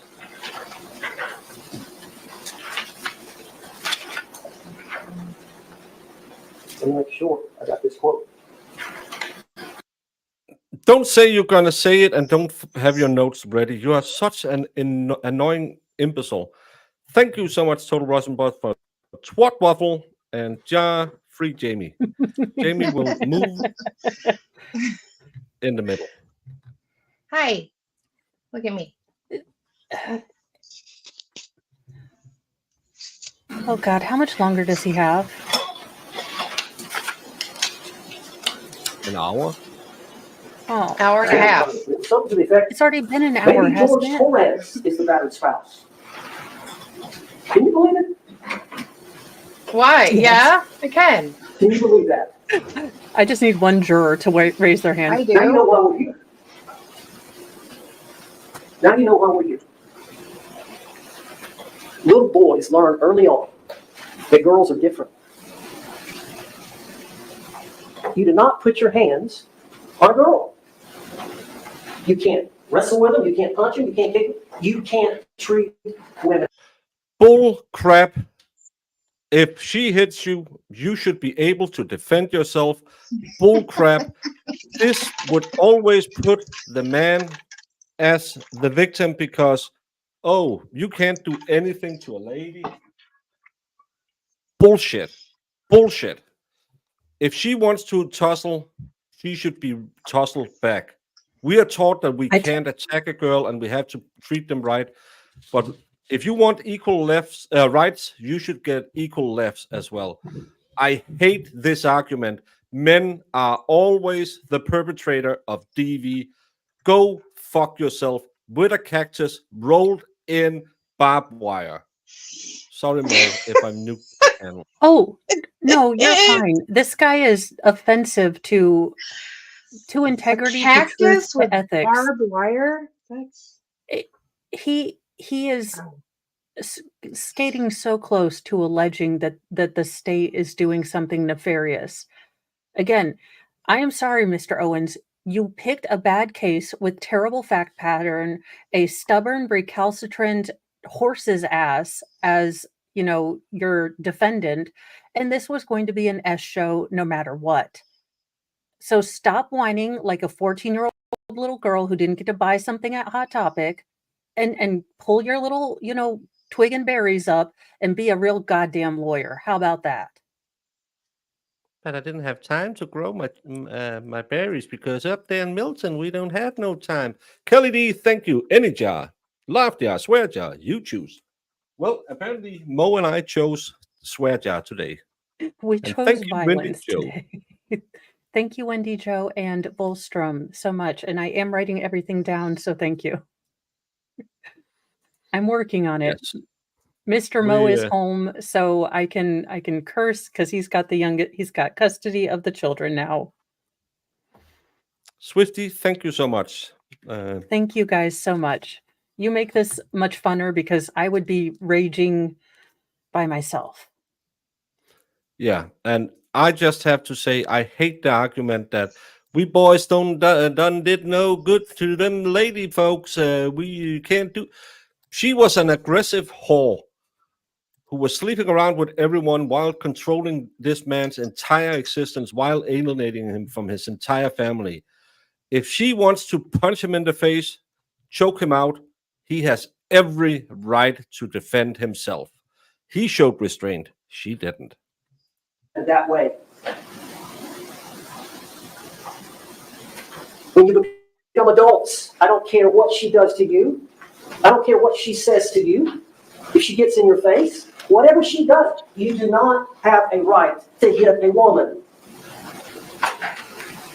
No, sir.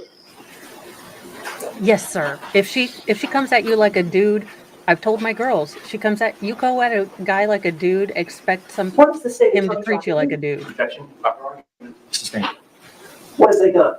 Objection. What evidence that they tried to put on? Overruled.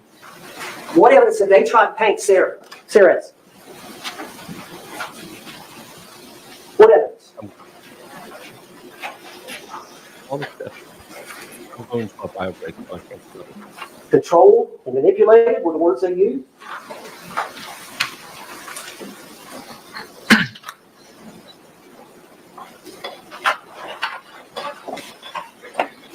You know, this ain't the 1900s. This is 2024. Oh God, current year. And thank you, at Major Mom. What's all these text messages? Why is that relevant? What are they trying to claim? Your client is a bitch. That's what She she's trying to provoked his claim. violence? She provoked his violence. Isn't that what they've done here in this trial? Sustained.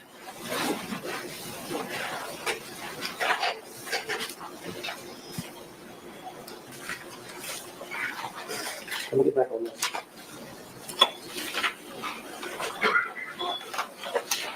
Abraham Marino. I don't know if you remember him. Abraham Marino changed his statement. They took a statement from Abraham Marino in which Sarah stated, I don't know if you remember, but it was when the police were all there. I think they got the tape out and some neighbors were coming around. There were 2 or 3 neighbors sitting around. He said Sarah came out and stated it was an accident. Okay? Well, then, it was an accident. This Abraham Marino knew George Torres from Philly.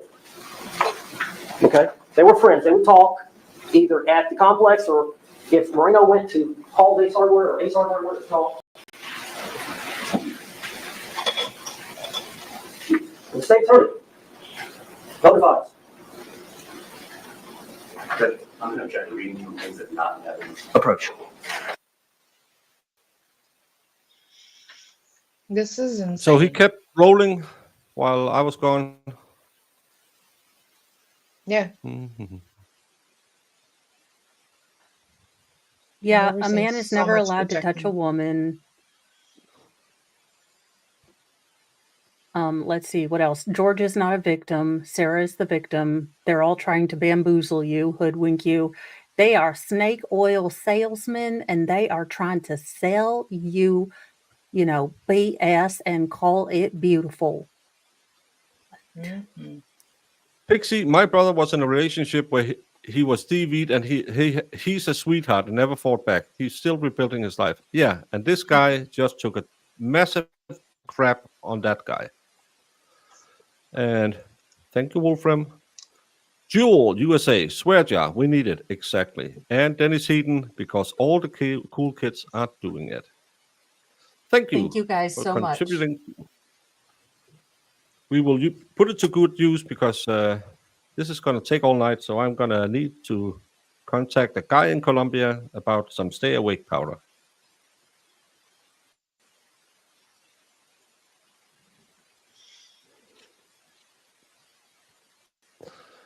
But let's just agree that Jose Baez 2.0, he ain't.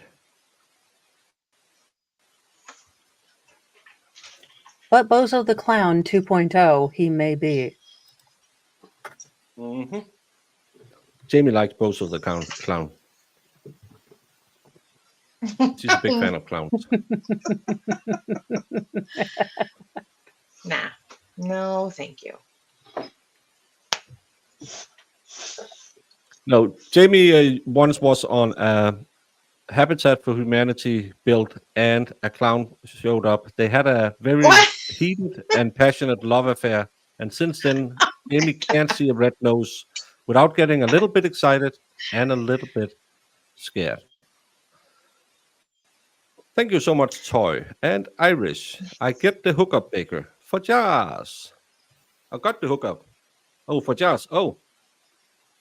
Well, you did send me that picture of that lady who looked like she could hook me up with some STDs. Oh, goodness, this man is insufferable. How much longer do we have? I feel like a kid in the car who's like, Mom, are we there yet? Are we there yet? My brain is actively like, let's think about Futurama instead of this guy. Here, I'll play you an episode in your head. This has actually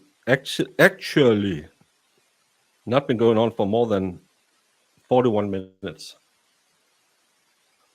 With all the breaks, that's what, 30 minutes? Oh, and Toy, I didn't see that on StreamYard. She said, Gym Fund. F it. DI3, walk it off, repeat. Thank you, Toy. I figured out when I'm a button, I can't show. Oh. You may proceed. So 4.5 years, Marino says, all I heard Sarah say that afternoon was it was an accident. And then he came in here today, or this week, and said, no, she said, I was teaching him a lesson, things got out of hand, and then I fell asleep.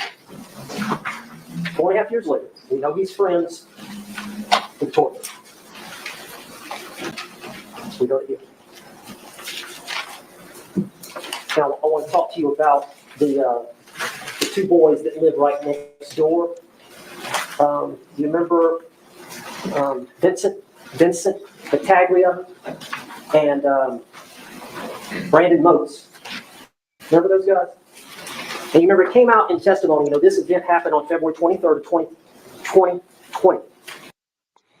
Thank you so much, Wolfram, for gifting 10 memberships to Mo in the Deep End. And those went to Jewel OMN, Veruca NACL, Mama Bell, Lynn Garvey, or let's see, Just Teresa, Mary Moss, Darby Lee, Value 87, and Donna Shepard. So congratulations. Welcome to the Church of Mo. We have dark chocolate and sarcasm, and we really don't like this dude or this douche. Let's be real.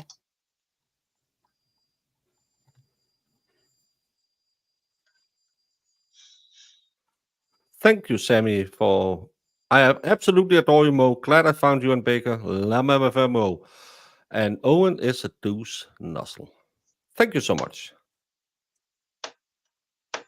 But it came out in the testimony that Sarah had said, George Torres, the night before, February 22nd of 2020, grabbed me by my hair and pulled me down the stairs in my apartment from top to bottom, which is consistent with what they were saying happened, remember?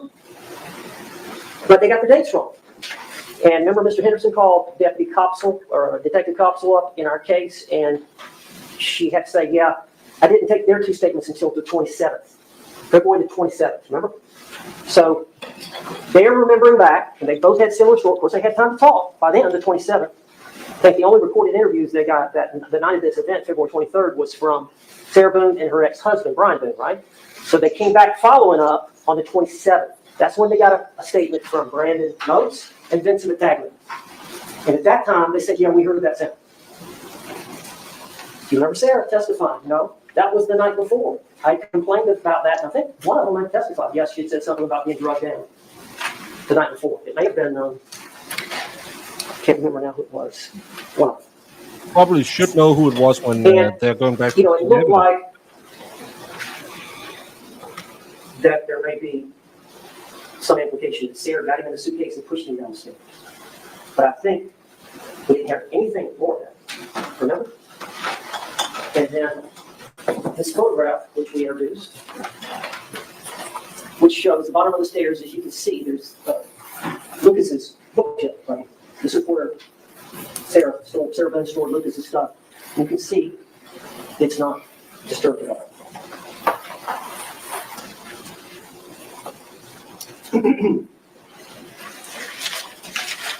Anyway, I want to get back to Sarah, so we'll talk a little bit about that. But let me talk a little bit about the law on justifiable use of force. Is legal and lawful if you reasonably believe, I think we all probably already understand it by now, if you reasonably believe it was necessary to prevent imminent threat to harm. The law is crucial, ensuring that individuals can safeguard themselves in potentially dangerous situations. By acknowledging you have a right to defend yourself when you have a reasonable belief that force is necessary to prevent an attack. Okay? What did Mr. Henderson say in jury selection? You don't have to wait. You do not have to wait. If you're facing, in your mind, a reasonable imminent threat, you don't have to wait. Let's talk about Sarah Boone and this unconventional form of physical restraint to block the attack of George Torres. What did she say? You saw it. Now, you got to think about that. You got to think about what was going on. You got to think about the trauma she was undergoing. You got to think about they've both been drinking, and you got to think about the fact that it was all fun and games for a while. And I think the biggest thing to know is that George Torres chose to get in the suitcase. He's a grown man. That was his choice. She didn't force him in at gunpoint to get into that suitcase. He voluntarily got into that suitcase because they were drunk and being silly and stupid and playing hide and seek. Which I guess when you get so drunk, that seemed like a good thing. Zipped him up, they're laughing, carrying on. And as you know, Sarah likes to videotape a lot. And I know you've seen some of these videos and you're wondering why, but I think the evidence shows that when George is being videotaped, he's not going to do anything. If you think about that, when George is being videotaped, that's like her power. You know, Dr. Harper said that Sarah's words are her power. Sarah's words are her power. Physically, Dr. Harper is a moron. Physically, she's no match for George. Physically, she's no match. Yes, she was. That's her power. When she gets a chance, to have some control, that's what she does. And she videotapes because she knows when she's videotaping, she can tell it like it is. I can tell him what I want to tell him. A couple of these videos you've seen, she's telling him like it is. But she's got that video camera on, and George knows. No. God, you piece of you are so lying about evidence. Tell it like it is. No, she berated him and threatened him to show those videos to his family. Again, she was controlling him. You're such a fucking liar. And if he was such a monster, her holding a phone isn't going to stop him from doing crap because he's going to take the phone and destroy it. He launched at her, Like and then Sarah took that one George's video. phone. He launched in one video and straight away went away. We've got one we'll show you a little bit. When he loses it, just a little bit. Right again. And of course, we got the TV. But they're kidding around, playing around. Then, Sarah realizes, okay, this is my chance to say something to him. So she sits down, she turns on the phone, and you've seen the tape. You've seen the tape.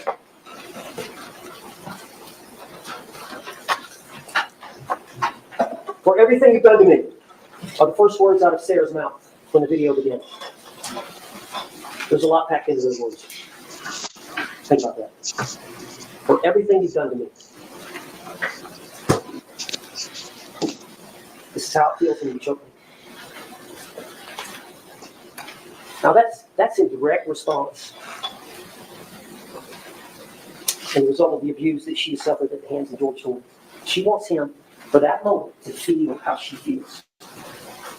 She wants, for that moment, to feel, for him to feel how she feels. How uncomfortable, lack of control that she Thank you, feels. Boost, for being a member for 4 months. No hide and seek. She made him get in. She's poison. I totally agree. She forced him in there as a punishment. When George is violent with her,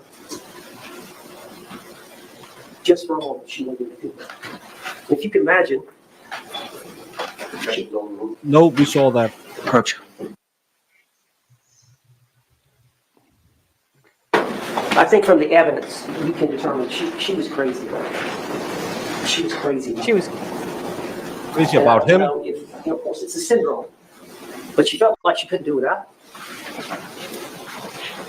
And let's say she videotapes it, and then it's turned off. And there's a 9-minute gap, 11-minute gap, whatever it is. I said 11, they're saying 9. I think if you count 2 of the other minutes. But there's 9 minutes that we don't have video. But what did Sarah say? Now, if you remember when you listen on my video, George is talking in a normal voice. It's not stressed. If you're talking, you can breathe. She had said she had some air. And of course, she doesn't realize the situation, that it's going to end the way it ends. So she has no appreciation of that. It's a canvas.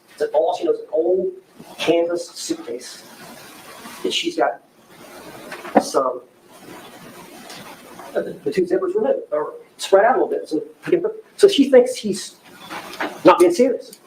But eventually he gets angry. She gets angry, he gets angry. He sends words to her, and then his hand starts to come out of the suitcase. She also said his tone changed. And I know everybody's got a cadence with their spouse or boyfriend, girlfriend, but you know what I'm talking about. We've got a way of talking to people. We've got a way, your wife, your husband, you know each other. You know when they come in from work, what kind of mood they're in. Just by a couple of things, the way you just sense it, right? Well, especially somebody as hypervigilant as Sarah, and as hypervigilant as a battered spouse woman would realize that he can flip the switch at any time. When I get out of here, I'm going to end you. And he realizes he's getting out. He got his hand out. At that moment in time, in Sarah's mind, that's an imminent threat. So she's got a justifiable right to use force. What did she do? She went over there and grabbed it. She lifted it up. She tried to get his hand back in. Remember? She tried to get his hand to go back in. Wouldn't go back in, so it's... Yes, For like some 40 fact, it's minutes. 3 feet away. When the police found it the next morning, same spot. No attempts to hide. No attempts to delete phone. No attempts to tamper with evidence. Nothing. in the same spot as what? She picks up the bat, she pokes him hard, trying to get him to stop trying to get out. And eventually he does. And you've seen the blunt force injuries, and you saw some of the circular injuries where you could tell there's a poking. I think it's right around here. And she poked him several times. You remember the pathologist said, I think, maybe 5, 6, or 7 times. She pokes him. And he's got some scratches. I don't know if they'll let you look at it, but on the back of that suitcase, it's got some bars, some metal bars that are inside the lining. There's some I thought lining. that was from Smexy time. And it's for support when you walk in.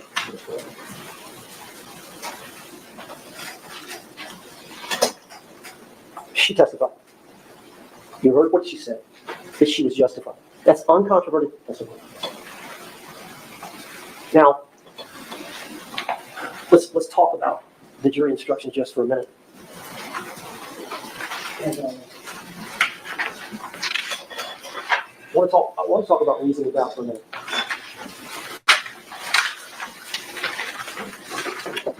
And I found the thing. I've got one.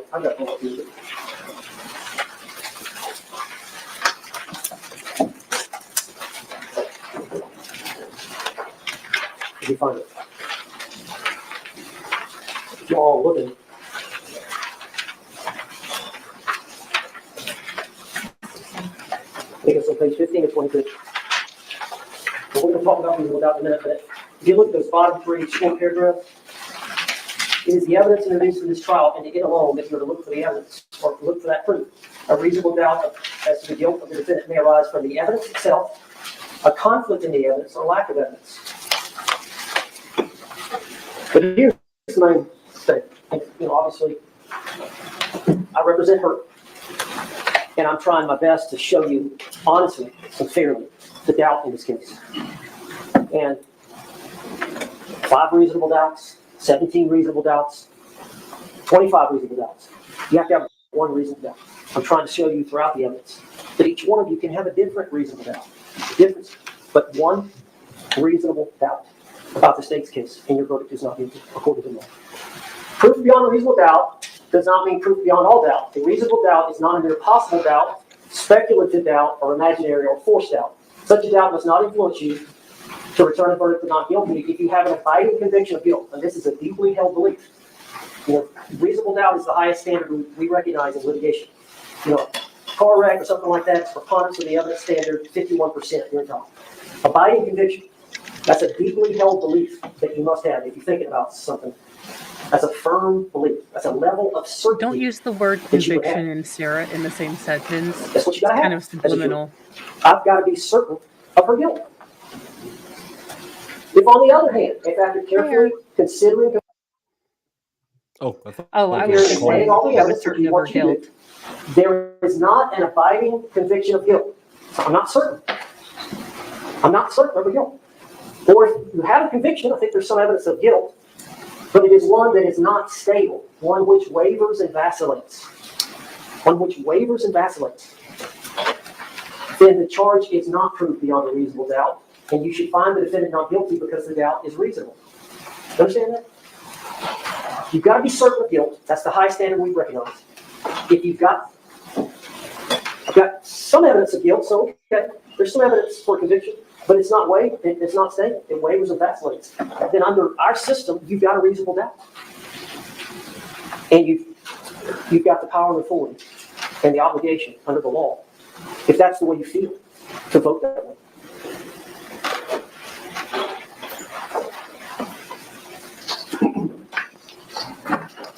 Later in the instruction, it goes on. It's up to you to decide what evidence is reliable. You should use your common sense in deciding which is the best evidence and which evidence should not be relied upon in considering your verdict. You may find some of the evidence not reliable or less reliable than other evidence. You may rely on your own conclusion about the credibility of a witness. That is totally the province of the jurors to decide. The jury may believe or disbelieve any or all the part of the evidence or the testimony of any witness.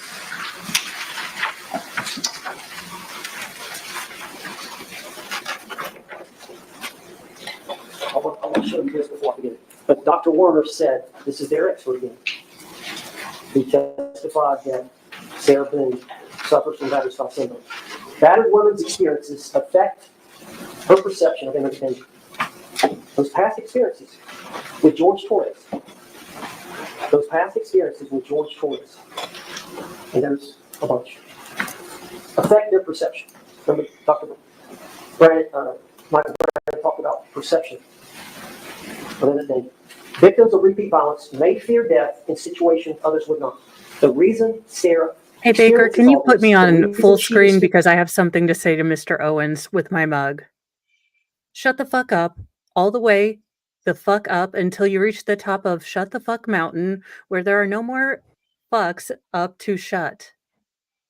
Mr. Mo wouldn't take his birthday mug, so I stole it and broke out the Sarah Boone Arbor Mist giant thing. Gonna boon it up now. I might even go, instead of the beer today, Brandon, it might be a Malort. Way she was feeling, that imminent threat of danger from George was because of George Torres. George Torres is responsible for her mental state because of the way he has violently treated her. She reacted to his attempts to get out because of the way he treated her and the way she knows what is he going to do if he gets out of the suitcase? She knows. The second video is playing. She's flipped it back upside right. You hear him, it's 22 seconds. He says, Sarah, she's not going to open that suitcase. She's not going to open that suitcase. He's already threatened her. She used the bat to get him to stop trying to get out of it.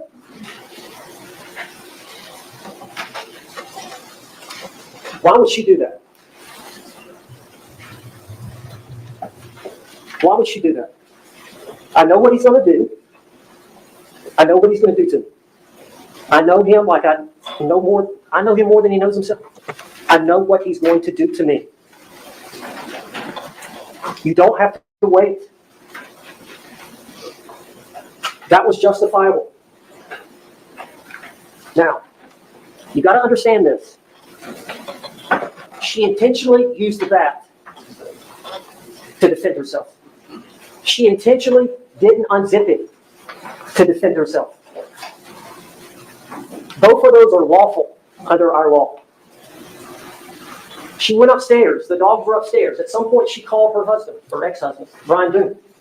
We know that many times she testified, or somebody in court said she would often flee to her ex-husband's house. Sometimes I believe that testimony came out from either Sarah or somebody. That sometimes she would flee, or sometimes she would flee to upstairs. One of those two. But the dogs were up there. She made a phone call. At some point, she fell asleep, passed out, fell asleep. We don't know. They had 2 big bottles of wine. Right? That was unintentional. That was unintentional. His death was unintentional. You remember when she was in the interrogation room? You remember that? Now, I don't know if we did a good job of this, but it came out that she got arrested. You remember the one time when she got the black eye? She got arrested for strangulation. And you remember that? They ended up over there by the dryer, and he was banging her back of her head on the floor that had some very little car. He wasn't against the dryer. She was against the metal door. Oh, he can't even quote his own witness correctly. Because he and Sarah live in the same Delulu world. Getting her arms out, and then she grabbed his neck. And she eventually got him off of her. And that's when he got up and stomped her in the eye. Remember? Well, the police came for that event, and they took statement, and Sarah was honest with the officers about what all, and they arrested her. Do you remember? No, because we wasn't shown that video. And she wasn't honest. She said, why am I being arrested? Because you choked him. He kicked me. Yeah, because you choked him. Remember that? They arrested her. No, that video wasn't shown. And she said, why? I was fighting back. You remember that? Why? I was fighting back. That video wasn't shown. Was I on the toilet when they showed that video? So from that point on, she didn't trust law enforcement. The video that they showed a while ago about George, that was about dropping the case, where she was defending herself and fighting back. I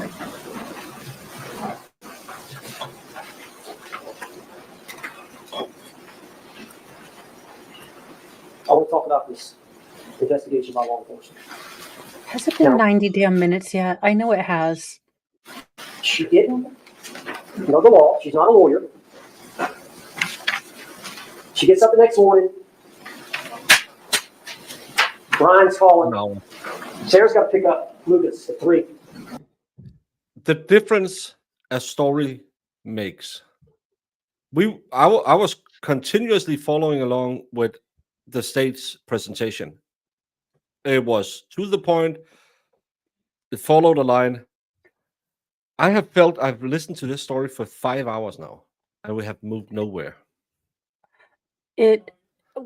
What he has done is he has not taken time to collect his thoughts. I'm guessing because most lawyers on LawTube, I'm going by the law of averages, he has ADHD. We tend to think of in nebulas of thought and then have to work really hard at making it linear and not doing sidetracks. He did not take time to actually put his thoughts in order, make a coherent story. He has done 10% of a half-assed job this entire thing. I'm late. I didn't have time. Sir, again, you saw the circus, you saw the flying monkeys, you saw the Wicked Witch of the fucking, Florida, and you said, not only do I want a ticket, I want to be the ringmaster. Get your cranial rectitis taken care of and be a damn lawyer and just do your damn job. What is wrong with you? Yeah. Brian's calling. Eventually she walks down. She's looking for George. Where's George? He's quiet down there. Then she looks in the bathroom. She looks out. He's smoking a cigarette. He's on the computer. She sees the suitcase. And again, how didn't she see the suitcase when she went outside, went to the bathroom, went to smoke? That suitcase was in the middle of the living room. We saw that living room. You would see it instantly when you walk down the stairs, turn around to go to the patio door. That's another thing that the state should have said. Why did she go through all of this? The suitcase was right in front of her. And you can imagine. Objection, call the roll. Sustained. She sees him in the suitcase. She can't. What did she do? What did she do? She tries to get her fiance out of the suitcase. They're engaged to be married. She's not trying to kill him. They're engaged to be married. She gets him out. She tries to do. He's purple. She tries her best to do CPR. She doesn't. You heard her. I didn't know what to do. I didn't know. Call Brian. That's her safety valve. That's all she's got.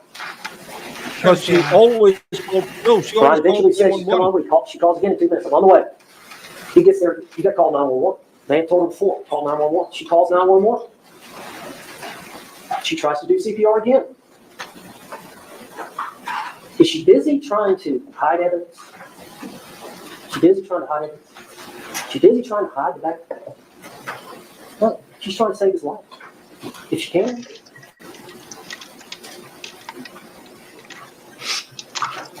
So the police get there. She knows if she told him, she fought back, she's going to be arrested. That's what happened before. What happened before? Like Gordon said on the video, she'd never been arrested before. Before that time, she was charged with that before.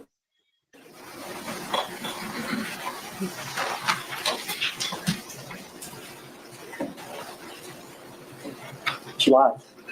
She lies. She's scared. She's scared. She doesn't know what to do. So she lies. She makes a decision to lie. Don't trust law enforcement. She doesn't know the law.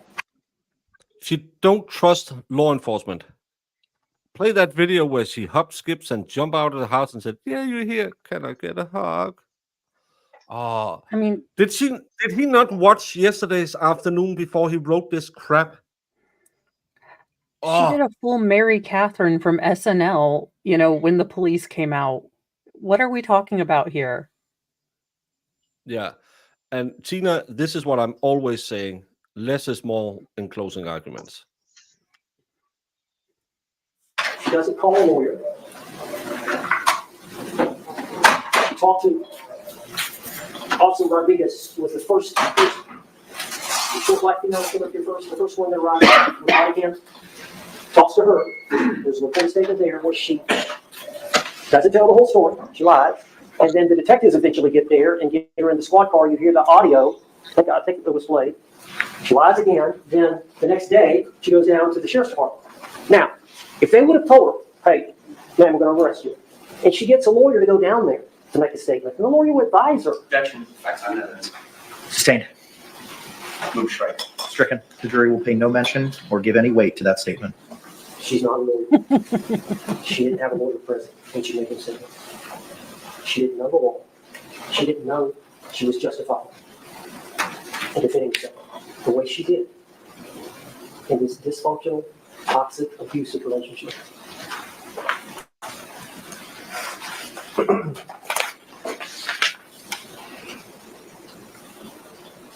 We need Homer from The Simpsons. Boo, you suck.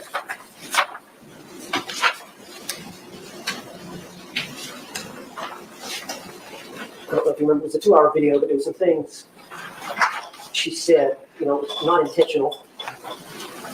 And eventually, she wanted the detective, it was Detective Lowen, the male detective. And she said, I swear to you on my son's life, it was not intentional. What she was talking about was that George passed, was that George died. That was not intentional.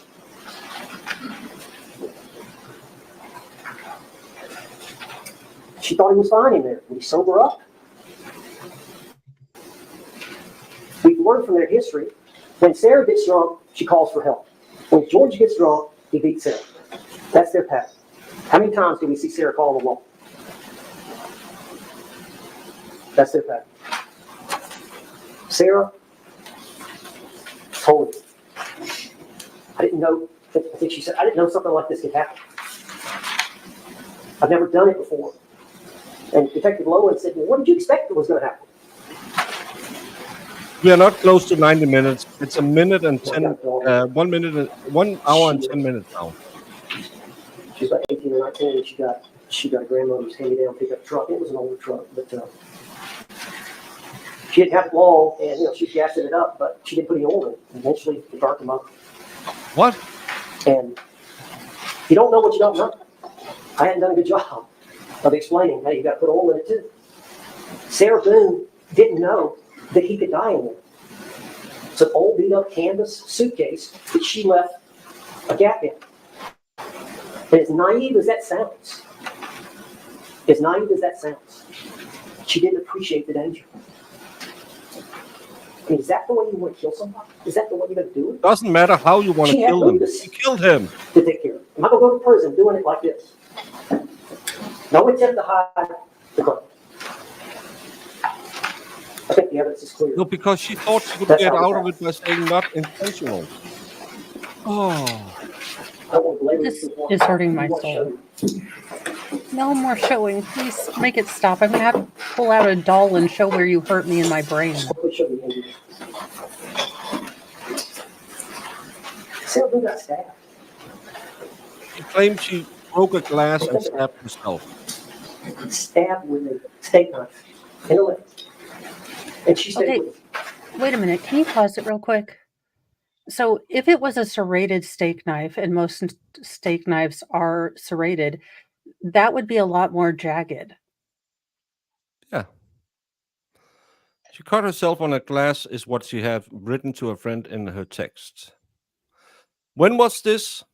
Was this right before it happened? We know because there's videos. Yeah, I can't... Come on. Finish this off by getting into the suitcase just so we have something out of this. Just for science. Oh my gosh. She's been done. Poked between the eyes with a curtain rod. Okay, the curtain rod thing is not as deep as y'all make it. I mean, I'm not trying to diminish, but in the eye. That's a powerful picture. The curtain rod thing.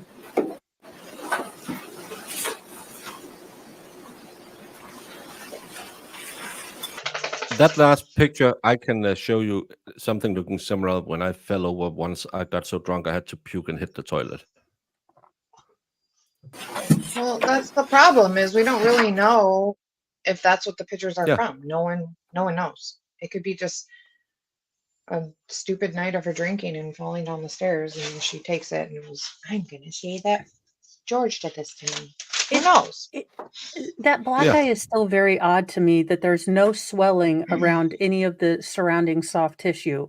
Now, with a black eye that, bruised, there would be fluid flowing there, your immune system, all of the reparative stuff, you swell to kind of repair things. It's really odd that it didn't swell on any of the soft tissue. But I'm not a Yeah. doctorologist or a criminologist or even play one on TV, though ABC if you want to. Cole.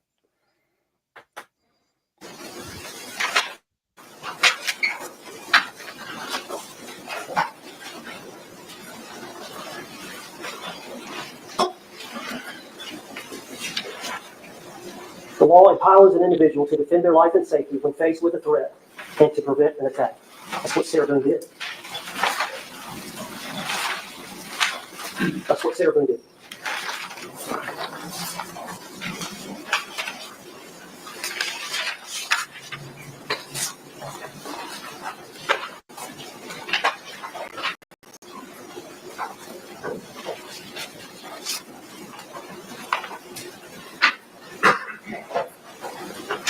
I don't have even.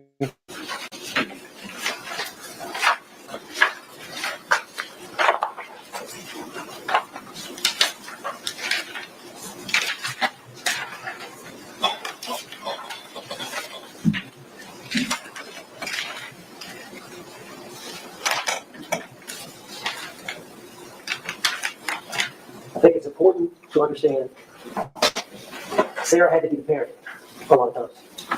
It was her place.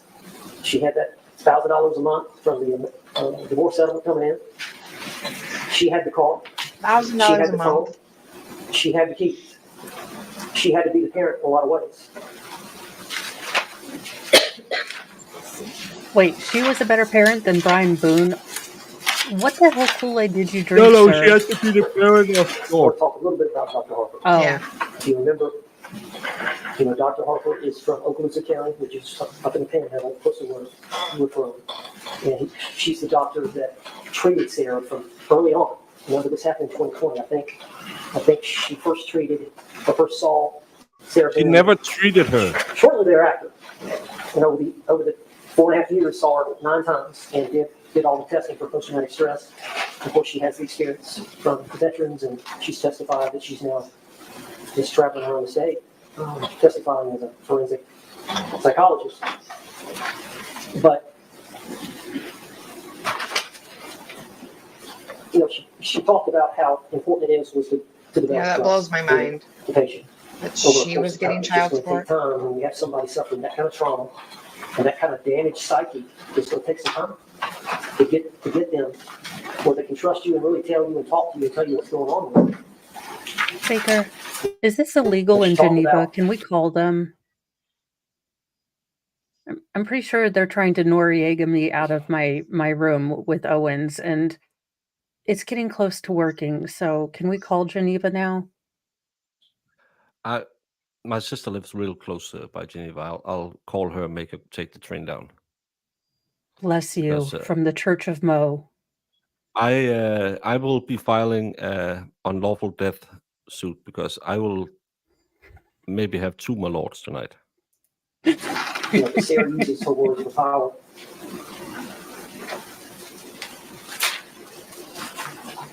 I think the testimony. I think the evidence supports that her testimony was credible. Objection. The evidence supports that her testimony is Objection credible. is sustained. I can't give my person. Okay. The evidence supports. You can't Almost say wanted to- that the evidence that's for the jury to determine, you crap bucket, and you keep saying it. I can't give my opinion, but the evidence will support. That her testimony I'm was glad they credible didn't because teach the them time about that personal she spent- opinions because in of the that number of back tests hill that she lore did. school. And she diagnosed with post-traumatic stress disorder, alcohol use disorder, I think anxiety disorder, and battered spouse syndrome. Dr. Warner confirmed that. And, Dr. Michael Brandon, the first witness, he was brought in as a subject matter expert. So he hadn't treated Sarah. He was just testifying about the condition. He's been doing it a long time. He's an expert at it. And that's to advise you to try to understand what's going on.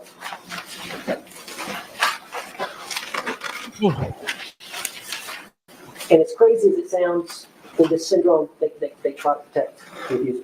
They're in love with them. They try to protect them. I don't know if you remember that there was a time where Sarah Boone had a conversation with one of the neighbors, and they were talking about something, and she said, "Did you hear anything yet last night?" Remember, she said, "Shh, it's okay." Both George and Sarah lied to the police. They lied to medical people. I don't know if it's trained, but it just comes with the syndrome. That you stay trapped in it.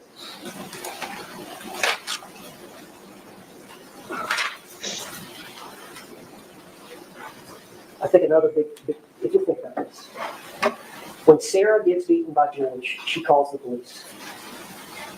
When Sarah gets beaten by George, she calls the police. And a lot of times she just wants him out. Just get him out. Get him to leave. She doesn't want him to get in trouble. She just wants him out. There never was a report of George calling the police on Sarah. She wasn't physically abusing him. No, because she was in control of all of the phones. And you just said it. She called the police whenever there was trouble, except that one time where she took the law into her own hands, tortured a man to death. The state is trying to present evidence. Is she emotionally abusive? Sustained. Stricken. Members of the jury will pay no attention to that comment. Well, Give it no also- weight whatsoever. He knew she'd lie and he'd probably get thrown in jail. That's why he didn't call. He said that in the video where they wake him up. He said it. Like She every time starts I it, and then I call. get arrested. Exactly.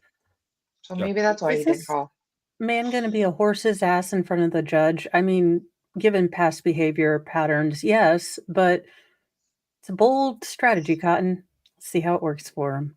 He's doing the Alan Jackson without Alan Jackson's panache. I just keep talking so I can get it out there. Alan Jackson is prepared. He's on point. He knows his stuff. He is able to jump and be logical. This man is not even the Timu. If Timu had a Timu, that would be the lawyer.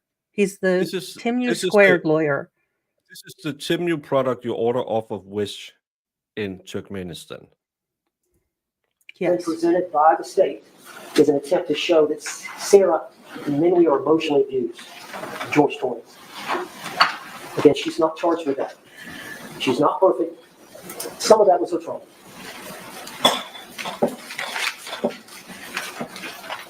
In Sarah's situation, you do become numb and hardened, I think, over time.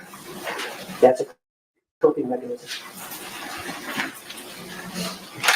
It's a day-to-day thing, some good days, some, Well, he might have forgot. But the homicide detectives, I don't know if you saw that 2-hour video. At some point during the 2-hour video, they started talking about some of the violence. And they go, we know. They had already checked with neighbors or whoever. They knew. The neighbors knew. Police officers knew who responded. Torres' family knew. They all knew about the abuse.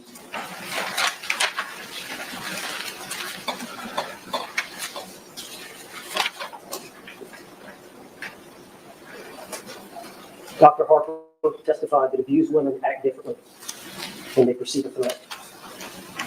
I think Sarah Boone was loyal to her fault to George, even through all the abuse.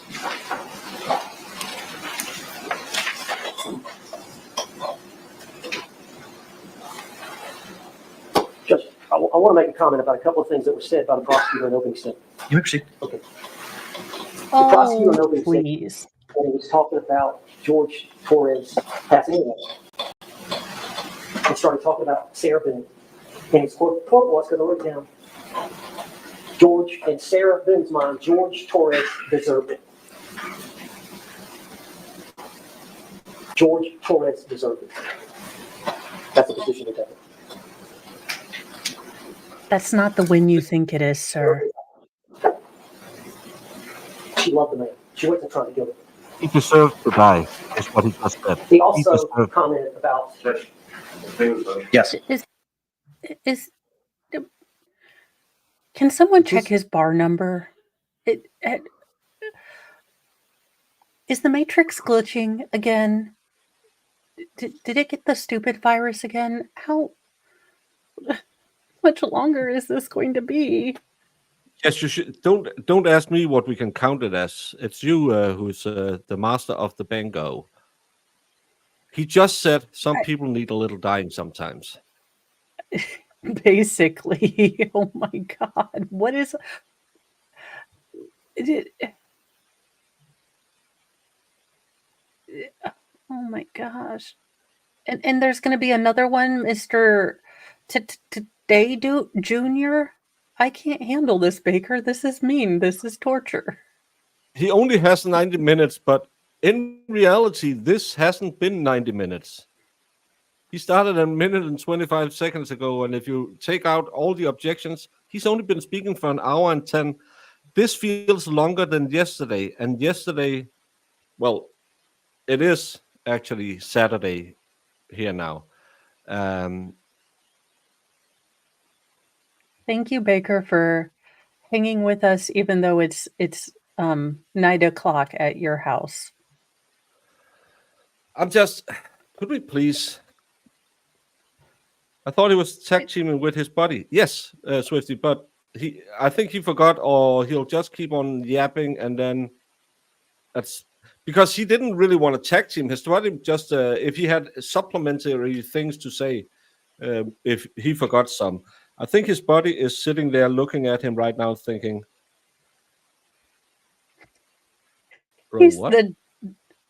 He's the dog sitting down drinking coffee while the house is on fire saying everything is fine. Look at the family. They're like, this man is a clown. This man is a clown. And they are able to see the jury. They are able to see the jury, and the jury is flippin' probably hating this.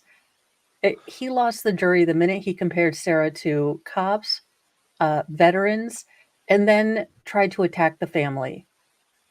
He was done. Yeah. No, he's not ending. Yeah, I don't know. Yeah, that little Ace Hardware Store T-shirt gimmick, I'm not sure every judge would have allowed that. Yeah, probably not. I will say Judge Kranick has been incredibly fair, incredibly reasoned. Even when we don't agree with his, decisions, he does have a reason for the. Are you playing a harmonica, or are you just trying to keep awake? No, it's my fidget spinner Well, I know that I don't have. Oh, I wish my Post-its did that. That I would be fiddling with them all day. That's the problem. I am fiddling every time we stream. I have it in my left hand, just sitting like cards, because we get a little bored. We may all have a touch of the ADHD. Yes, I live on an island, the same island where Hans Christian Andersen was born. I need Dr. Pepper, Blue-Eyed Dragon, Nope, Makeup, Plan, and Bloody Chardonnay. If no one has bingo when this crap festiola ends, we will do a thing. We will have Jess read one word at the time left on the list, and then we will see who gets the bingo first. The prosecutor said in opening about the violent episodes. It's a bunch of violent nonsense. Was his statement to you in opening statement. All this here, the photographs, is a bunch of violent nonsense. You'll have to make your mind up what it is. That's not what he said. That's not what he said.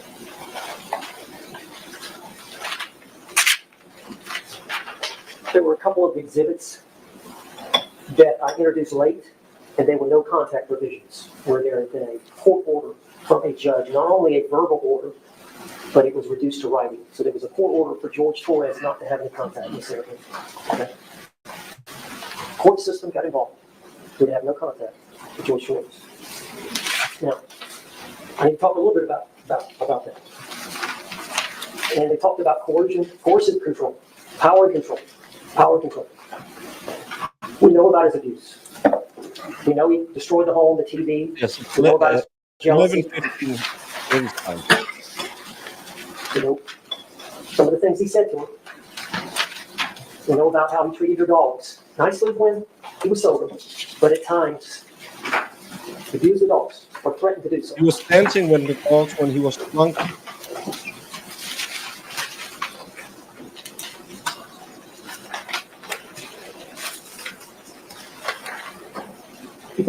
If you think about power and They have control, when you're controlling the person, and I think she testified that he kind of smothered her, always around her. Part of his fear was her realizing that she had enough and to lead it for good. That she would get the strength over time if she had enough time away from him. Where And don't call him back. And he wasn't in control of it. Enough time away, she would come to her senses and realize she could do better.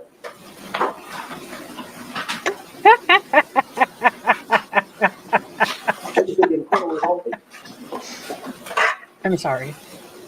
I didn't stop George Torres. George Torres knew he was going to lose control. If she had a bunch of time away from him, she might move on.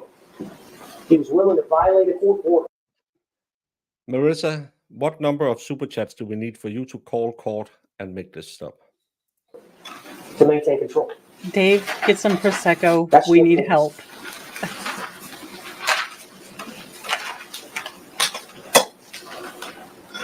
I want to show a couple of videos. I want to say something to you. Show me if this is going to happen. If we could dim the lights. Yes.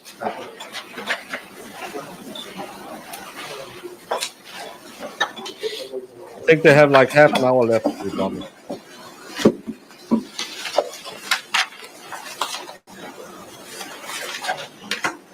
Oh, please show the one where he gets winded hitting an already broken television. Yeah, let's see that part where he attacks Holy her and crap, then you're gonna immediately play this? attacks. Do you understand? As of this moment, and until I can get you out, get the fuck out of here. I dare you. Did you see Look at it. Yeah, and then she's hitting him back, and then he Get away from me. retreats. Get away from me. Get away from me. She hits him back, and then he retreats. He doesn't go monster. This is like AH, and then the monster came out. Every time he drank, the monster was there. She was aggressive. She was taunting him. I need to just be off screen for a second because I'm getting so angry with this. I am in shock. And guys, if this is, if you need to take a break, it is not, a weakness. Think of your mental health. This is a hard case for a lot of people. So go watch a puppy video, kitten video.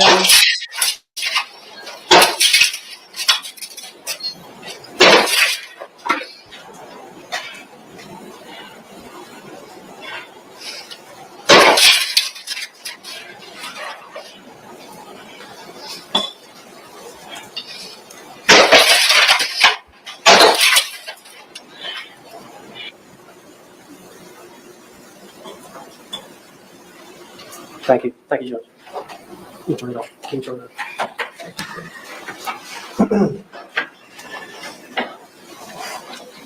Ladies and gentlemen, I'm going to finish up right here. And Don't Sarah lie to Boone- me, Owens. Finish up. Objection. Proper argument. Sustained. Sarah Boone is like any other citizen. Equal justice under the law. She's to be treated like any other citizen. Equal justice under the jail. Fairly and impartial. Based on the circumstances she was facing at the time of this tragedy. Based on the battered spouse instruction, which is a special instruction that's given when women have a heightened sense of fear and trauma. That you're utilized in applying her subjective standard to the reasonable standard. of what a reasonable person would do under her circumstances in using the force that she used to defend herself. I hope I haven't missed anything. I've tried my best. I'm just a simple backwards country lawyer.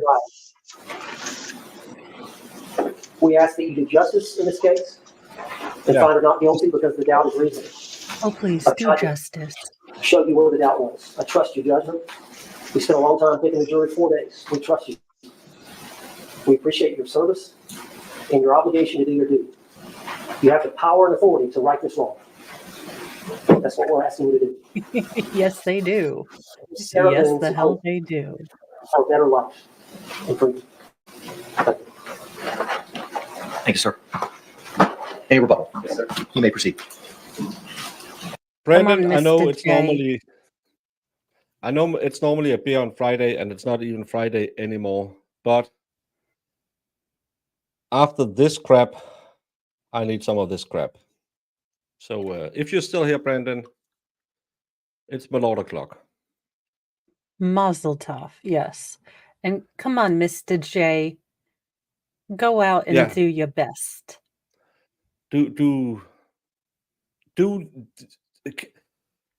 Try stringing two sentences together that isn't absolute rambling nonsense. Or Mr. J, just play the video again. Now, hopefully you warn the family, but And Teresa, Aw. I am so happy for you, and I hope you enjoy every second of it, because nothing's better than kids. Well, And happy maybe belated birthday, grandkids. little guy. Yeah, and happy birthday, Minnie Dirk Smyer, yesterday. My God, yes, this is the rough run, Brandon. You better get ready. Oh.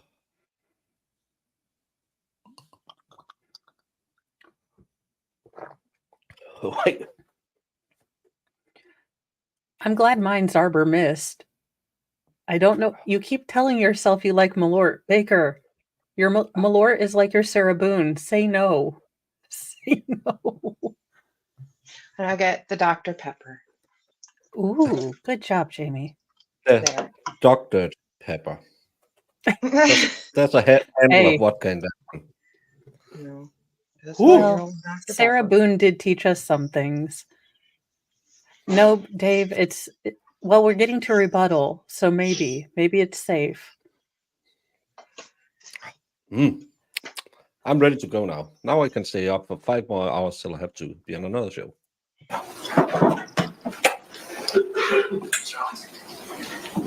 Mr. Owens, move your crap.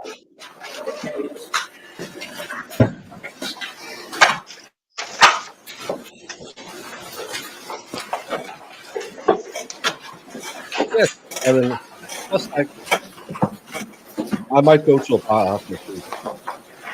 Ooh, Baker's going out. Clubbing with Baker, a new stream every Friday night. Oh, hells yes. Bring back the suitcase. Annihilate this man. Ladies That and is the gentlemen, loudest high. George Torres is dead because the defendant believed he deserved to be zipped shut in a suitcase so that she could make him feel how she felt when he cheated on her, when he choked her, and to hold him there as a captive audience, according to her testimony.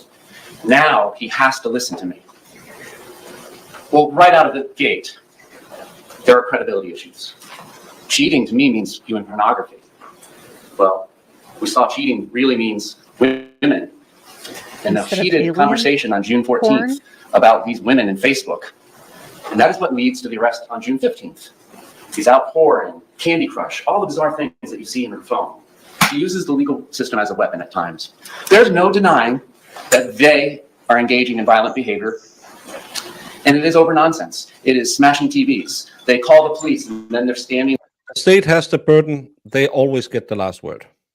there looking Dave, we bewildered need about a what to tie do and who to judgment say on this. and laughing and joking. Ladies and gentlemen, the courtroom is a place for justice, not a suitcase.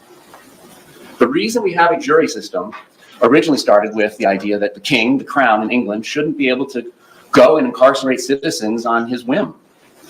So it developed into a system where citizens would have to say, yes, you can take our fellow citizen. But the opposite is also true. A citizen cannot take another citizen's life because he or she feels like it. That likewise requires a jury to decide that it was objectively reasonable for a person of ordinary prudence and caution. Like Mr. Cacciatore argued earlier, battered spouse syndrome is not a license to kill. Past grievances, even being stabbed in the leg, so on and so forth, do not give her the license to kill. There are still laws in place about when and how this can be done in a justifiable manner.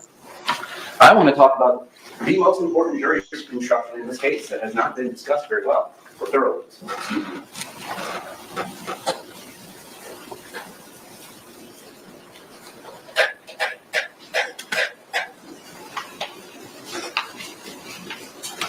However, the use of deadly force is not justified if you find that Sarah Boone used force to initially provoke the threatened use of force against herself.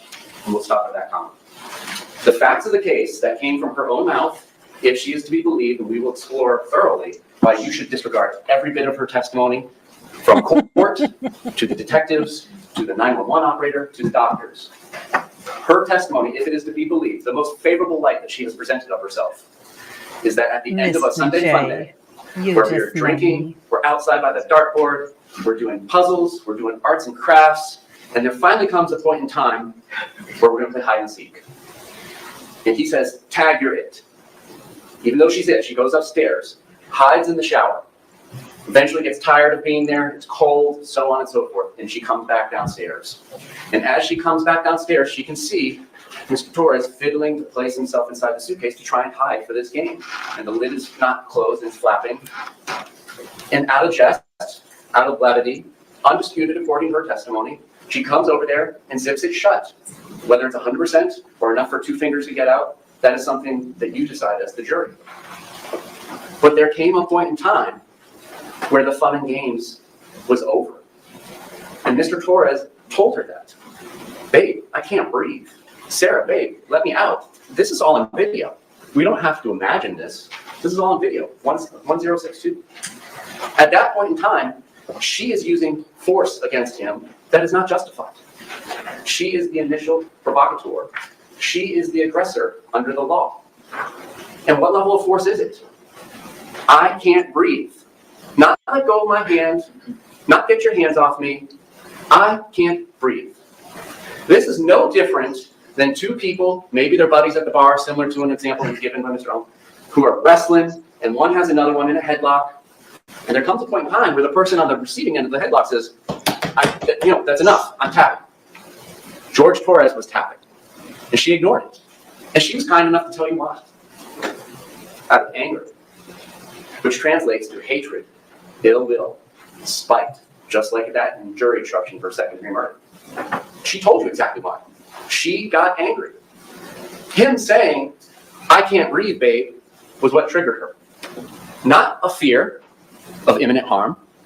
Those are her own words. That is the law. These are the 2 paragraphs that solve this equation without getting up on a big whiteboard in college that's 30 feet long, 15 feet high, and a ladder, and somebody's scribbling Latin words and Greek letters for months and months to solve this huge, complicated equation. The equation is solved in 2 paragraphs. She is the initial aggressor. He is saying, I can't breathe. It is no different than a naked chokehold that she does not let go of. And she told you it's because I want him to listen to me. This is my bully pulpit. This is how he made me feel in the past. She doesn't describe it as teaching him a lesson, but that's exactly what she says. I want him to feel like I felt in the past. I want to tell him things. Ladies and gentlemen, we can play semantical games, but that is teaching him a lesson. Therefore, we have to look at the other 2 paragraphs. Because right now, plain as day, the use of deadly force is not justified if you find that Sarah Boone used force to initially provoke the threatened use of force against herself. And what force are we talking about? Well, the threat of force that she tells you she was facing was him fighting for survival. Him sticking his fingers out of the suitcase. Him sticking his hand out. That is the threat of force, coupled with I'm going to end you. Well, ladies and gentlemen, she is the initial provocateur. She is the one using deadly force against him.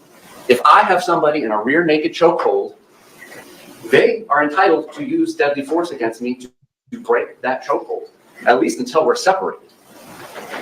He had every right to say what he said. He had every right to exist and stick his hand out and try and survive to breathe another day.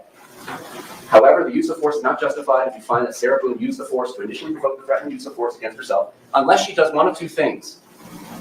And she did neither. Not even close. The threat of force asserted towards the defendant was so great that she reasonably believed that she was in imminent danger of death or great bodily harm. All right, let's give her absolutely every benefit of the doubt, which you should. This is a criminal prosecution. The state of Florida has alleged she committed murder. You need to do everything you can to look for reasonable doubt. But a reasonable doubt is not an imaginary doubt, a forced doubt, speculative doubt. So accepting that all of their past history, accepting the doctor's testimony and the limitations on what they reviewed compared to what we reviewed. We did a much more thorough review of the relationship than any of the doctors did in this case. So let's give her that first clause. Because of their past relationship, with George now fighting for his right to exist and saying that he will end her if he gets out, we'll give her that. But just like Mr. Cacciatore mentioned earlier, lawyers, words mean things to us, and they mean things to everybody, but really to us. Or an and. There's an and. Had exhausted every reasonable means to escape the danger other than using deadly force on George Torres. She did not use every reasonable means to escape the danger that now, after provoking him, that he was presenting to her, according to her. She didn't pick up her cell phone and start walking, call 911. She didn't do anything other than, if you believe that is why she called Brian Boone, made a phone call to Brian Boone, and unfortunately, because of past history, he just ignored her trumpet. Nanya, because it's positional asphyxiation, it doesn't matter if he had every scintilla of oxygen in the universe inside that suitcase. He was so constricted he couldn't breathe. He couldn't ventilate his blood, and that's why he finally passed away. It's the same thing that happens when you see all those old people who used a car and a garden hose. Your blood just gets filled up with the waste product instead of the oxygen, and then you'll die. Imagine you can only breathe with the upper lobes of your lungs. So the CO2 gets stuck. I mean, a lot of waste product gets stuck in the lower part of your lungs. They basically start dying without oxygen. So you are trying to breathe with basically dying lungs. Well, and he was scrunched up so hard that it was like, preventing him. Yeah, his entire system was prohibited. Yeah, and that's why it's positional asphyxiation. It's not asphyxiation. Yeah, Brandon has it right. It's like COPD. She did not exhaust every reasonable means to escape this danger that she created. She started it. She created this. Other than using the deadly force on George Torres. Now, this is a weird situation.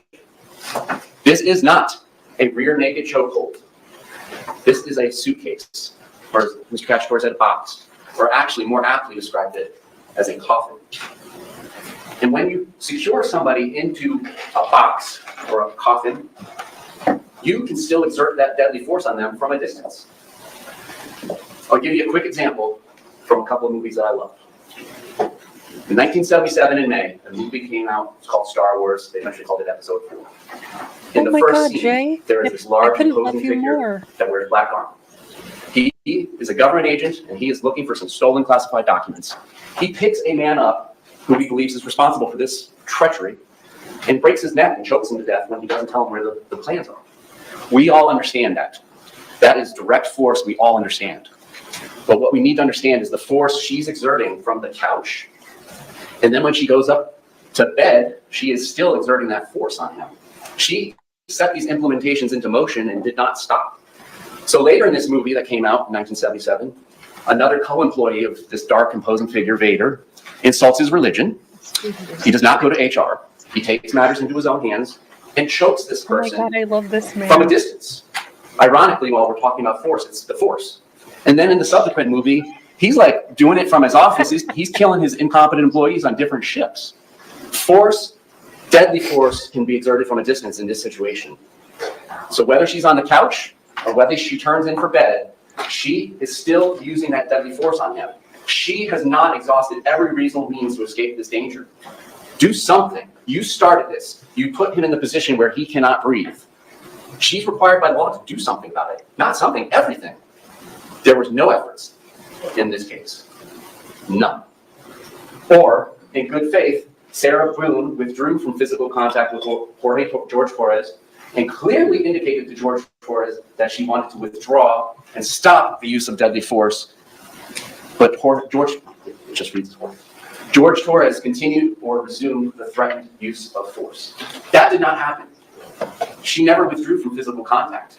She is still, like Vader, choking him from the couch, choking him from bed.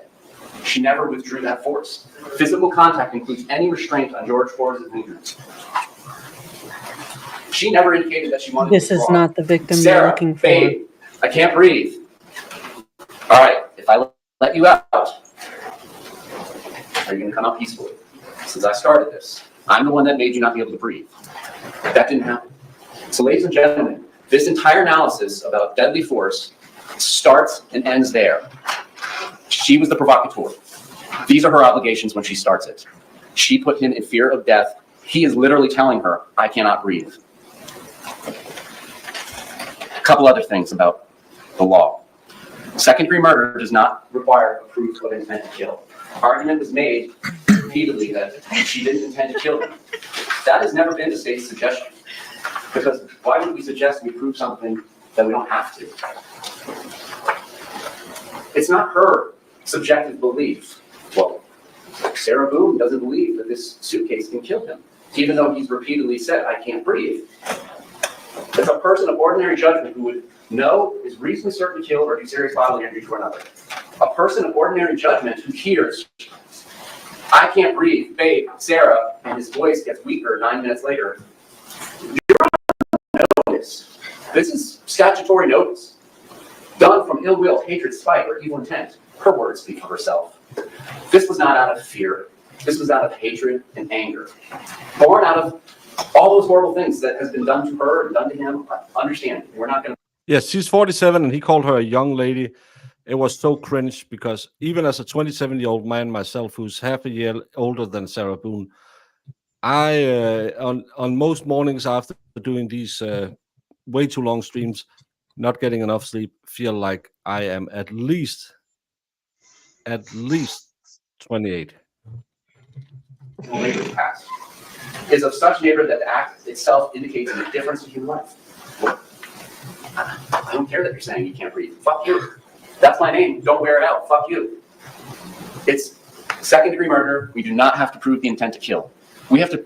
She intended the act. She intended the act of zipping him shut. She continued to intend that act when he said, I can't breathe. That act resulted in his death.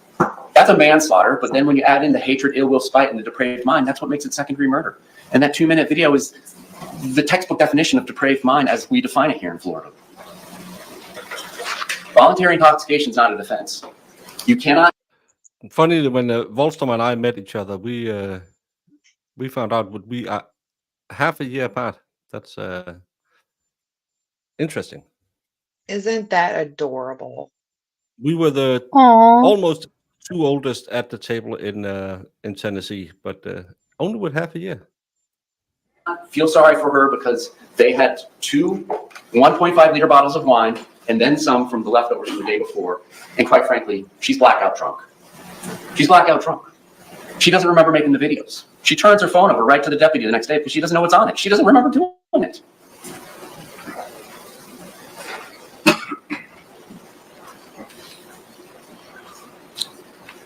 Another thing that we just haven't talked about much is. Sorry? I said, is it a Bart Simpson tie? Is that what he has on? No, it's birds. I can't remember which artists do them, but it's some kind of birds with two guys. Her story. She can't be up in the shower hiding and taking a picture at 11:03 p.m. 9 minutes before the video. That portion of her story just doesn't add up. And what it shows is it's more like 20 minutes instead of 11 or 12 minutes that we know he's trapped in what turns out to be his coffin. Let's talk about her testimony at trial. And we'll talk about all the problems. A lot of her issues predated her relationship with Mr. Torres. So it's not attributable to the trauma from Mr. Torres with all the luggage she brought into the relationship. And listen to the way she talks. It's not splitting the bills. It's helping without argument. It's not cleaning up and doing Sunday chores. It's cleaning up so we can relax. It's a reward. She talks about him like he's a child. I need to lead him to the next activity from one to the other. And then you saw all the videos, and I'm not going to belabor it, what that we showed in rebuttal, but the relationship and the power dynamics speak for itself.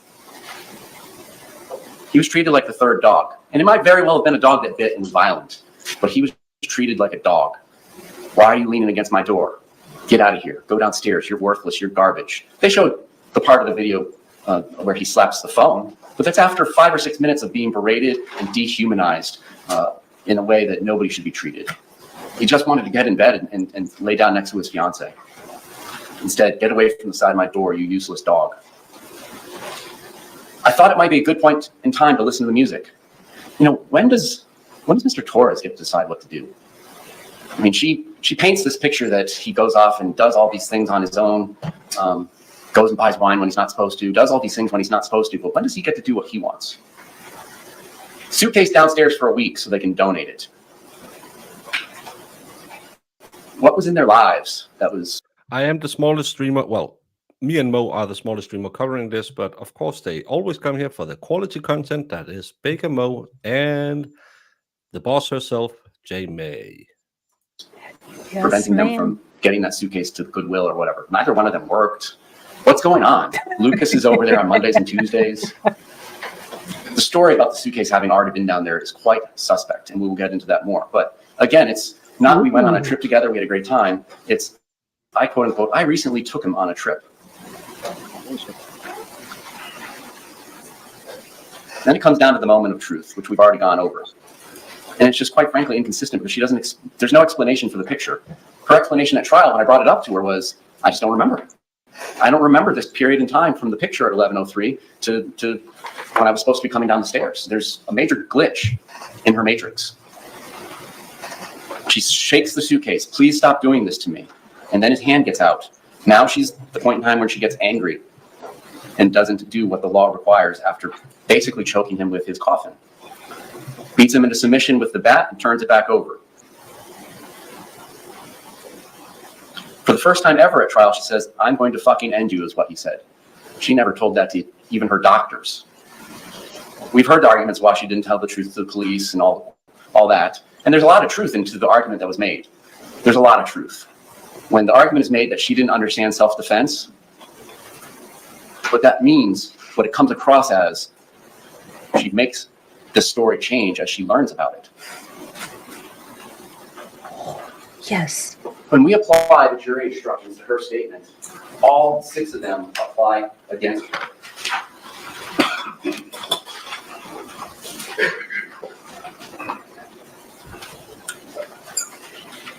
Won't belabor this since it was discussed earlier.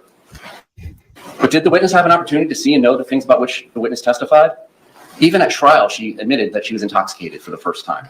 She went back and forth with the police about whether or not she was intoxicated and her standard of drunkenness and whatnot, but she was so intoxicated that she still felt the effects of it at 1 PM the following day. The medical examiner told you that alcohol dissipates in the average person. Everybody's different, tolerance, all sorts of things come into play, but on average, 0.015 grams per deciliter will dissipate every hour. So you can do the math. 0.015 times 14 puts her at 2.5 times the legal limit. For those reasons alone, you should not believe anything she told you. You should not believe anything she told the police. You should not believe anything she told the doctors. She was at 2.5 times the legal limit. She has a gap in her memory that's unexplained when I brought up the photograph at 11:03. You can't have it both ways. I don't remember 11:03 to 11:12, but I was upstairs in the shower hiding. Does the witness seem to have an accurate memory? Well, this ties into what we're talking about. But again, there's a glitch in the matrix, 11:03 to 11:12. Her memory is not accurate. By her own admission, I don't remember. She tells the police when they show her the video, I don't remember that happening. Was the witness honest and straightforward in answering the attorney's questions? I submit when we got off script, and by we, I mean with both attorneys, she wasn't as honest and straightforward as when it was a very directed and smooth examination. I came out of the gate with something that was off script. Tell me about Pamela Erickson. Tell me about Christine. Tell me about Crystal. Because she's the one that said cheating to her meant pornography. Well, ladies and gentlemen, you know, she knew exactly who those people were, and that she believed that he was cheating on them with her. And apparently she is too, with some guy named Ben. That when I describe this as a violent, nonsensical relationship, that's exactly what it is. It's not to downplay the violence. She got stabbed. She had minor surgery. It got infected. Those injuries are real. But they just don't apply in this case. They just don't apply when you use that self-defense instruction when she's the aggressor, if it's to be believed. Object. Approach.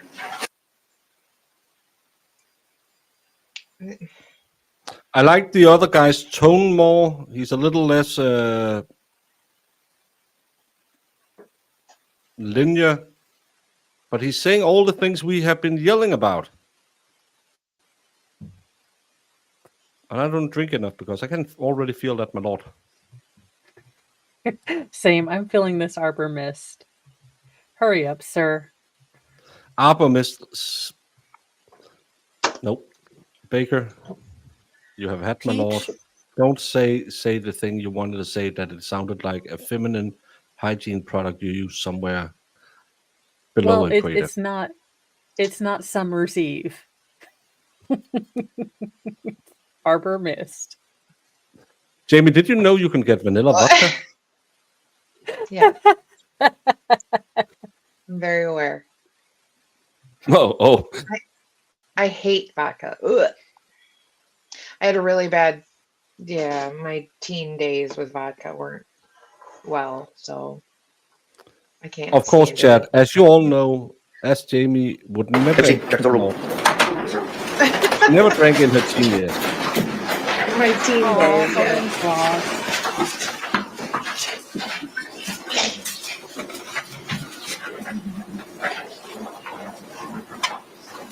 Let me say it loud and clear.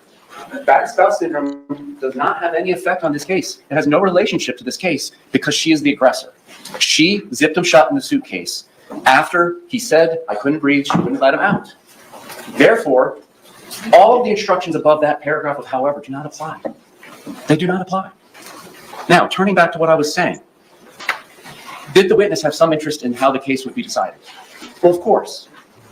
3 out of 4 panels that y'all came from indicated to the judge fear of punishment was more important than the fear of public speaking. It speaks for itself. She has an interest in the outcome of the case. Now let's talk about, does her testimony agree with the other evidence in the case? You do not have to accept this story. Let's pretend, as you should, because all 6 of these things, we haven't gotten to the inconsistent statements. Let's pretend her testimony doesn't exist, and you just have to look at the circumstances.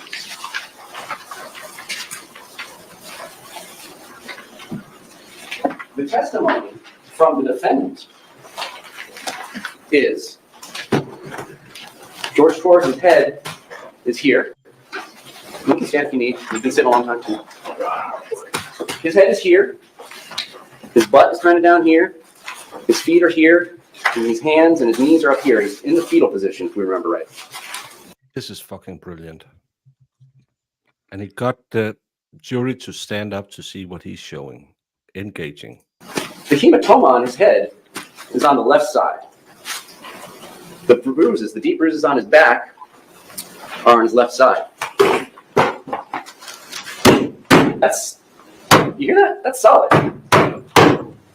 You don't have to accept that she put those marks on him when he was in there. The evidence doesn't support it. You can conclude she used this bat when he was outside the suitcase.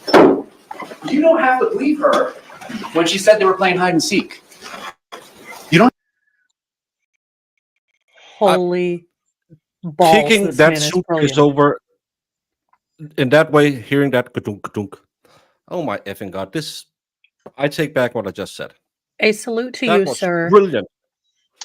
You are the PIMP in your ridiculous tie, sir. It's a crime against fashion. But if your kids gave it to you for luck, then bless you, sir, for wearing it. have to believe her because she doesn't know the rules. She came downstairs, saw what she had done, and had all the opportunity in the world to clean up whatever mess may have been at the bottom of the stairs. But ladies and gentlemen, physics doesn't lie. She can't expect you to believe her testimony about the loud boom being the day before compared to her two neighbors who weren't drinking, who have no interest in the outcome of the case, who suffer from none of the infirmities of her testimony. She suffers from all 6 infirmities. When her neighbors say there was a loud boom that night, there was a loud boom that night. Did it shake the wall they shared in common? It shook the wall that they shared in common.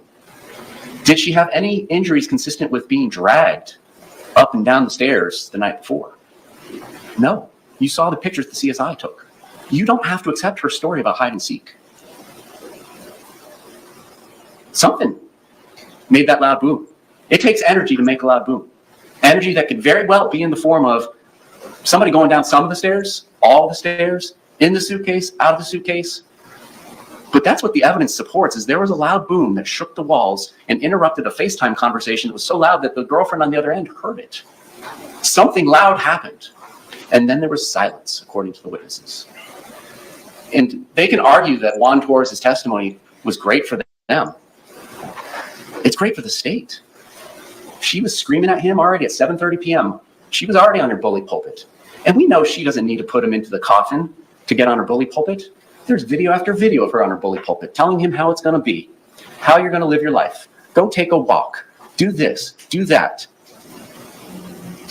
You don't have to accept anything she said. It's inconsistent that he received the hematoma to his head, his bloody mouth.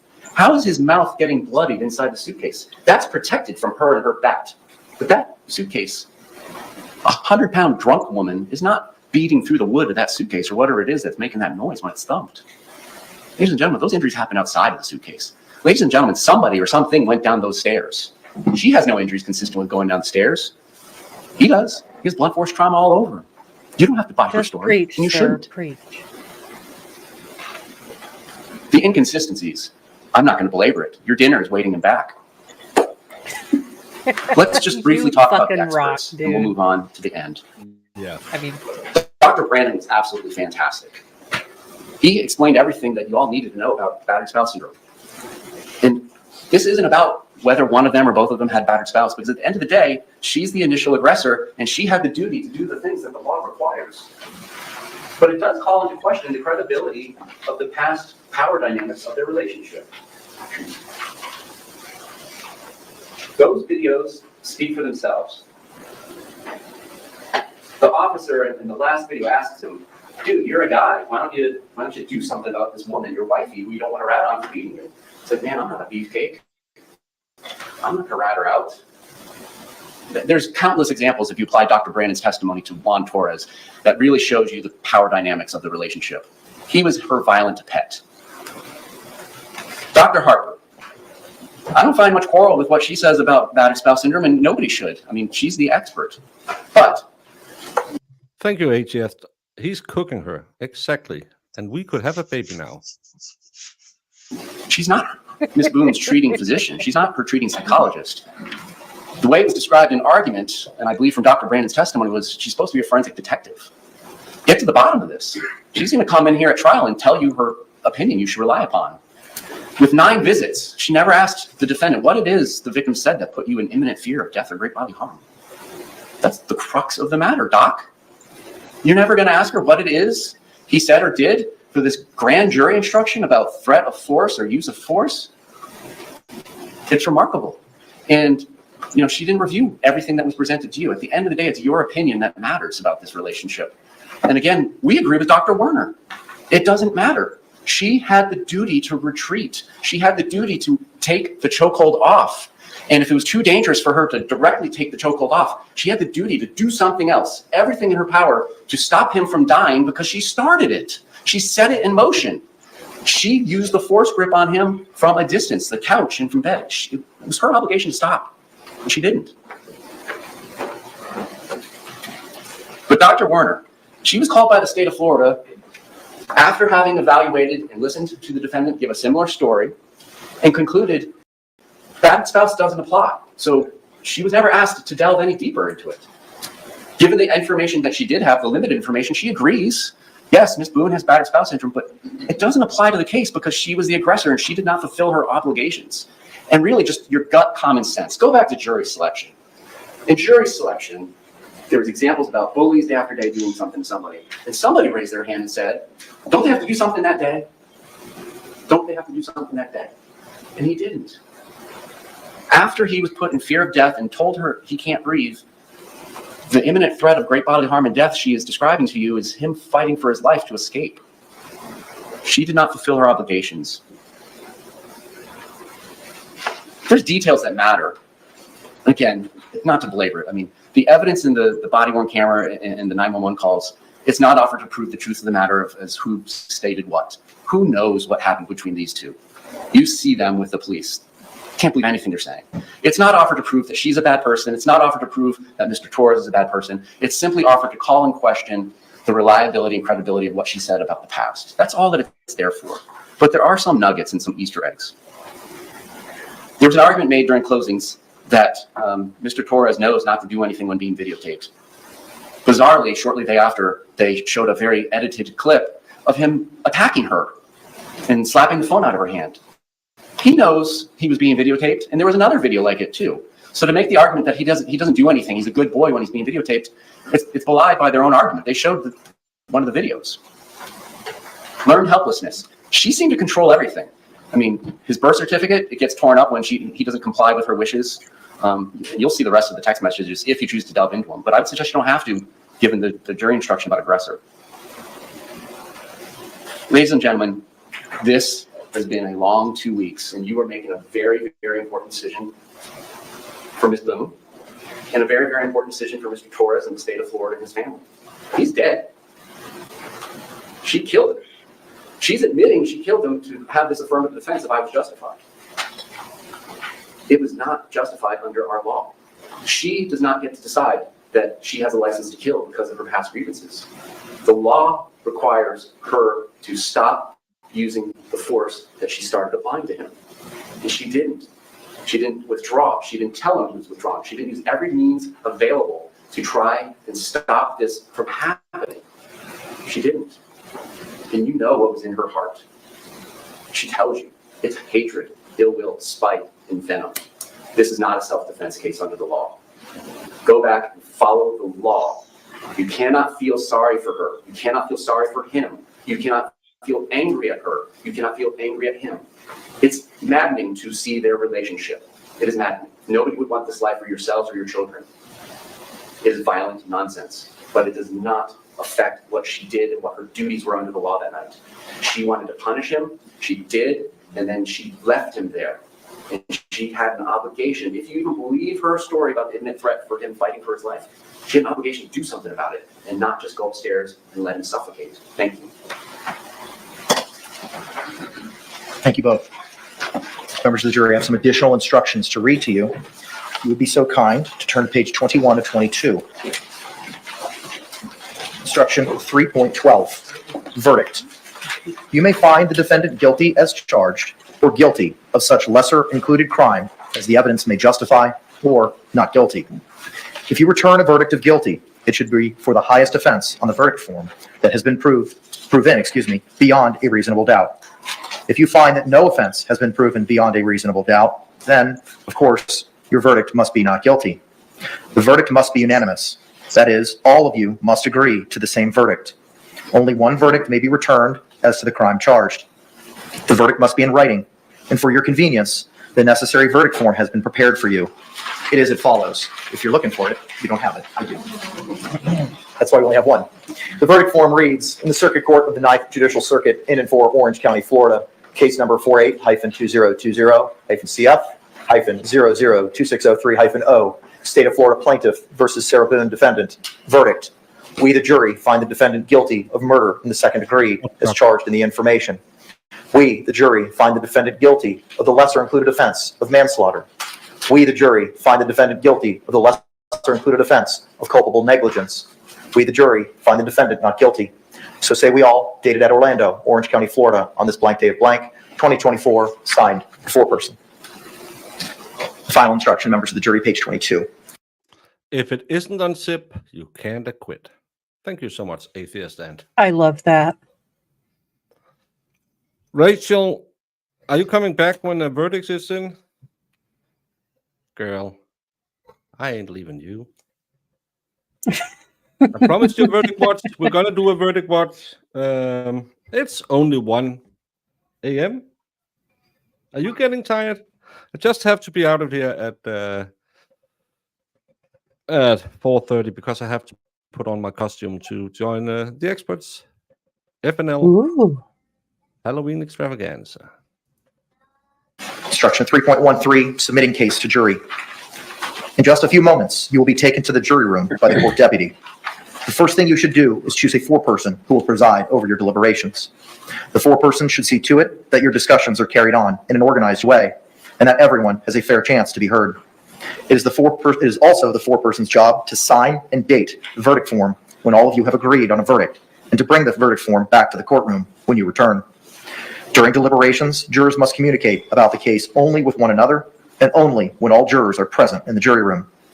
If a juror goes to the restroom, the deliberations should stop until the juror returns. You are not to communicate with any person outside the jury about this case. Until you have reached a verdict, you must not talk about this case. 9 a.m. Eastern is the Stabby Day show. Person or through the telephone, writing, or electronic communication, such as an email or any other means. No, he didn't. Do not contact anyone to assist you during deliberations. These communications rules apply until I discharge you at the end of the case.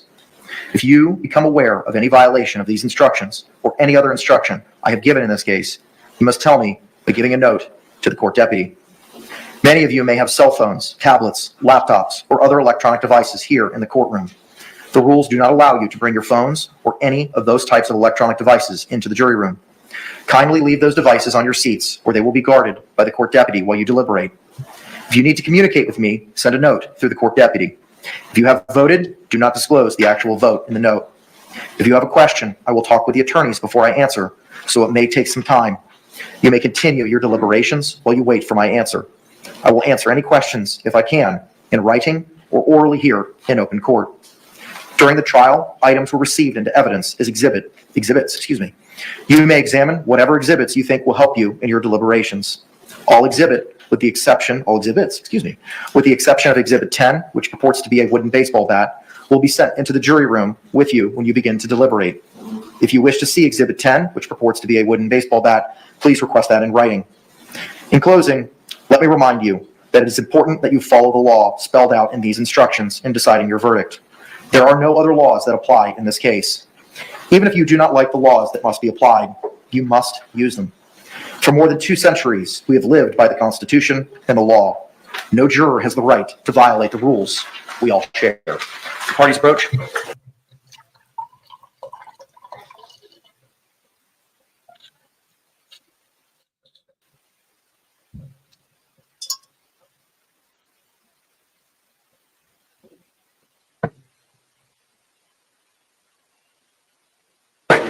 Members of our jury, I want to take a moment and thank you for your time, your service, and your participation in this very important process. As I said to you last week, be it Monday or Tuesday, maybe even on Wednesday, without your sacrifice and your service, the wheels of justice would simply come to a screeching halt. And on behalf of myself, the state, and defense in this boon, we thank you for that sacrifice. With that, jurors wearing badge 295, 9, 569, 515, 130, 249, and 448, and 110, who successfully served as our alternate jurors in this trial. I wish I could give you more than my thanks and a hot meal that's waiting for you, but I do thank you for your service and your sacrifice. Courtroom deputy is going to take you out at this time so you can collect your meal, and I'll meet you back there momentarily to give you your jury certificates. Thank you for your service. The rest of y'all, if I didn't call your badge, you need to hang out. Oh, Sarah, do you see those prison walls just closing in on you? Kind of like a suitcase. You leave someone in, You all may be seated. let them die. For you 6, you are that will be deliberating in this case. I thank you again for your time and your service. The exhibits will be brought back to you momentarily, and a meal is waiting for you. We will work till approximately 10 o'clock tonight if you do not render a verdict before then.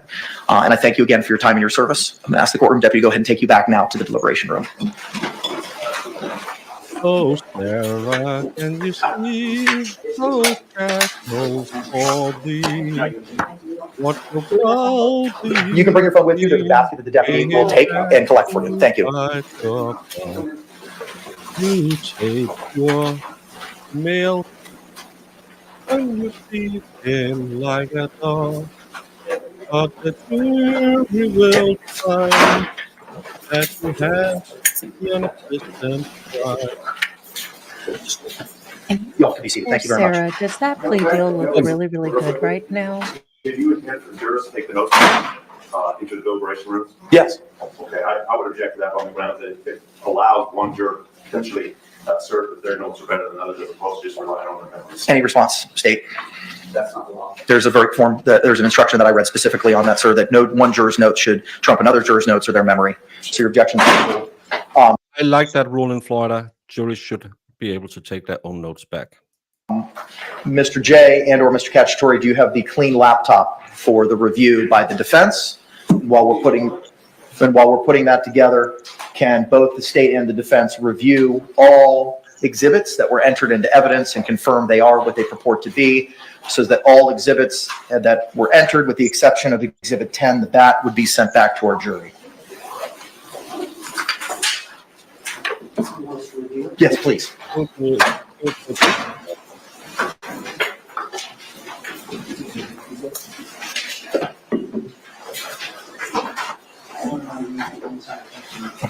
Well, I put up a poll,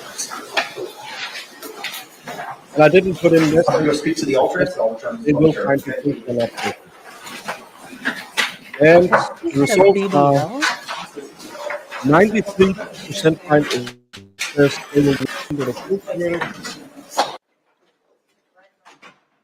3% says not guilty, and 3% says hung. Now to the ever-present, most important of all polls.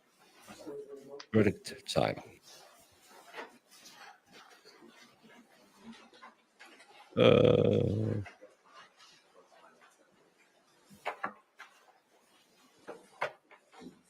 Oh, I did that wrong. I might be a little tired. Oh.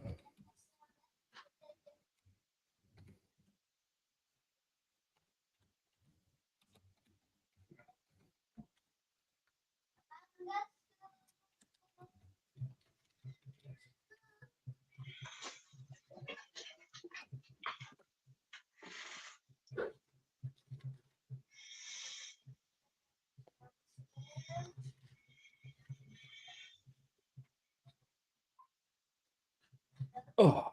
Well, no bingo was found. So Jemima will now put one word in chat from the list of potential words. I will put it up on screen so everyone can see that word. And then we'll go until someone yells bang, bang, bang, bang, bingo. And they have to say it exactly like that.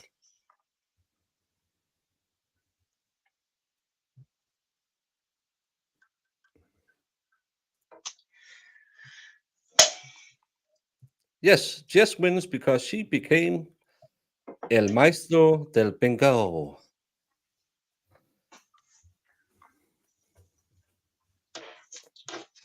Let's keep it fair so no one claims that, well, you have to be a member of Jamie's media network to win the prize. You do, though. Yeah, well, we don't tell them that.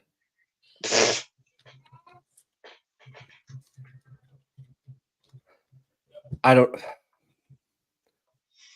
know about Blondie, but I just don't feel it's court appropriate, the clothes she's wearing. It's so very, very tight. And she has a lovely figure. It is nothing jealousy. It's not. It may be me being a little prudish since I have teen girls, and I know that men's gazes are attracted to it, and I'm not trying to be a prude or a Puritan, but biology. Heck, I see a woman with her health and safety board all out. I'm confused.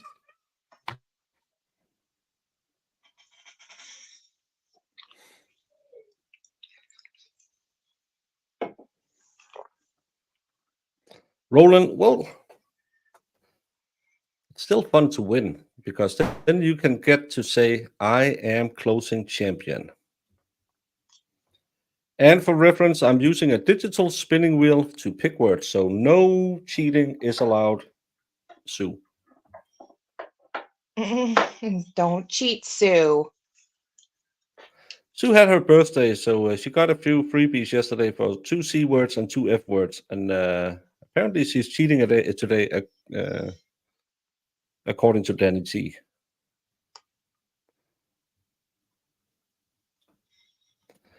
And Jess, 1 minute has passed. Word number 2. Thank you. Oh, you're already running a 1 minute countdown. Repeatedly.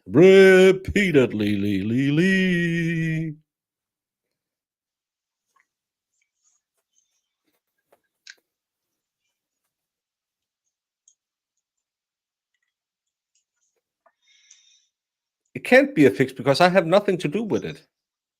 What was number 1? Number 1 was opinion, public opinion.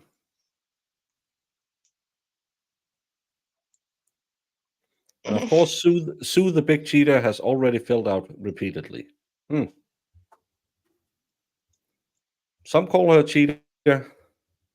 Third word is hungover, what I will be tomorrow.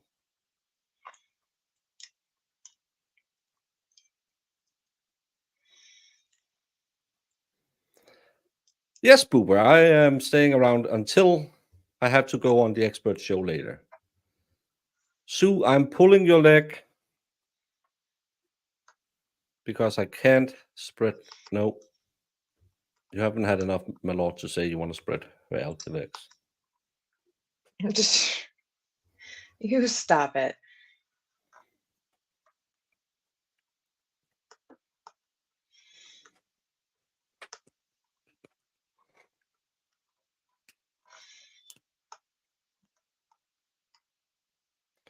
The word was hungover.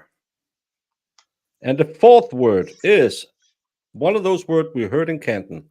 Horrific. That's when a lady of the night rips her pants. Horrific.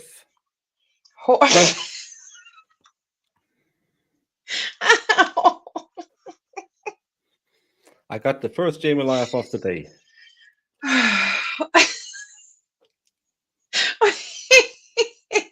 It's when the lady of a night rips her pants. Horrific.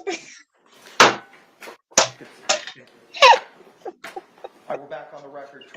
You're so ridiculous. 3, State of Florida versus Sarah Boone. State appearances for the record. Defense. James Elway from Miss Boone. I have the parties had the opportunity to. Maria Moss claims bingo, bingo, bingo. You have to write bingo and the 3-letter numbers, and then we'll hold with new words until just have confirmed or denied. Review and inspect all the evidence to be sent back with the jury. The defense has as best as I could. Okay. Yeah, I didn't keep a tally, so I trust the clerk's numbers. Madam Clerk is the best, so I have no doubts that everything is included. State, had the opportunity to review it? Mr. Cacciatore's person did that. 093. All right. And with regard to the laptop, has it been inspected? Yes. All right. Okay, so we'll send the exhibits back with the exception of Exhibit 10, the bat, and the clean laptop to our jury. Ms. Boone, I've got a couple of questions to go over with you again, ma'am, if I could. Ma'am, you were sworn previously this morning. You've been present throughout the entire trial, starting last week through today. You've been seated next to your lawyers at counsel's table. You've had the opportunity to observe the opening statements, the direct examination and cross-examination of all the state's witnesses, the direct examination and cross-examination of all the defense witnesses, and the opening or the closing statements as well that were presented by both sides. You've also had the opportunity to observe all of the exhibits that were presented as evidence in this case. Are you satisfied with your lawyers up and until this point? Absolutely. And are you in agreement with the strategy utilized in your defense? Yes. All right. The last issue that I need to address is the state's request for in-camera hearing regarding What if she financial said no? arrangements between defendant and defense team. Well, they'll What probably if, say. what if "Go at this ahead." point she's like, no, they were horrible. And I know. sadly, Maria Moss has gone to Sue School of Bingo. No mention of straight A student. Bingo is still on. State, what is your concern? It's a very expensive defense, and she's indigent, and there are bar rules that limit the ways that things Oh, can be we're done. getting I to don't know the what's going on. shenanigans. None of my business unless it's raised in the 3850. So if there's an in-camera proceeding, I would ask to be sealed, and won't be any need to get into it unless there's a 3850 claim that there's a conflict of interest. Is there anything other than concern or speculation that you have? Just things in passing that have been said and observed. It's a very expensive defense.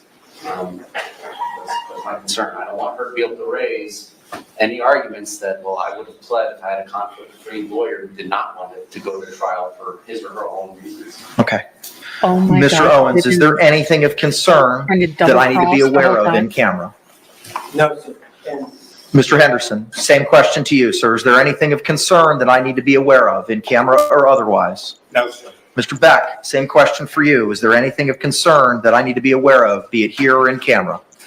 No, Your Honor. Okay, all right. Judge, and if you need to inquire from my client about whether or not she wanted to enter a plea or whether she wanted to go to trial, but, you know, we made it clear that it was her decision, not my decision to go to trial because I'm trying to gain some publicity or money or book deal or whatever. But that was her decision. There was some strong conversations we had about what was on the table. And Ms. Boone, as she has a right to, wanted a trial. Mr. Henderson and Mr. Beck, would you agree with Mr. Owens' recitation as to none of the financial issues being book deals or anything on the table at this point in time? Judge, yes, because I definitely don't know about it. Okay. Because Mr. Beck, anything to add, sir? Only, Your Honor, that I believe it's the attorney-client privilege information, but there are no concerns about comment. I colloquied Mr. Owens, your client, before we picked a jury as to the offer in this case and whether or not she was ready and wanted to proceed to trial. And she had affirmed at that point in time that that's what she wanted to do. So I see no reason to inquire of that further. State, is there anything else we need to address? Defense, anything else? No, sir. All right, please give your cell phone numbers to Madam Clerk. We will be on verdict watch. And I thank you all for your hard work in this case. We're off the record.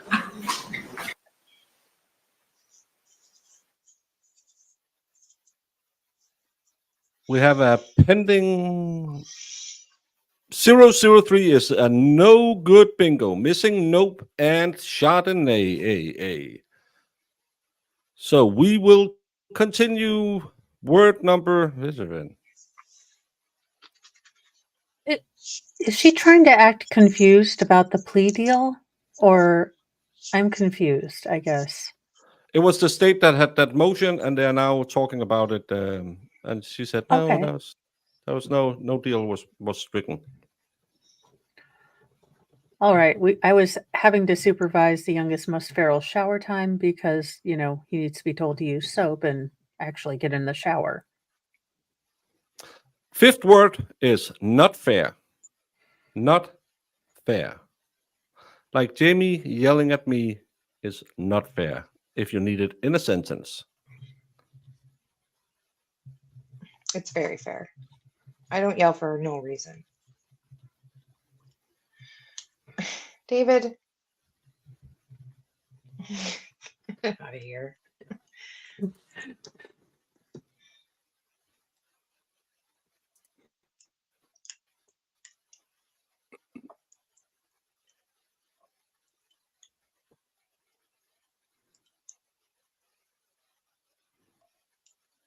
What?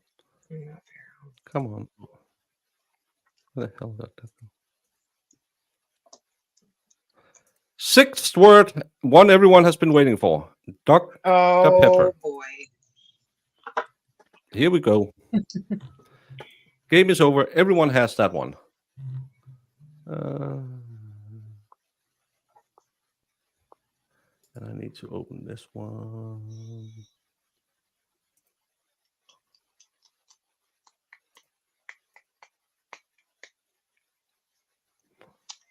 No bingos? Come on. Well, you have to do Everyone's the saying, whole thing. Oh. I was just missing one.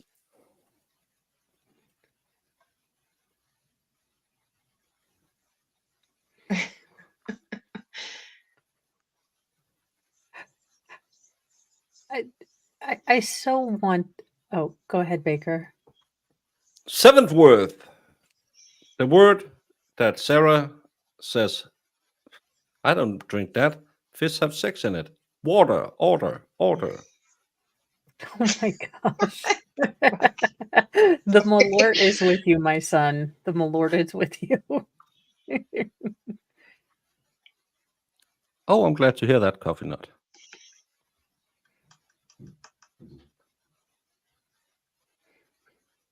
Dennis Eden has a Yahtzee. Good job, Dennis. You know how to play this game. It's like saying check you're it when you're playing hide and seek. Yeah. Yeah, as my son said, We're playing bingo. Yahtzee. He is dumb at hide and seek. Eighth word, plan. Like I plan to not listen to Jamie when she yells at me. That might See, not you be a asked good for it. plan. You asked for it. I don't ask for it. Mhm. I just react to it. Nope. Well, MLS, we have a unique talent. We really do. Well, maybe in the next time we need some better words. We need to stop using the words we say on stream. Actual words from the stream. Yeah. We need to do like manslaughter or unaliving or, Yeah. Like court words, actual court words.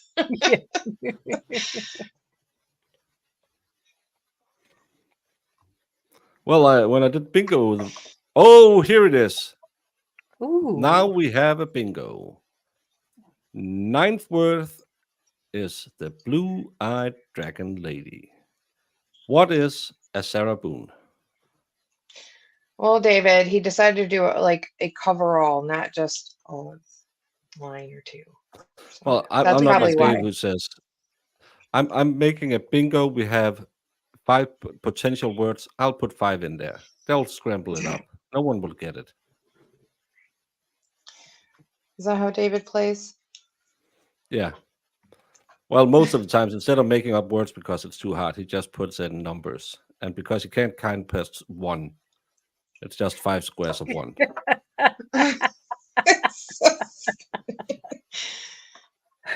Oh my goodness.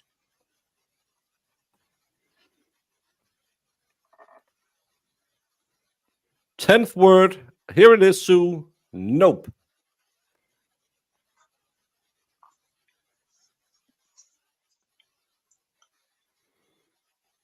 Sue, have bingo. I also see a judge. Mhm. Oh, Sue is not. Nope. I think he's just in there getting his stuff. I don't think he's back there to say anything because he's just talking to personnel. Well, hey, Boober's mom. We are sorry that you join us in this state of disrepair, but to my excuse, it's 1:25 in the morning and I had my Lord. I am feeling happy. Oh, Sue, you got it. Woodbridge is here. Woodbridge I think is the 11th word. I think she said she needed Chardonnay. I know. Well, Sue don't need Chardonnay, but she's having some. I feel like Sue doesn't drink Chardonnay. Could be wrong, but I don't feel like she's a Chardonnay lady. No, she's probably more like the whiskey you have on the bottom shelf and two Well, of them. not necessarily. I just feel like she's a shots lady, but I could be wrong. Brandon needs some Chardonnay as well. Yes. That too. Beer. Beer or shots. That's what I would picture. Well, a beer isn't a beer without a sidecar, is it? I'm sure. And for those asking, Publix have been mentioned, yes. Danny G claims bingo, but she forgot to put in her 3 numbers so we can check them. Danny G, Publix has been said you have to put in your 3 numbers.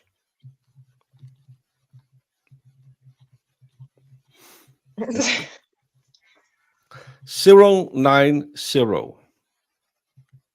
090. And then we'll find out if Danny have made a Sue or she played fair. Sue's gonna beat me.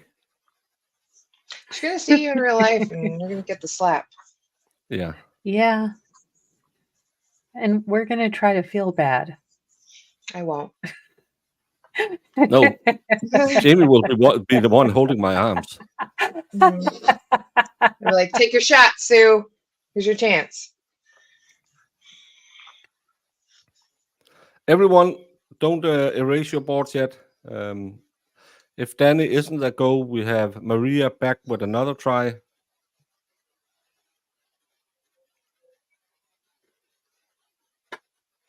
We have a winner, Danny Yay! T. Congratulations.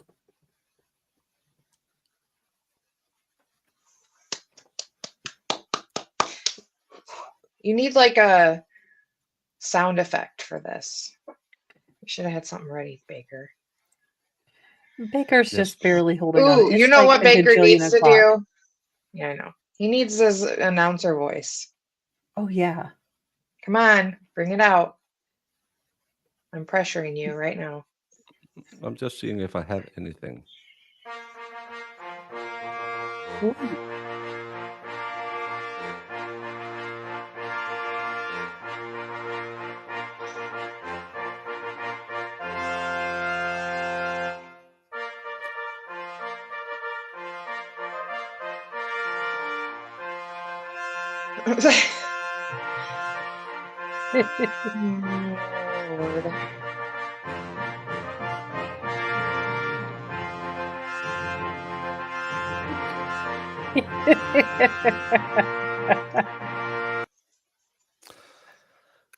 Bingo, bingo, bingo. We have a winner. Danny T with number 090 was the inaugural winner of Closing Statements Bingo, go, go, go. Thank all y'all for playing. Hope you had a little bit of fun. Next time, we'll take a look at the words and make them a little more real lifey, because who else but the Baker says fingering, fingering. And Alky legs.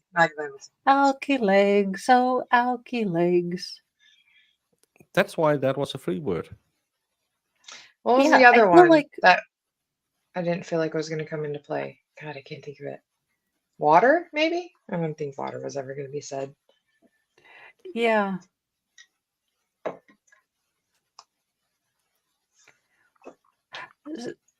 So, positively optimistically, I'm hoping that they all talk through dinner and they're just like, yeah, can we go home? Yeah, F this heifer. And, finish dinner and then give us a verdict. But realistically, I'm thinking 2 to 3 hours because they need to decompress. They need to be able to talk about all this. They haven't been able to, kind of compare notes, even just, say, what the hell was Owen smoking? Why is he acting like an emo kid in, Hot Topic when his Karen mom tells him no?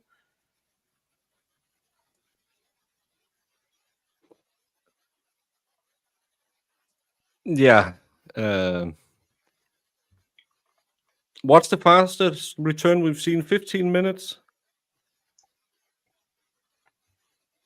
What? That wasn't a case we covered, but it was covered on LawTubers. It's been so long since we've done because Karen Reed was like 3 days of who the hell knows. Yeah. Chat believes that it will be 2 to 4 hours, 50%. Less than 2 hours, 42%. And I did that the wrong way around. 4 to 8 hours, 5%, and 8+ hours, 2%. So if we believe chat, we'll be out of here in 20 sigillion years. Well, we've been on Verdict Watch now for 30 minutes, so we'll be out of here by. Now I have to do all the math at this hour. It's 7:30, so we should be out of here by 9. Okay. If we can believe chat. Jedi Jess, thank you so much with the help with the bingo. It was a first time try. If people like it, we might do it for another trial. It's fun to have some interaction with the chat, because closing and opening statements can get pretty effing boring.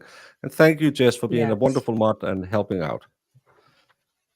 And Special K, thank you, Broken Baker. Love your channel. Well, thank you so much. We love having you all here, and it's so nice that you hang out with us even when there's nothing really to talk about. But there is something to talk about today, because I promised you we would look at her divorce filings, because there are some Sarah Booneisms in there. I can do a poll. Should we do bingo again? I love polls because it helps with my interaction, so YouTube thinks it's a popular chat. Ooh, I did not know that. Baker's just spilling all the tea on how to grift. Grifting 101 with Baker this Saturday, right after Beauty on a Budget with Jamie. Oh, don't you start, Timo. Tomorrow, Jamie's segment tomorrow will be how to talk. Oh my gosh, you guys! There's a class called Basic Grifting. Should we all learn how to be grifters together? Oh, I want to learn how to be basic too. Double class. I'm double majoring in basic and grifter. Mm-hmm. Ew, then I'd have to get a pumpkin spice latte. Ugh. Never mind. Yum. I don't like coffee. So. Mo. It's okay. I won't What? shame you. I love By the time I add enough sugar and creamer, I might as well just have a goddamn, milkshake and go on over to Culver's and have a damn milkshake. It's like 74 grams of sugar, and I'd rather have a milkshake. Yeah, then you're not like I love when people would be like, I love coffee, and then they all, like this girl I worked with, all she got was basically milkshakes with like a spritz of coffee in it. I was like, that's not coffee. It's not real coffee. You got a milkshake. And thank you, Joyful, for a pair sticker saying thank you. No, thank you. Do Mo and Jamie get to eat dinner? I'm manning the fort. They leave when they need to leave. Marissa, you can't leave. Yeah, I'm doing fine. Mr. Mo has taken over the shift. At least one of the children has bathed, which is good. Well, that's... Well, you have girls. They'll bathe automatically. Well, yeah, and they're teens, so they're like, hi, see ya, bye. Yeah. Yeah, her appeals will be, Your Honor, I promised my fans they would be millionaires. I didn't give a them enough. She has been around on Social Blade. I think no, that's not the one. Can't remember the one where you can see what people earn because it's a little bit off. But yeah. Do you watch old trials on stream? Hardly ever, because it's kind of like watching a football game that you know who wins.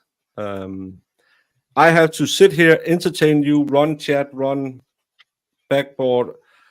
If I have to sit here and I know that in 2 hours we're going to get to either something exciting or something really, really boring, I would probably lose my mind. It's fun doing this, and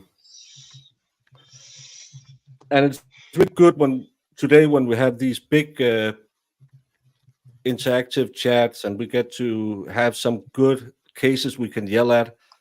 But sometimes you have the border patrol that looked super good, that a guy unaliving his mistress and their love child, well, not love, be turned into 8 weeks of absolutely nothing. Oh It's my gosh, really, that really was hard to, and I've been sick all week. I still have a fever. I haven't left my house for more than, without taking out the dog sitting part, I have left my house for less than an hour this week. So sitting here, much like our little goofy trials that we would find.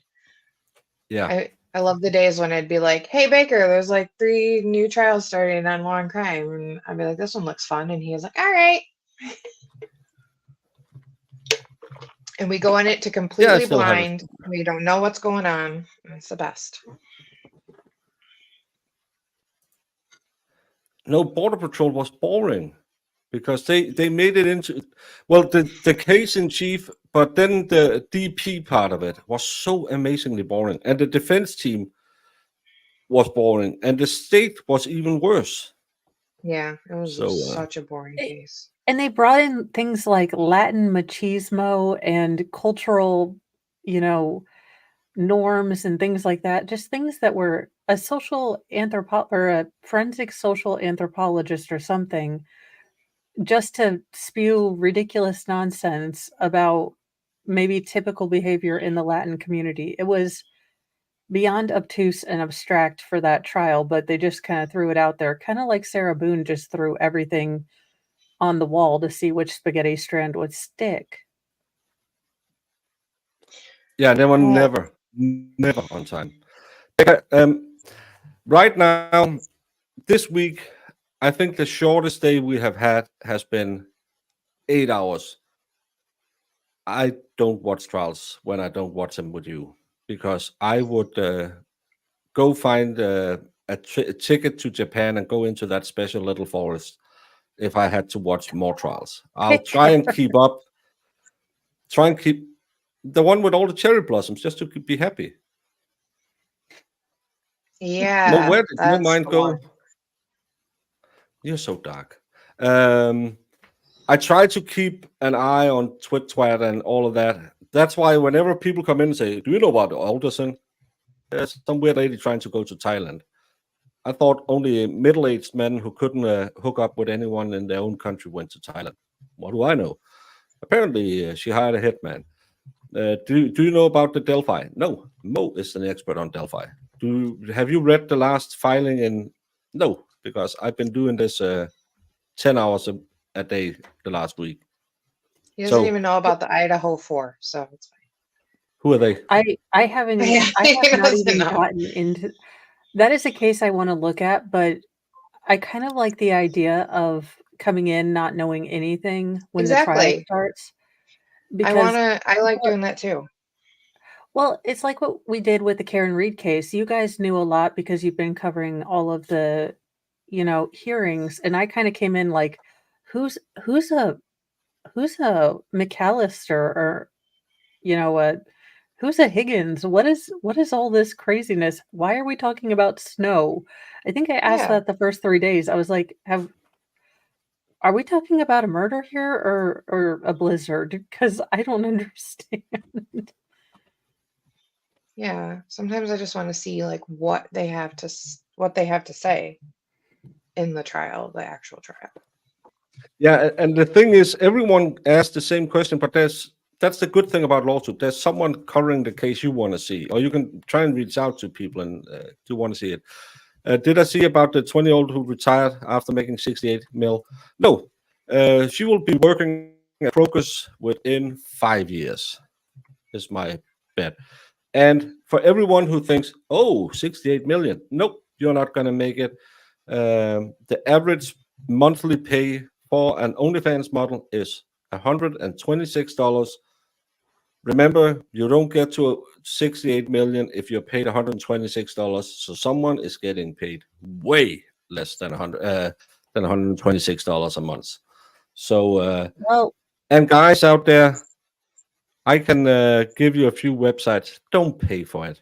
At least if you're going to pay for it, or go to the town over and find that special house with the red light, because then you get the feeling.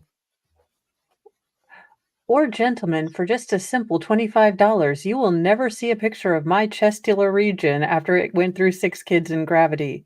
This is a reverse hostage situation. I will send you a picture of Nancy Pelosi's cleavage.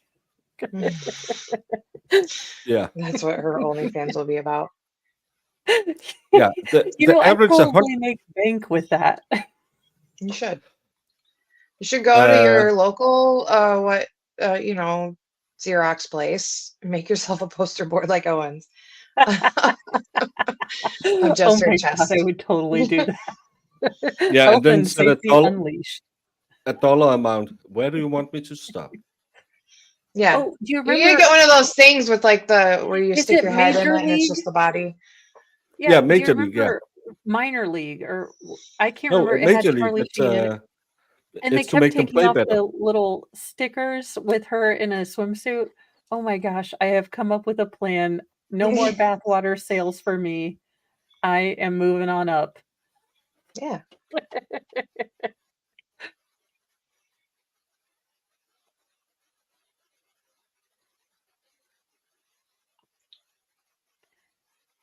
$20 a month. Jesus. Yeah.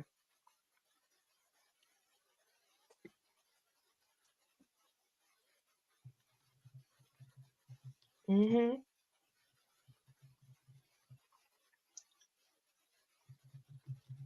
Oh, I was like, where'd he go?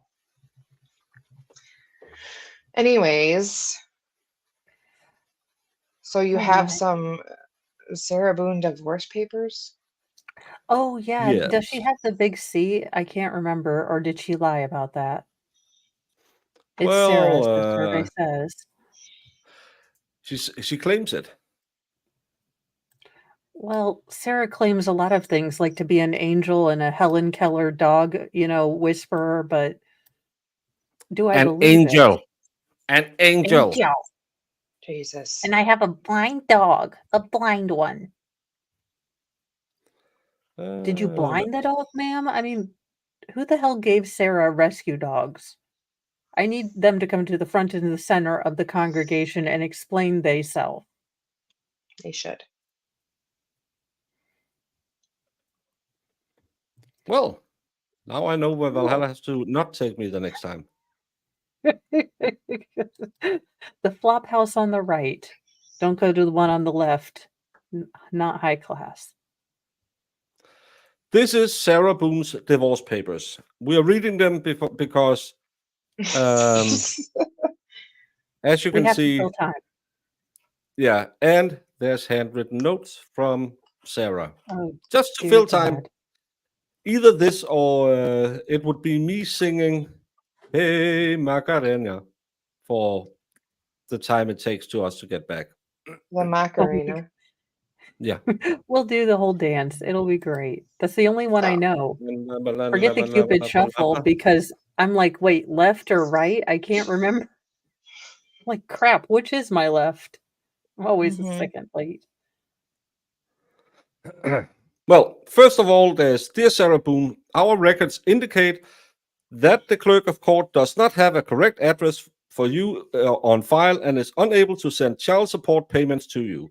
Money may have been sent but was returned or may be on hold because your address is not current, according to blah, blah, blah. As of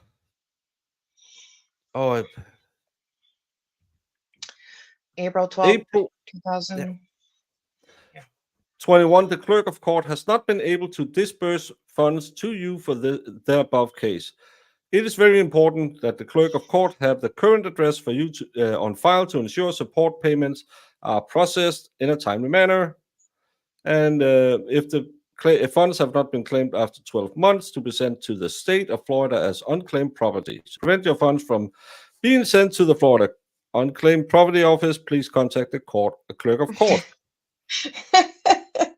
I was thinking the same thing, Peter.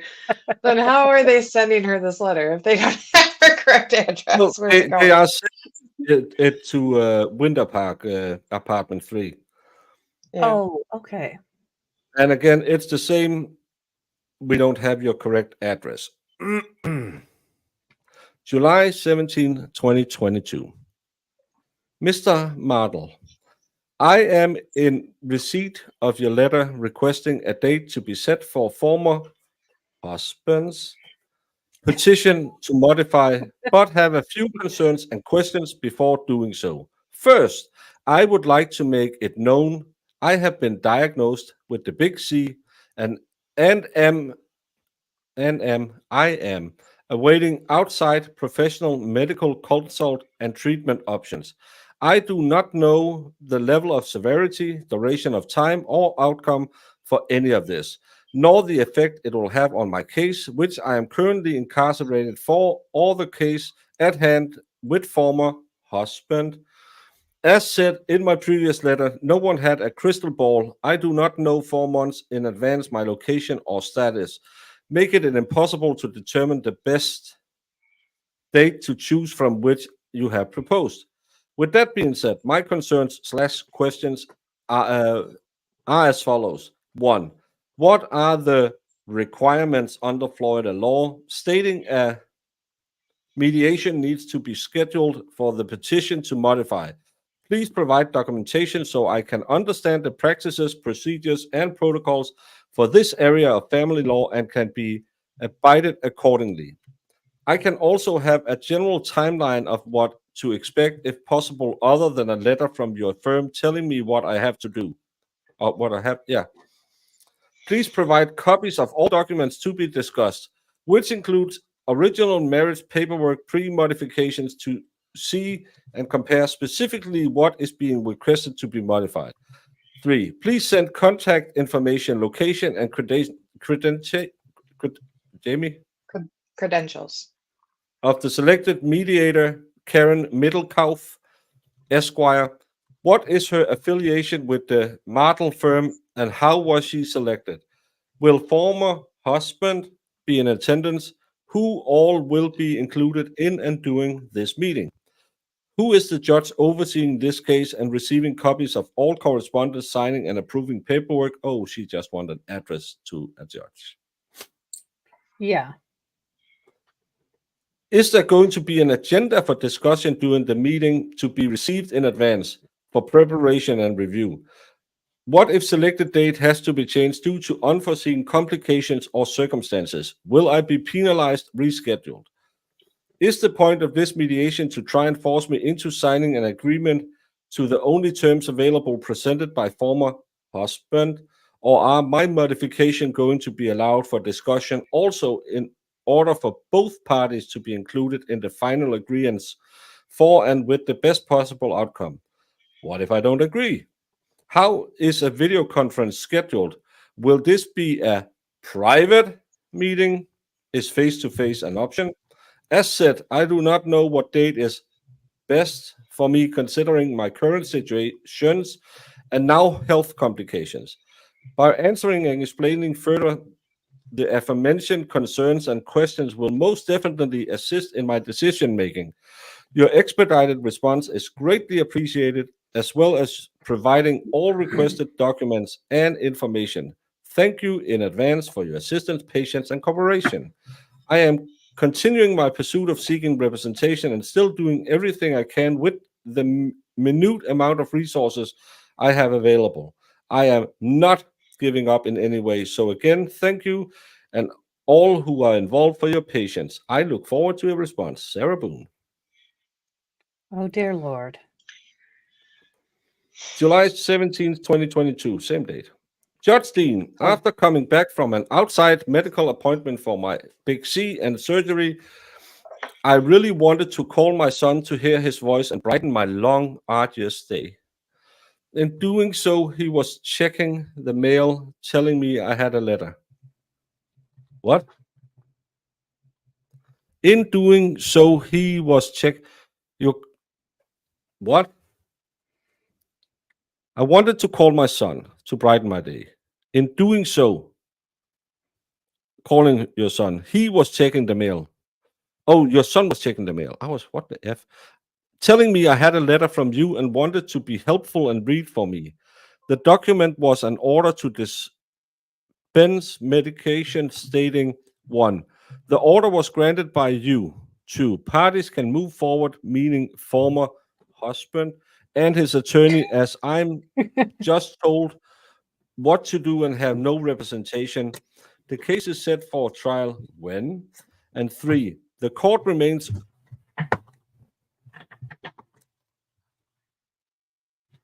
What the hell is that word?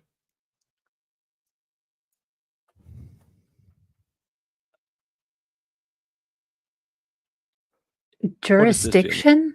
Is it over jurisdiction? Oh, I don't know.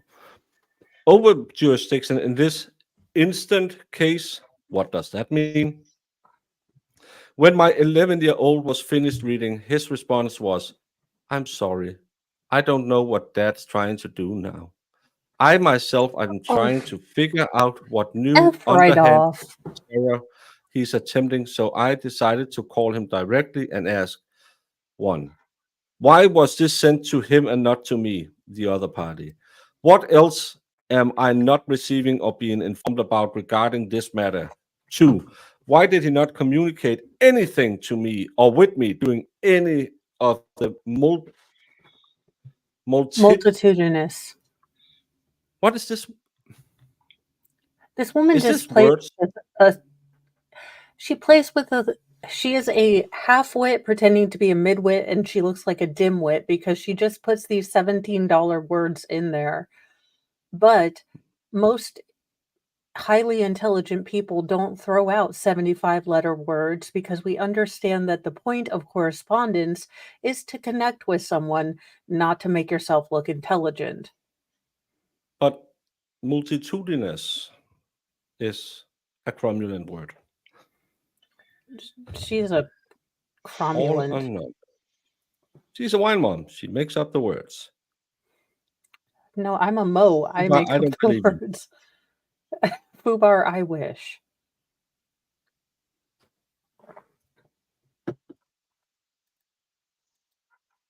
Apparently, this is the punishment.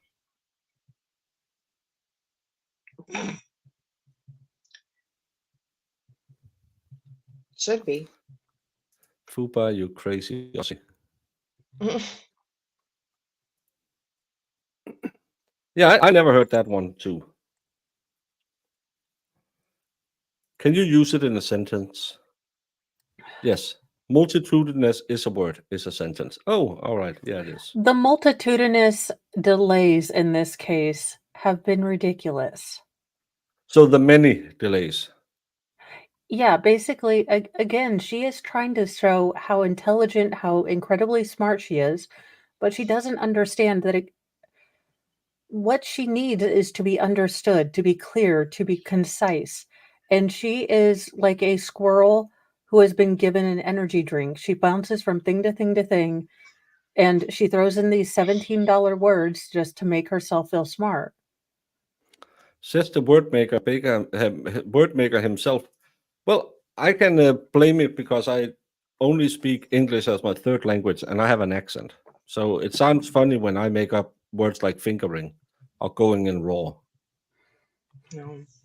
Those aren't made up words. Those are things. You just say them in inappropriate times. Well, that's the problem. Then I made up a word called moist o'clock. That's not a thing. Well, that is his made up word. Yes.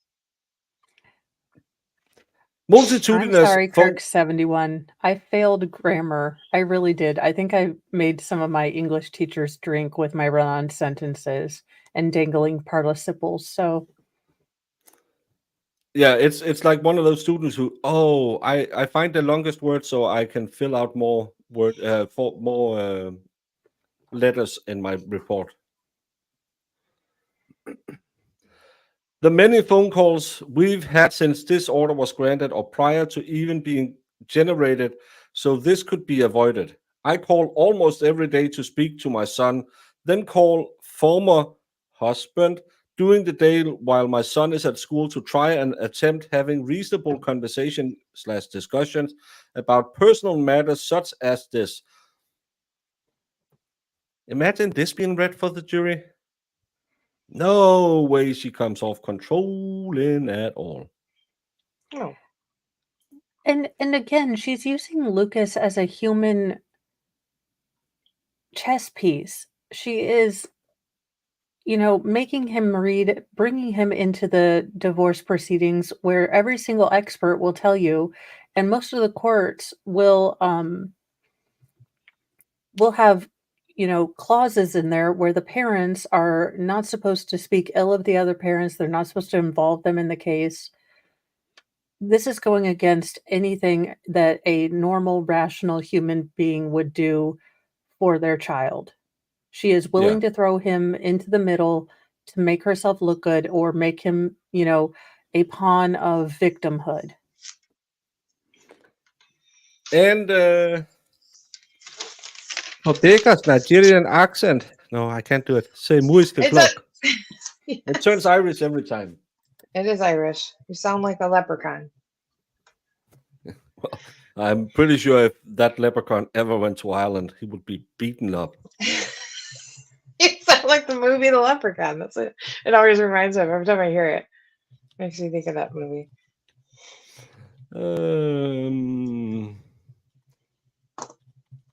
I am trying to alleviate any additional difficulties and am constantly coming up with solutions. I bet not. In everything to work with former husband to complete this process in a positive, fair, and accurate manner. How can this be done now the medication has been dispensed? Both parties could have figured something out instead of just canceling completely. Former husband could have explained his intentions to help understand my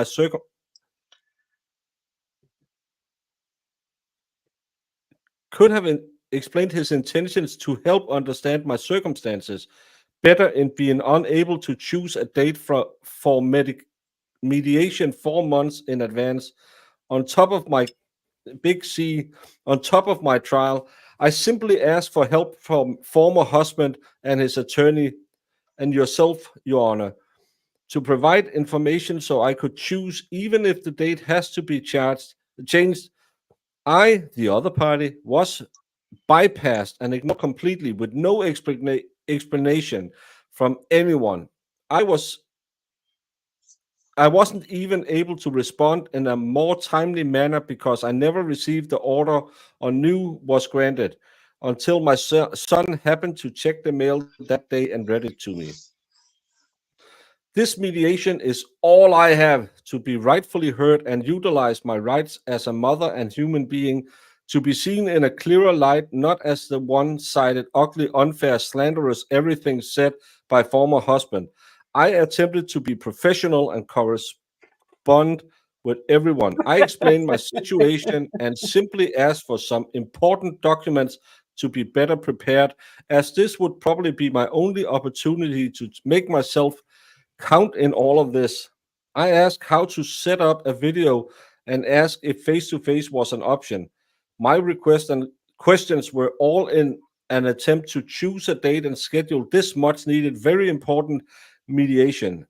I included you also, Judge Dean, after being instructed by former husband's attorney to correspond to him so you would know my attempt, request, and willingness to cooperate, as well as my eagerness to comply.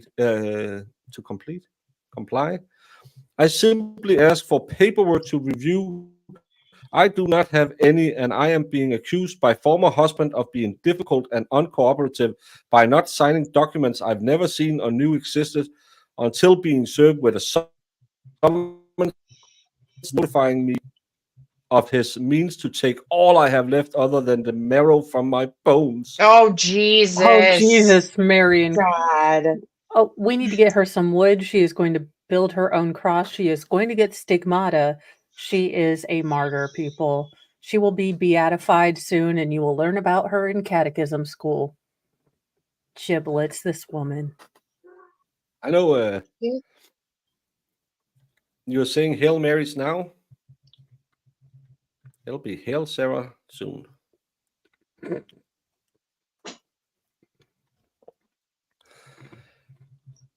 Please understand, I never said no or that I was not going to schedule. I want to be at my best possible with all information for my review beforehand, as would former husband be and his attorney, but not myself unless I... What the hell is this? Normally she writes kinda okay. As would former husband be and his attorney, but not myself unless I request it. Why am I being penalized for wanting to be prepared? Why was no explanation or reason given or discussed for canceling the mediation? Why was no attempt made to make sure I, the other party, and the other parent was included along with everyone else to have the same understanding of what was happening? Why was my copy of this order not sent to me at my current location instead of to former husband who already knew since he was the one who generated the plan? What? How would I have known any of this if not found and read by my son? Completely unfair and wrong. I am being penalized for doing everything I'm supposed to be doing and for my attempts to show my heartfelt desire and determination to be part of this, to rightfully be the other party. If I have to go through this too on top of everything else, I will and am. It should not be held against me to correspond, make my basic request, and ask questions to choose the correct armor of choice for this mediation and ongoing battle so I can confidently explain myself and fight for my rights and to be the mother I am and will always be. I ask for Ugh. nothing out of the ordinary. Any caring, competent mother, human being would not themselves ask for in a situation like mine.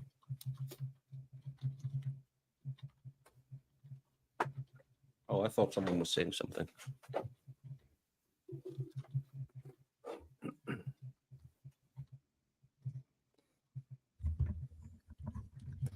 Well, a few, Brandon. Also, in the letter to me from former husband's attorney, providing me mediation dates to choose from,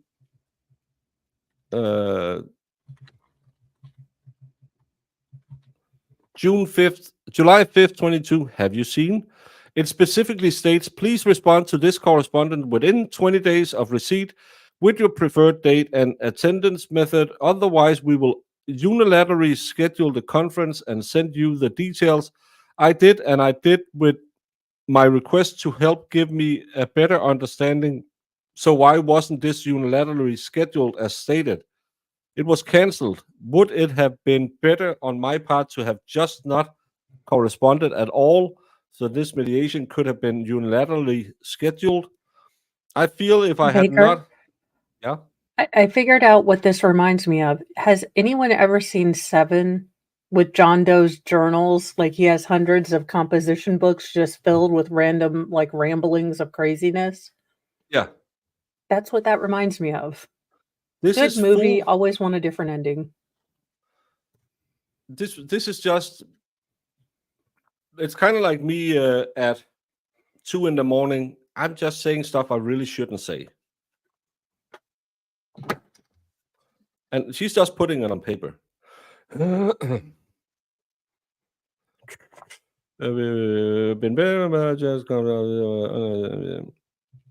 I feel if I had not made my willing and eager attempt to abide by everyone's rules and played the part of the terrible lowlife inmate former husband and what seems to be everyone else wants me to be, I would be preparing, reviewing, and working around this unilaterally scheduled mediation.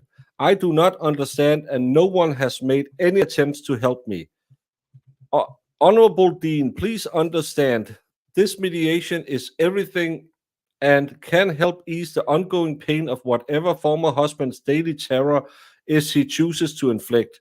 Makes me beg pitifully for pictures which I still have not received. Has me call every week to ask for commissary funds so I can purchase necessities and sugar for my glucose. In Danish, that's glucose. That's why it's hard to say. Oh. Concerns. So she needs sugar for her diabetes. Okay, so the diabetic woman who asked for Pop-Tarts, a bunch of candy, some juice boxes, so just a whole freaking ton of refined sugars. But she Yes. needs. Okay, Sarah. Alrighty then. Well, the only glucose concern she has is I'm not getting my Twinkies. True. Well, just like Jorge, he was being browbeaten into the relationship. It takes one day at a time, but they will turn you. She might be giving herself type 2. She doesn't need sugar. Yeah. How can she drink? Really easy. You open your mouth and pour it in. Alcoholics don't think about it. A lot of alcoholics have diabetes. And why should he pay you commissary funds? He didn't put you in prison. Then says no, refuses the occasional hot meal on a Sunday. I was made to cry over a cheeseburger when explaining to him the amount of weight I am continuously losing weekly due to being sick, and thought this would help me gain by eating. I was still told no. As far as I am aware, the dissolution of marriage agreement regarding alimony, which I did sign, is still and has been in effect, meaning I have funds available to purchase this aforementioned and had been doing previous with no problem, conflict, or difficulty. Everything was non-confrontational. Non-confrontational. That is wrong time of day to read. And smooth, running until former husband implemented or trying to these inaccurate, unnecessary modification. The relief he is seeking could have been avoided until he decided to involve our son and my maternal rights. Again, one obscure, unfortunate incident does not and will ever define who I am, and it makes no difference where I am for former husband to think I am unable to make meaningful moralistic decisions involving our son. Did she just call the death of George an obscure, unfortunate incident? Yeah. Hey. That was a Sunday you knock morning. over a vase and it cracks and you're like, okay, well, it was old and no one really liked it. Or you drop something on the floor. That is not what you say when you murder someone. Holy shit, what is wrong with this woman? It was an accident. It was a boo-boo. It happens. Sarah likes to add listic or futuristically, she likes to add suffixes to everything. She thinks it, again, makes her sound smart. Yeah. It's she's just an idiot. I love her. She is late in French. Yeah. Regardless of my circumstances, this mediation will allow a just and fair opportunity for both parties to be equally heard. I can make everyone aware I'm someone and worthy, most of all for and to my son. Please, Your Honor, please allow the mediation to be scheduled. Please take into consideration everything I have graciously said. and explained, I don't think she knows what graciously said because she's a whining cowback. That's not gracious. And explained everything I still want to say and have a right to, please, or provide another suggestions with some kind of facilitator to give a neutral opinion and assistance to both parties to work together. Two parties, two sides, two voices. How else can I be heard, seen, or accounted for?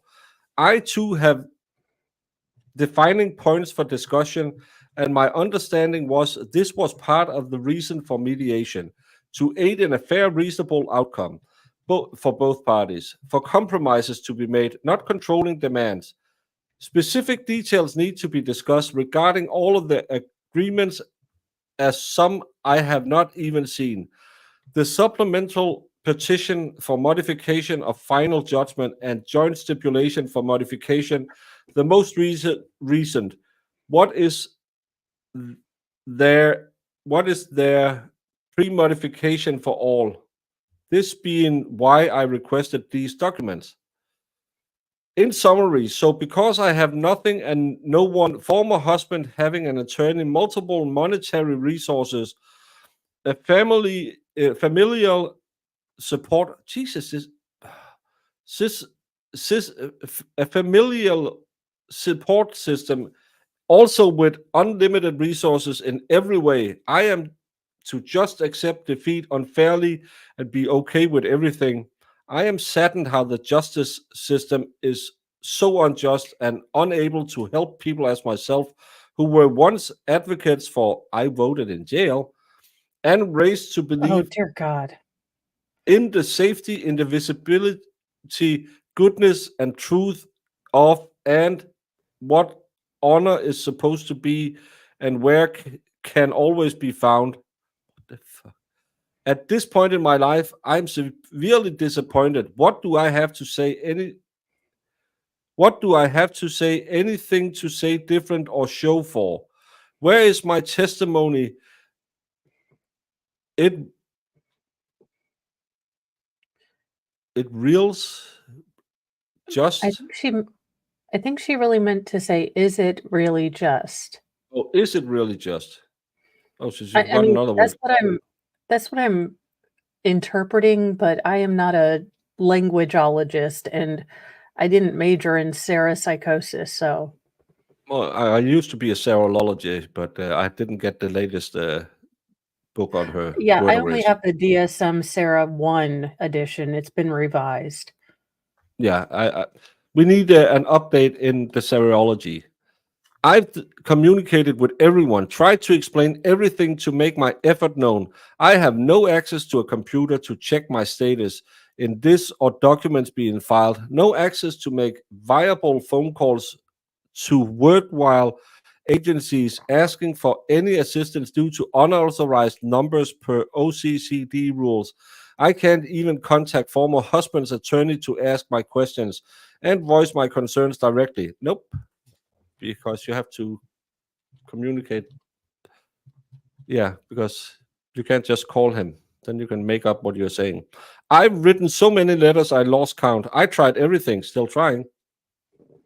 In every way. What else can I do, Judge Dean? Please allow the mediation. Please help me in whatever, however you can. Please don't just show me where to sign former husband's unfair, incorrect paperwork. Any act of kindness, no matter how small, is ever wasted. ASAP. Thank you always for your time, review, and understanding. Did you For go future Aesop's Fables on him? Yeah. Are you, ma'am? How you are ridiculous? Oh my God. For your time, review, and understanding, for future reference and correspondence, please make sure to use my address as follows. Please be fair and see my point of view and determination. I try desperately every day to come up with solutions for and in everything. The reason I am again contacting you directly, hoping and praying you are able to use your right, proper, and unprejudiced judgment and authority to help someone as myself finally have testimony to the struggle which I am and have been long overdue for. I patiently await. Again, I'm grateful. Thank you. September 9th. Judge Dean, Oh, dear forgive me Lord. in advance. I am inadvertently lacking in the progress and updates of my case and need your assistance to help. Please provide clarification and explanation for multiple legitimate concerns I have that are hindering my rights to be included in my case fully, honestly, and correctly. This past Friday, September 9th, I received a copy of the order for the case management conference for September 19th. The order was done and ordered on Monday, August 22nd. The copy of the order was postmarked Wednesday, September 7th. Why was I not mailed this the same day it was signed? Why was only former husband and his attorney in receipt? Why was I finally mailed a copy 2 weeks after completion? Would I have received last month? I could have had ample time to prepare and make arrangements to respond sooner.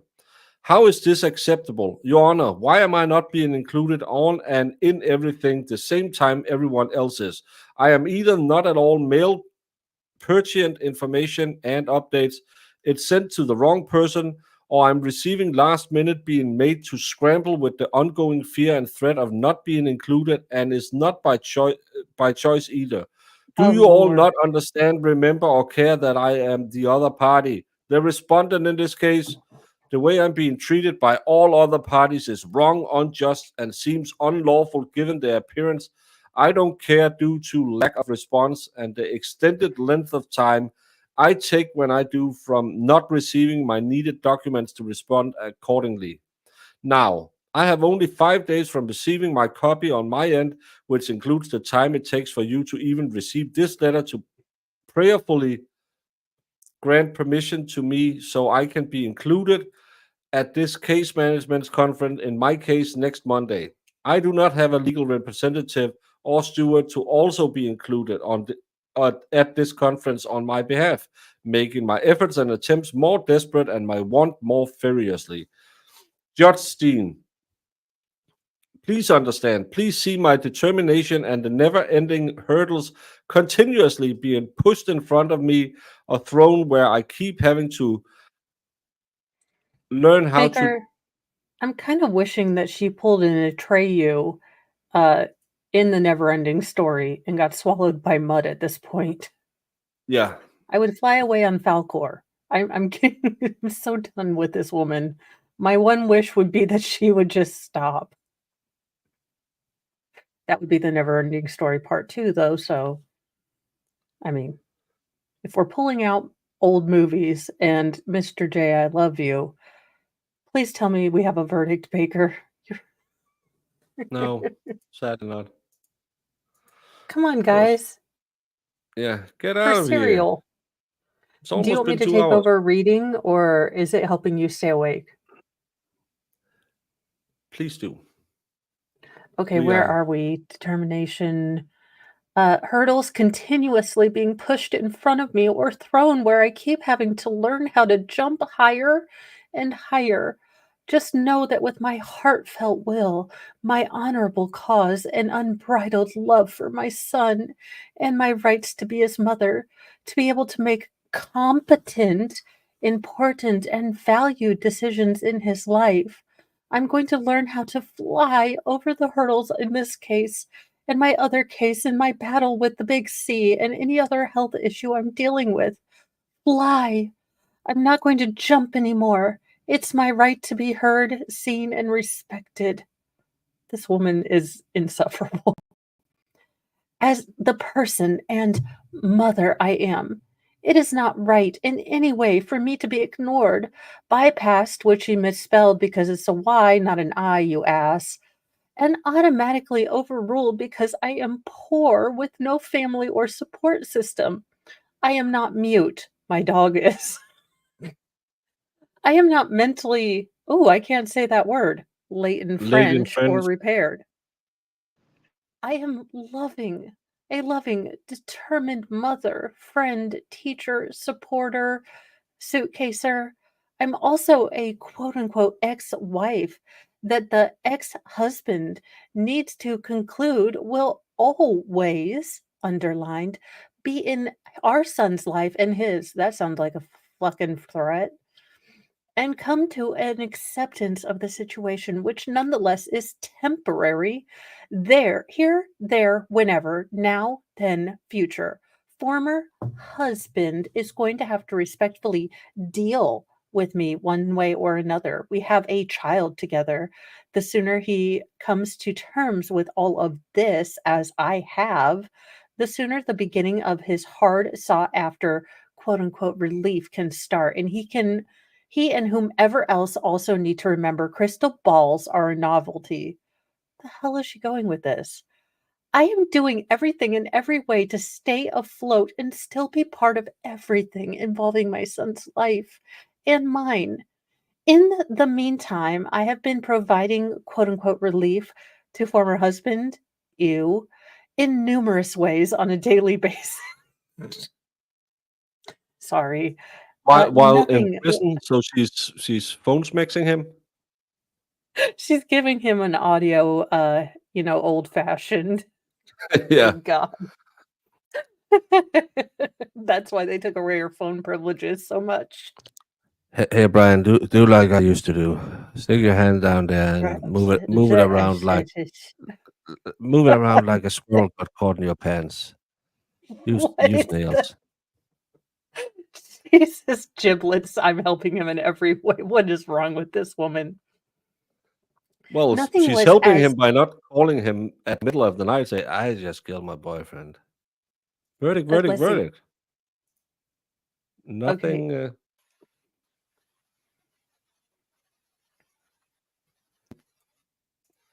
We are a little behind. But we're live. Wagstaff is the school in Bob's Burgers. I cannot take Wagstaff Law Firm seriously. I just think of Louise. Jamie, if you're listening, can you check Twit? Well, she's also given me release. Oh, it is. I don't think she understands. If you read this out loud, and of course you were a 12-year-old boy, or you had the humor of one, like I do, you would realize phraseology in that. You'd be like, that doesn't sound right, because it sounds like I'm giving him sexual favors to, get money for commissary, which might be considered, I don't know, solicitation of funds through sexual means. No, false alarm. False alarm. I think they have worked through dinner. Court TV deliberation clock is something they put up. It doesn't mean anything. You bought me coffee. Oh, I need coffee. No, but she can give inmate Pena some release. I heard sheep cheese is a really good lubricant. It's not ew because she's a woman. It's ew because it's Sarah. Just thought I'd clarify that. I believe Sarah should be kept safe, or, well, all of humanity, he, she, zim, zer, should be kept safe from Sarah. All right, let's see here. Nothing. Do you want to read her? No. I can watch chat for a second. Nothing was as difficult or tumultuous until he decided to devise his scheming, manipulative plans and agreements. No one would know this because no one is giving me a chance to be a part of anything. Although the playing field is completely unseen and the odds are stacked so high against me. Oh, uneven, sorry. I can't see the top and I have nothing. I'm going to fly. Giblets. With that being said, and unfortunately at the last minute, now that you have received and read this with only a couple days remaining before the conference, I want and am entitled to be in attendance, however necessary. I am also rightfully updated, present, and most importantly included for the preparation of the upcoming hurdles futuristically, what needs to be done so I can be there Monday, September 19th, 2022 at 3:30 p.m. Courtroom, blah, blah, blah. Transport order, video setup, telephonic appearance must be court ordered per instructions on the copy of the order setting the hearing. How? If it's not right that I am unable to attend this due to last-minute attempted arrangements being made for me to do so, I would have received the information when everyone else did 2 weeks ago. Timely plans could have been made and scheduled just as the I need to scroll up just a scotch. Let's see, as the order was on August 22nd, 2022, today, September 9th, 2022, and finally, for whatever reason, I am just now aware is scheduled. Please instruct me what I may need to do so I can cooperate and greatly increase my opportunity to be there. How can I validate and educate when no educate Jesus, Mary and Joseph, when no one listens to me or cares or is in front of me? Down just Thank you, as always, for your invaluable time consideration, our much needed overdue assistance. Who else is there, Honorable Dean? I am also still waiting for your response from my most recent letter sent to you on August 17th, 2022, regarding another order dispensing mediation.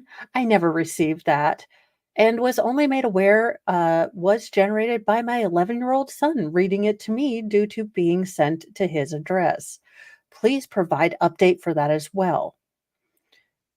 Also, on the order for the conference, I am graciously requesting to be included and in part of on page 2 of 2, where all parties were sent a true and correct copy. My address is incorrect. Please change so no other penalty, mistake, or reasons are made to be used against me in whatever way it seems. Everyone, especially former husband, is hoping will be my demise. Again, thank you, Judge Dean. I look forward to meeting you. Fist bump or hug. Oh, dear geez. You can read that one, Baker. This woman is nuts. Dear Judge Dean, I wanted to take a moment to thank you for allowing me to be in attendance during the case management meeting last Monday.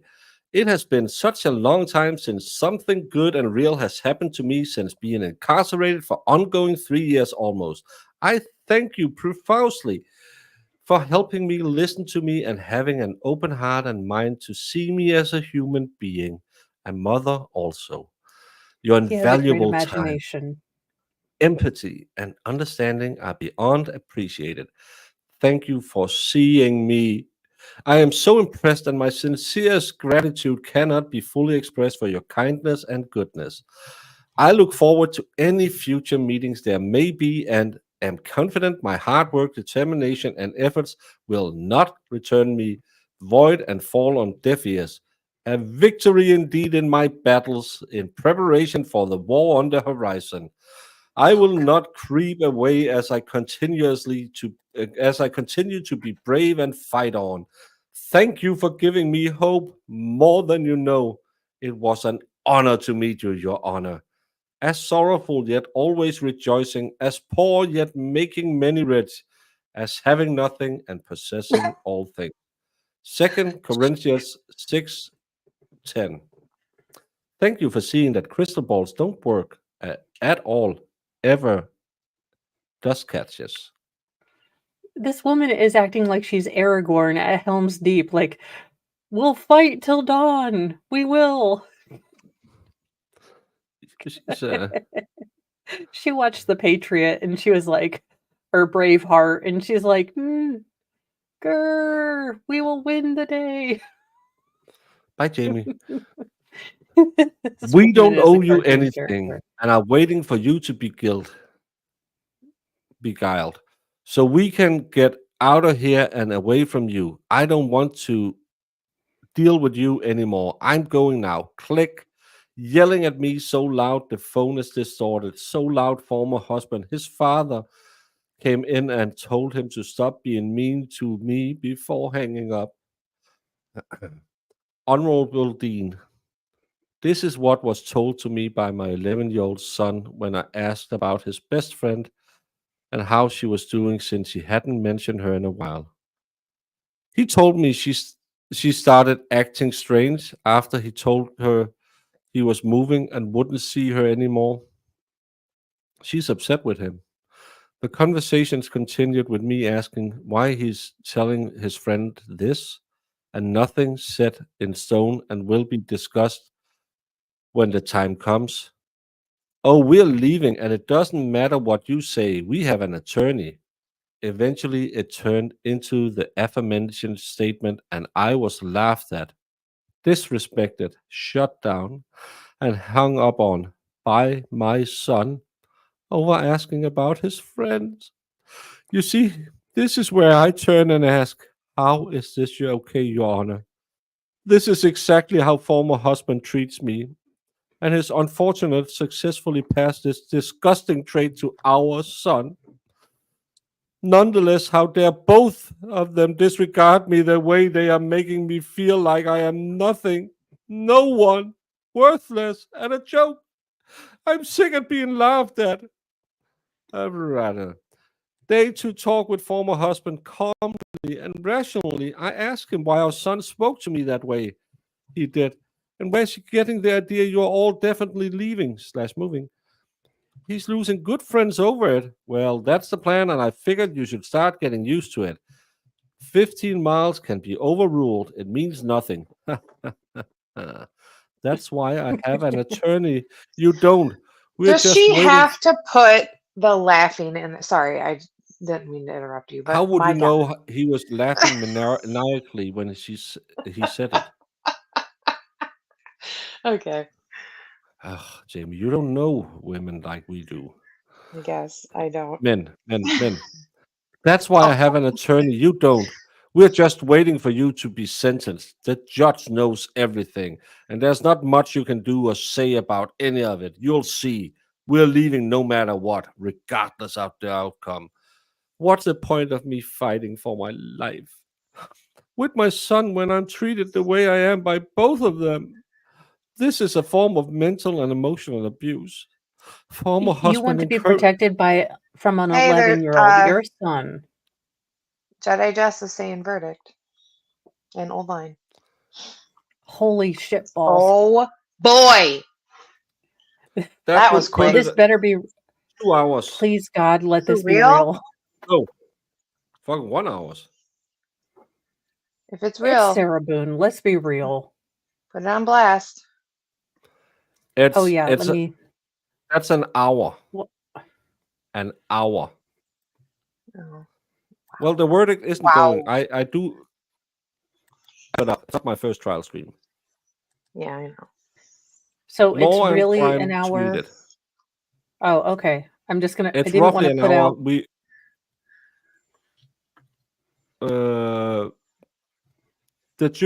The jury left roughly an hour and 20 minutes ago. Oh my effing God. This doesn't seem Can someone put it on the good. Discord for people who might have been going away? Yeah.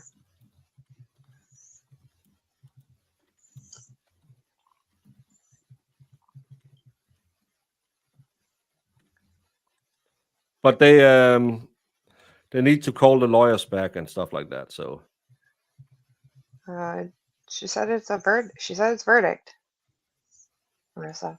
Holy fazolies! I am here for it. Please let Sarah Boone collapse and possibly pass out. This is more for me than like humanity. Yeah.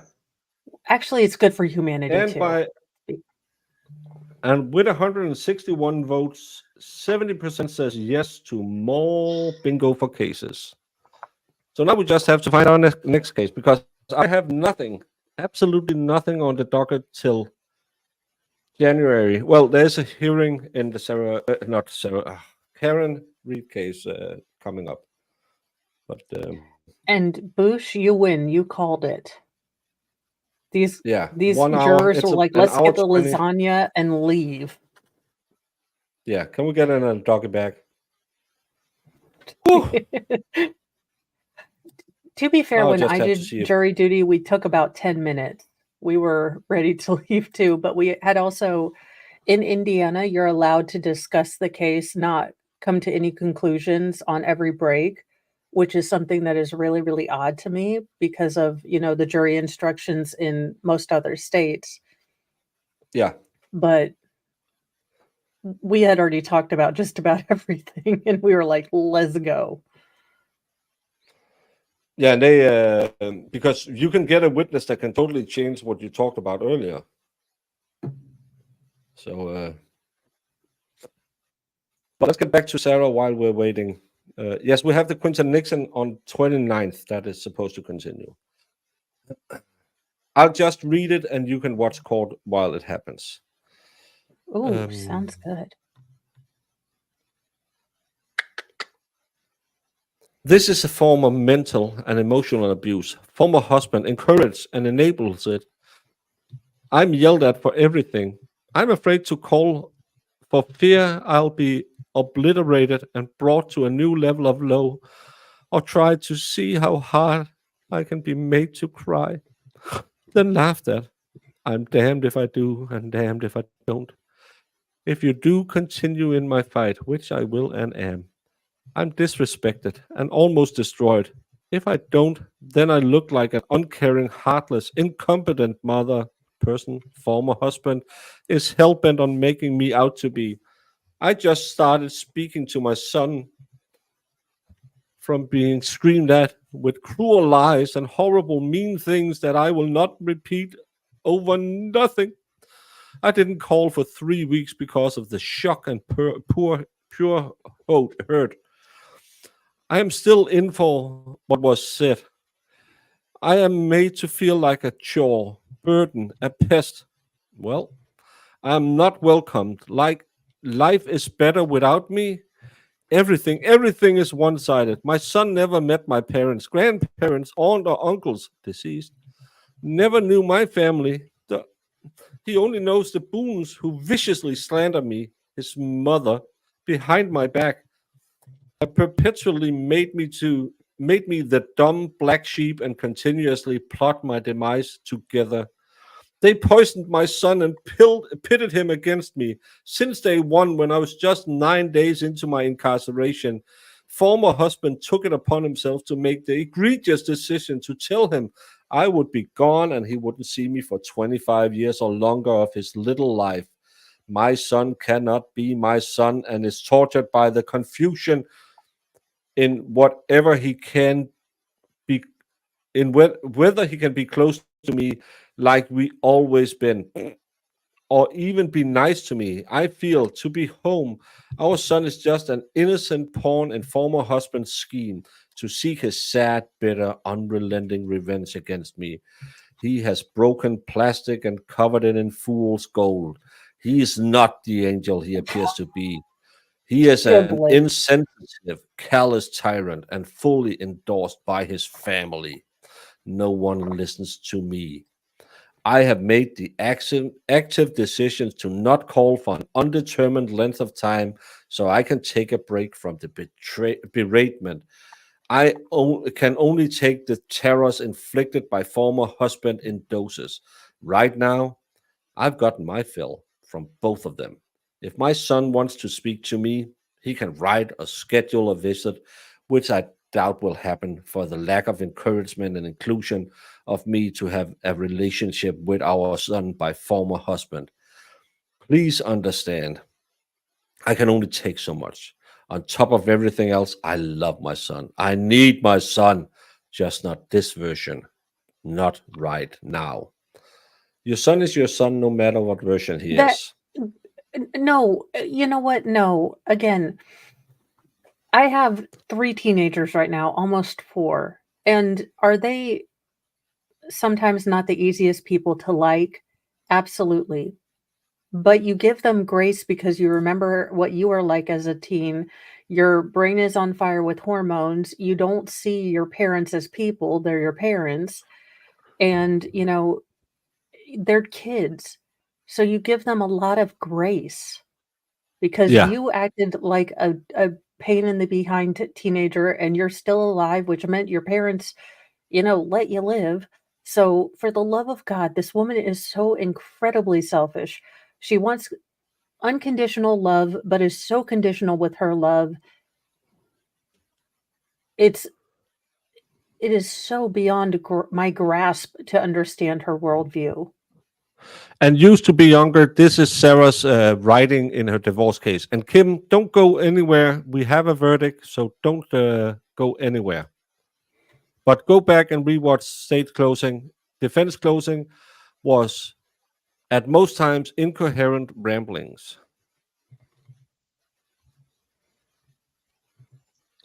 Yeah, that's why we always try and double check with TwitchWad. But they will have because they said get the lawyer's number, so we are just waiting, and that's why to entertain the time, wasted a little bit.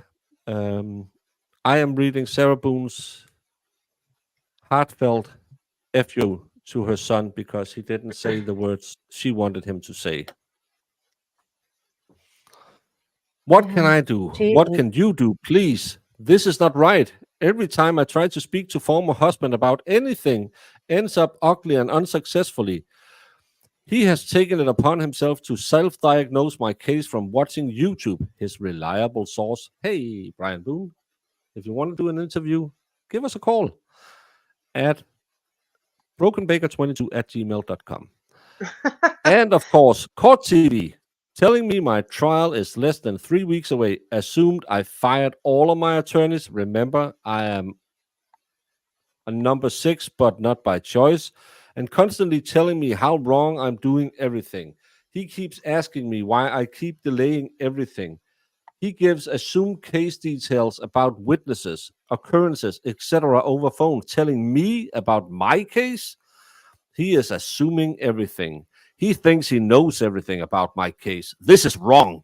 I'm being penalized even more for wrong, empty accusations and information. This only multiplies his anger and spiteful blah blah. You can't see, is to do everything I can to keep him here. Ludicrous. This is why I felt the need, Judge Dean, to hesitantly include you in this ongoing struggles I'm having with former husband and his incompetency regarding my life and case. It's never ending and only gets worse. I would also like to be known I have not gotten any of my orders for a hygiene kit, deodorant that works, toothpaste, and a washcloth, or for a measly coffee package that I beggar asking for in July and offer you approved on September 13th during our meeting. My ability to start receiving alimony again after former husband immensely diminished and tried to stop. It's the middle of October. There's always an excuse. The most recent and for the last 3 months is that his debit CC won't work because it's a jail and people steal. He had to use our son's allowance card just to finally get me a hot meal I mentioned to you, which ended up coming on my birthday, only because I told him about this letter I'm writing. I'm still waiting on the other orders so I can be alert and presentable when my attorney does finally show up, who still has not since the last time I spoke to you. Good Lord. My God. Please know also my bank account, which I've had for 30 years, has closed due to former husband's failure to pay alimony as instructed by our dissolution of marriage agreement. Then also by you. I cannot deposit any checks. One I have been waiting on for him to mail me since February and could use towards commissary when he wasn't giving anything. All of my subscriptions are not being renewed. Anything with autopay cannot be approved. I can't even deposit the alimony former husband is supposed to be paying. I've had this account for 30 years. He assumed his plan would work in not having to pay, so he withheld, causing this to happen. I have no bank account, Your Honor. And for the supposedly encountering with his debit could have been avoided. Would he have been paying and abiding by the rules? My bank account would be open still. He could have used my debit card, and I would already have the necessities I'm needing.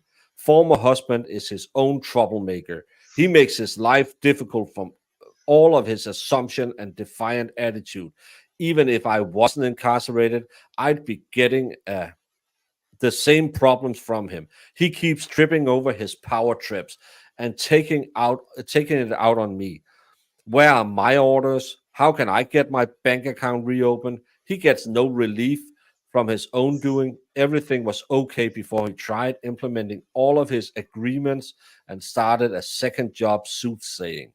The constant assaultive, degrading remarks, fear infliction, and terrorizing threats must stop. It makes no difference how soft my approach is in trying to explain to former husband how unnecessary and harmful his actions and comments are, and being the example he is to our son. Given permission, he can do the same, especially to me, his mother, and also to other women futuristically.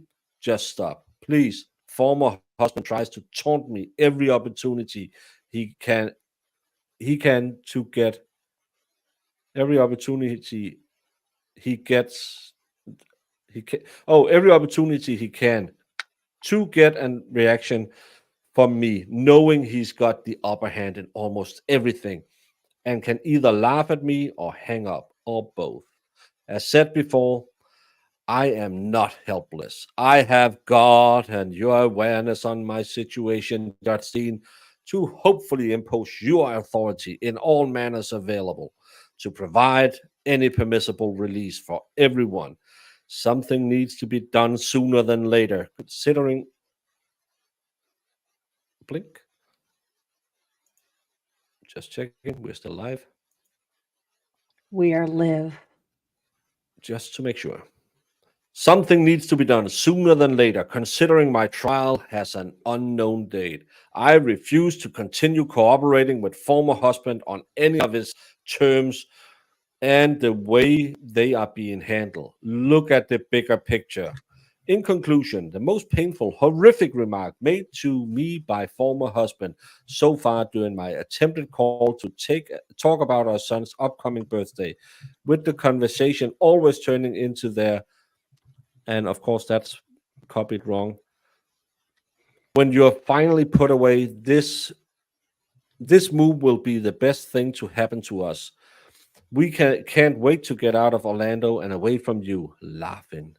Also, where we are moving is very close to the prison. It's going to be very easy and convenient for us.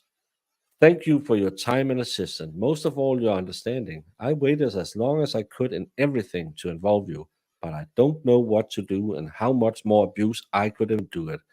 I felt. Oh boy. We have a judge. Let's do the crab dance. Jury, get it right, get it right. Second.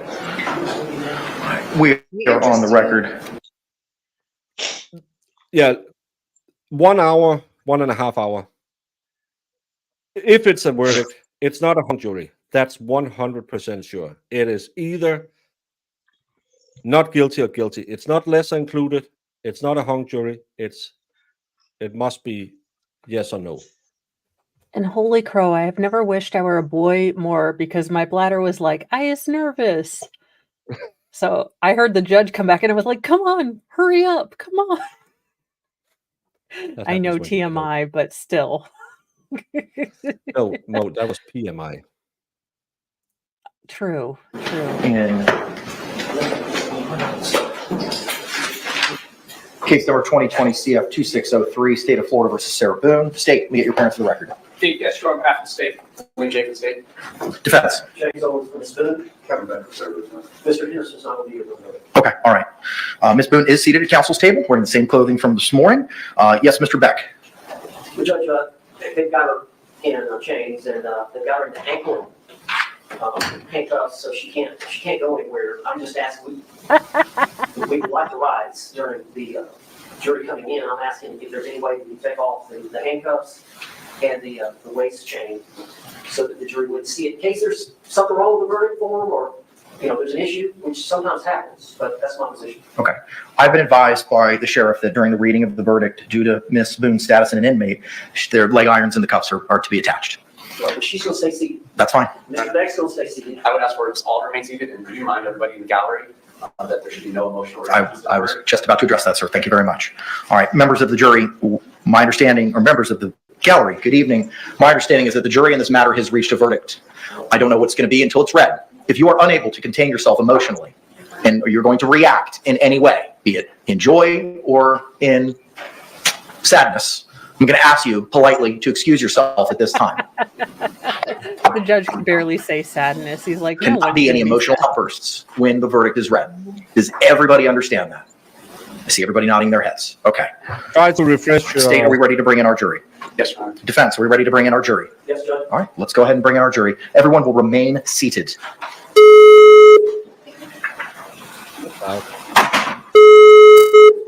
Okay, come on. Here you go. Do they feed it directly into our ears? Oh, they were waking us up. I see. They were making sure we were not asleep.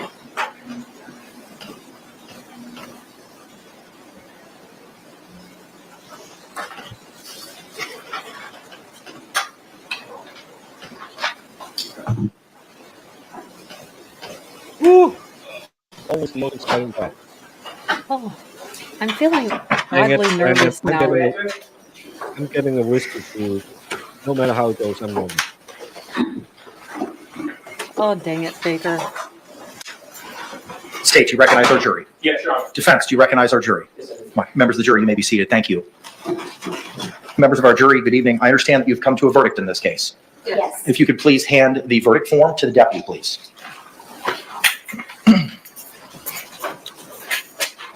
Thank you, sir. Madam Clerk, if you could please publish the verdict. In the Circuit Court of the Ninth Judicial Circuit in Orange County, Florida, case number 2020 CF 2603, the state of Florida versus Sarah Boone. Verdict.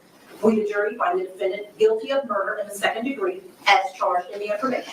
So say we all, dated at Orlando, Orange County, Florida, on this 25th day of October 2024. Here we The go. warrant has been signed by the whole person. Madam Clerk, please poll our jury. Juror seat number 1, is this your true and correct verdict? Yes, it is. Juror seat number 2, is this your true and correct verdict? Yes, it is. Juror seat number 3, is this your true Yes, and it correct is. verdict? Juror seat number 4, is this your true and correct verdict? Yes. Juror seat number 5, is this your true and correct verdict? Yes. Juror seat number 6, is this your true and correct verdict? Those 15 years looks pretty good now. Members of our jury, again, I want to thank you for your time, your sacrifice, and your attention in this matter.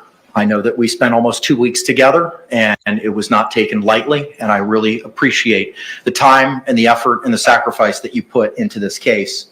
I want to advise you now of your final instruction.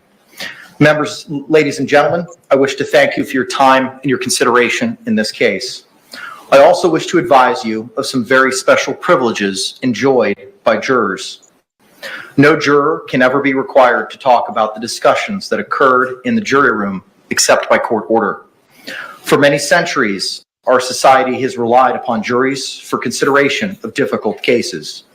We have recognized for hundreds of years that a jury's deliberations, discussions, and votes should remain their private affair as long as they wish it. Therefore, the law gives you a unique privilege not to speak about the jury's work. Although you are at liberty to speak to anyone about your deliberations, you are also at liberty to refuse to speak to anyone. A request to discuss either your verdict or your deliberations may come from those who are simply curious, from those who might seek to find fault with you, from the media, from the attorneys, or elsewhere. It will be up to you to decide whether to preserve your privacy as a juror. With that, members of the jury, again, I thank you for your service. I'm going to ask you return to the deliberation room. I'll be back there shortly with your jury certificates, and thank you. Go ahead.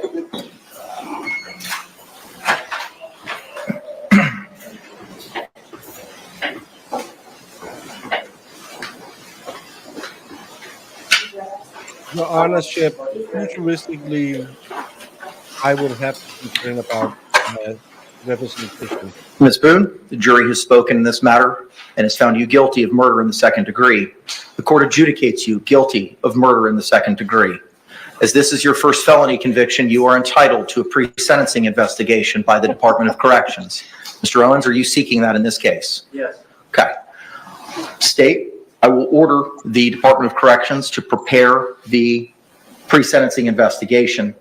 State, for the purposes of sentencing, do you anticipate eliciting any testimony from, be it the victim's family? Oh, they're doing sentencing right now? Back statements, sir? Mr. Owens, do you plan on presenting any evidence during the course of the sentencing hearing, sir? Probably some testimony from Dr. Harper. Okay, all right.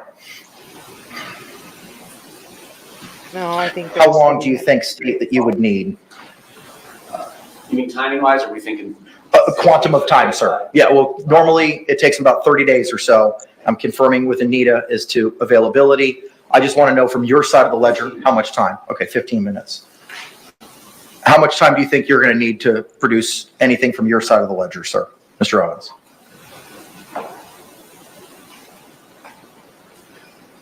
I'd say 30 minutes. Okay. 30 to 45. So if we set this for an hour, that would be sufficient. Okay. State agrees. Is that sufficient, Mr. Owens? Thank you, just about. Okay, all right, give me a moment.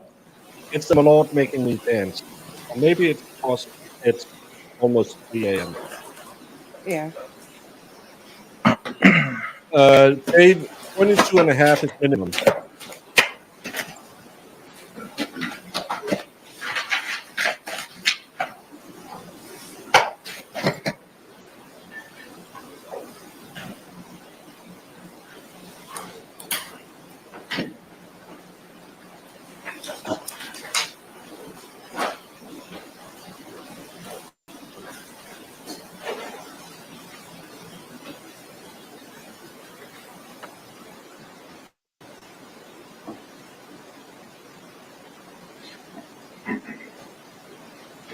Ms. Barrios is checking. Just give us a moment.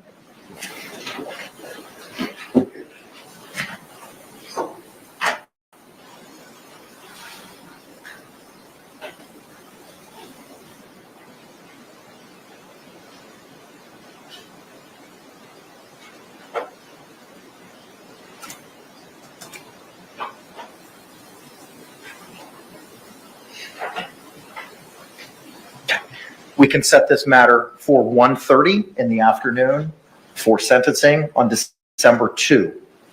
State, is that acceptable? It's a Monday. I just status here, but I'll make it work. I can move it to later if necessary. I'm co-counsel on it. Okay. Defense? Give me 1 minute. Yes, sir.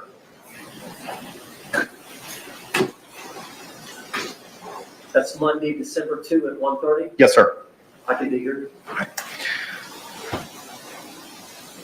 Ma'am, you've been adjudicated guilty. I now remand you into the custody of the Orange County Jail pending sentencing on December 2 at 1:30. State, anything else we need to address? Not from the state. Defense? All right. Thank you very much. We're off the record. Oh. Well, what we all wanted. I mean, Are we shocked?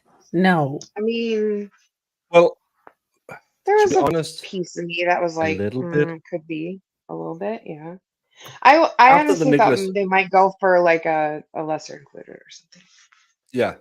Yeah, because we see that in so many cases that we don't want to be the bad guys. Let's do a lesser. And after Nicholas Mew, I've been really in a slump with the juries. Yeah, it's Well, yeah, and like there was a video in that situation that was horrific, and they still were like, nah. So yeah. Everyone, this concludes so far the Sarah Boone coverage. Yes. An absolutely insane woman who ruined her husband's life, ended her boyfriend's life, luckily won't be around to ruin her son's life. To all of you, we have said this more than once. You don't deserve this.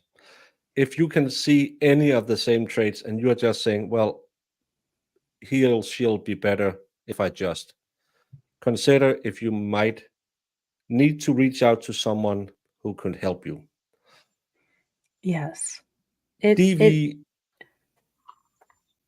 is a it's rough. cancer that we don't talk about enough. You could see the defense attorney claiming DV can never be made against a man because men should never raise their hands against women. Neither should women. So please, even though No. we're all happy, smiling, and I'm in my little glass of happy juice, remember, you don't deserve to be treated anything like Sarah treated George. You deserve the best possible life you can have, and no one should tell you otherwise. Now, Mo, I'll let you talk.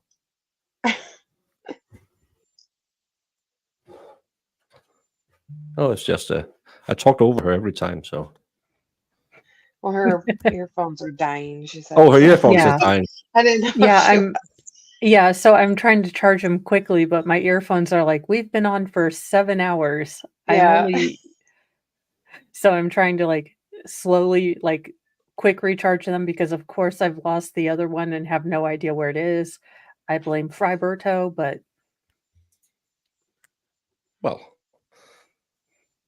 But this case hasn't been easy on any of us on the panel. Thank you so much, Marissa, for coming in and helping out when we couldn't do it. Jess, thank you for inventing bingo. And thank you all for being here. It's been a wonderful trial. We have done it on two different channels. We have had great numbers. We wish you would all do the YouTube thing.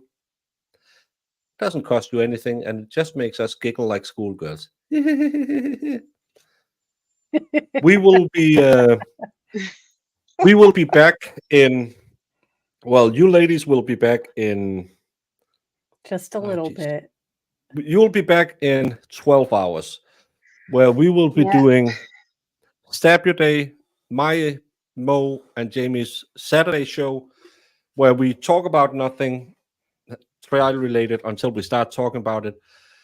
Tomorrow, it'll be a precursor for Jamie's inaugural Beauty on a Budget, where tomorrow it'll be Bruno, is it good for the skin or not? You can't miss that part. Wait, what did you say? Bruno, is it good for the skin or not? Bruno? Pruno. Pruno. Prison wine. Oh, gross. But if you have somewhere else to go before coming back here tomorrow in 12 hours, you should go to The Expert. He has his Halloween stream. I will now go change into my Halloween costume and join that show. I hope a lot of you will join us over there. It's a Friday night show, kind of like our Saturday morning show. Nothing is planned, and it'll take a detour from there. Mama Smith, thank you to both Baker and Mo for making sure we didn't miss anything, and thanks to all the mods. Yeah, thank you Yes, to all thank the you so much. Wolfie, thank you for always being there, taking care of Mo's chat, especially Thank you so much. where shit hit the fan, to say it in a less pleasant way. This has been a ride up and down. We have had our fair share of trolls, been called all kinds of names, which is fair. We are YouTubers, we have thick skin, but if your life really is the highlight is yelling at someone online, then follow me on Twitter, because I do it all the time with Danish politicians. My plan is to get blocked by the entire government. No. This has been an emotional roller coaster for this panel. Remember, you are worth it. Yes. No matter what anyone tells you, your mom, your dad, your brothers, your sisters, your loved ones. No. It's been a hard ride. We have seen a lot of abuse on the screen. A lot of you got triggered. Always remember, step away. We will still be here. Yeah. And we will also be here with a new trial as soon as Jamie gets me healthy enough that I can do another trial. Yeah. What, Brandon? Golden, what? What? Someone fix that. Fix what? Golden. Okay. What happened? I'm confused. He's hiding people. He's hiding. Oh. people. Oh, yeah. And this has been the case where Brandon's phone screen accidentally started hiding people. It wasn't Brandon's fault. Not Brandon's fault at all. I have a slightly used metal construction someone calls La Tour d'Eiffel in Paris. You can buy from me for scrap iron price if you want to do. But join Brandon and the rest over in. Oh, thank you. Someone donated on Buy Me a Coffee. Thank you so much, Salty Dog, for 5 corner kisses. On Awesome. oh, by the way, Mary Moss, contact me, either DM me on Discord, twat, or brokenbaker22@gmail.com, and I will make sure I ship your candy out as soon as possible. And remember, we will be setting up another giveaway to you wonderful subscribers. Not members, sorry, I treat my members like shit, but my subscriber like kings and queens. So when I do the giveaway, you don't have to be a paying member, just as long as you subscribe to the channel, because it's a little way of saying thank you so much for all you do when you help us do. It was these Danny shows. T who won. It was Danny T. Well, I give it to Maria Moss because Danny T claims Sue was. I love how you just make up things. I thought it was Danny. Well, Danny would have won if. No, Mary Moss would have won if.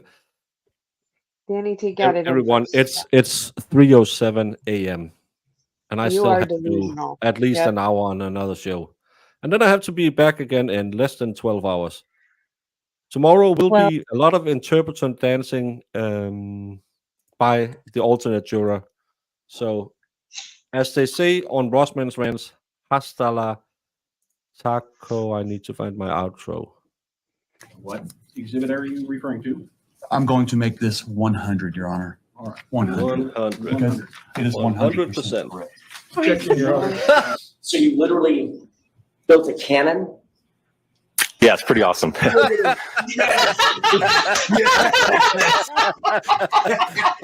right, I'm in love. Go back. Please do that again.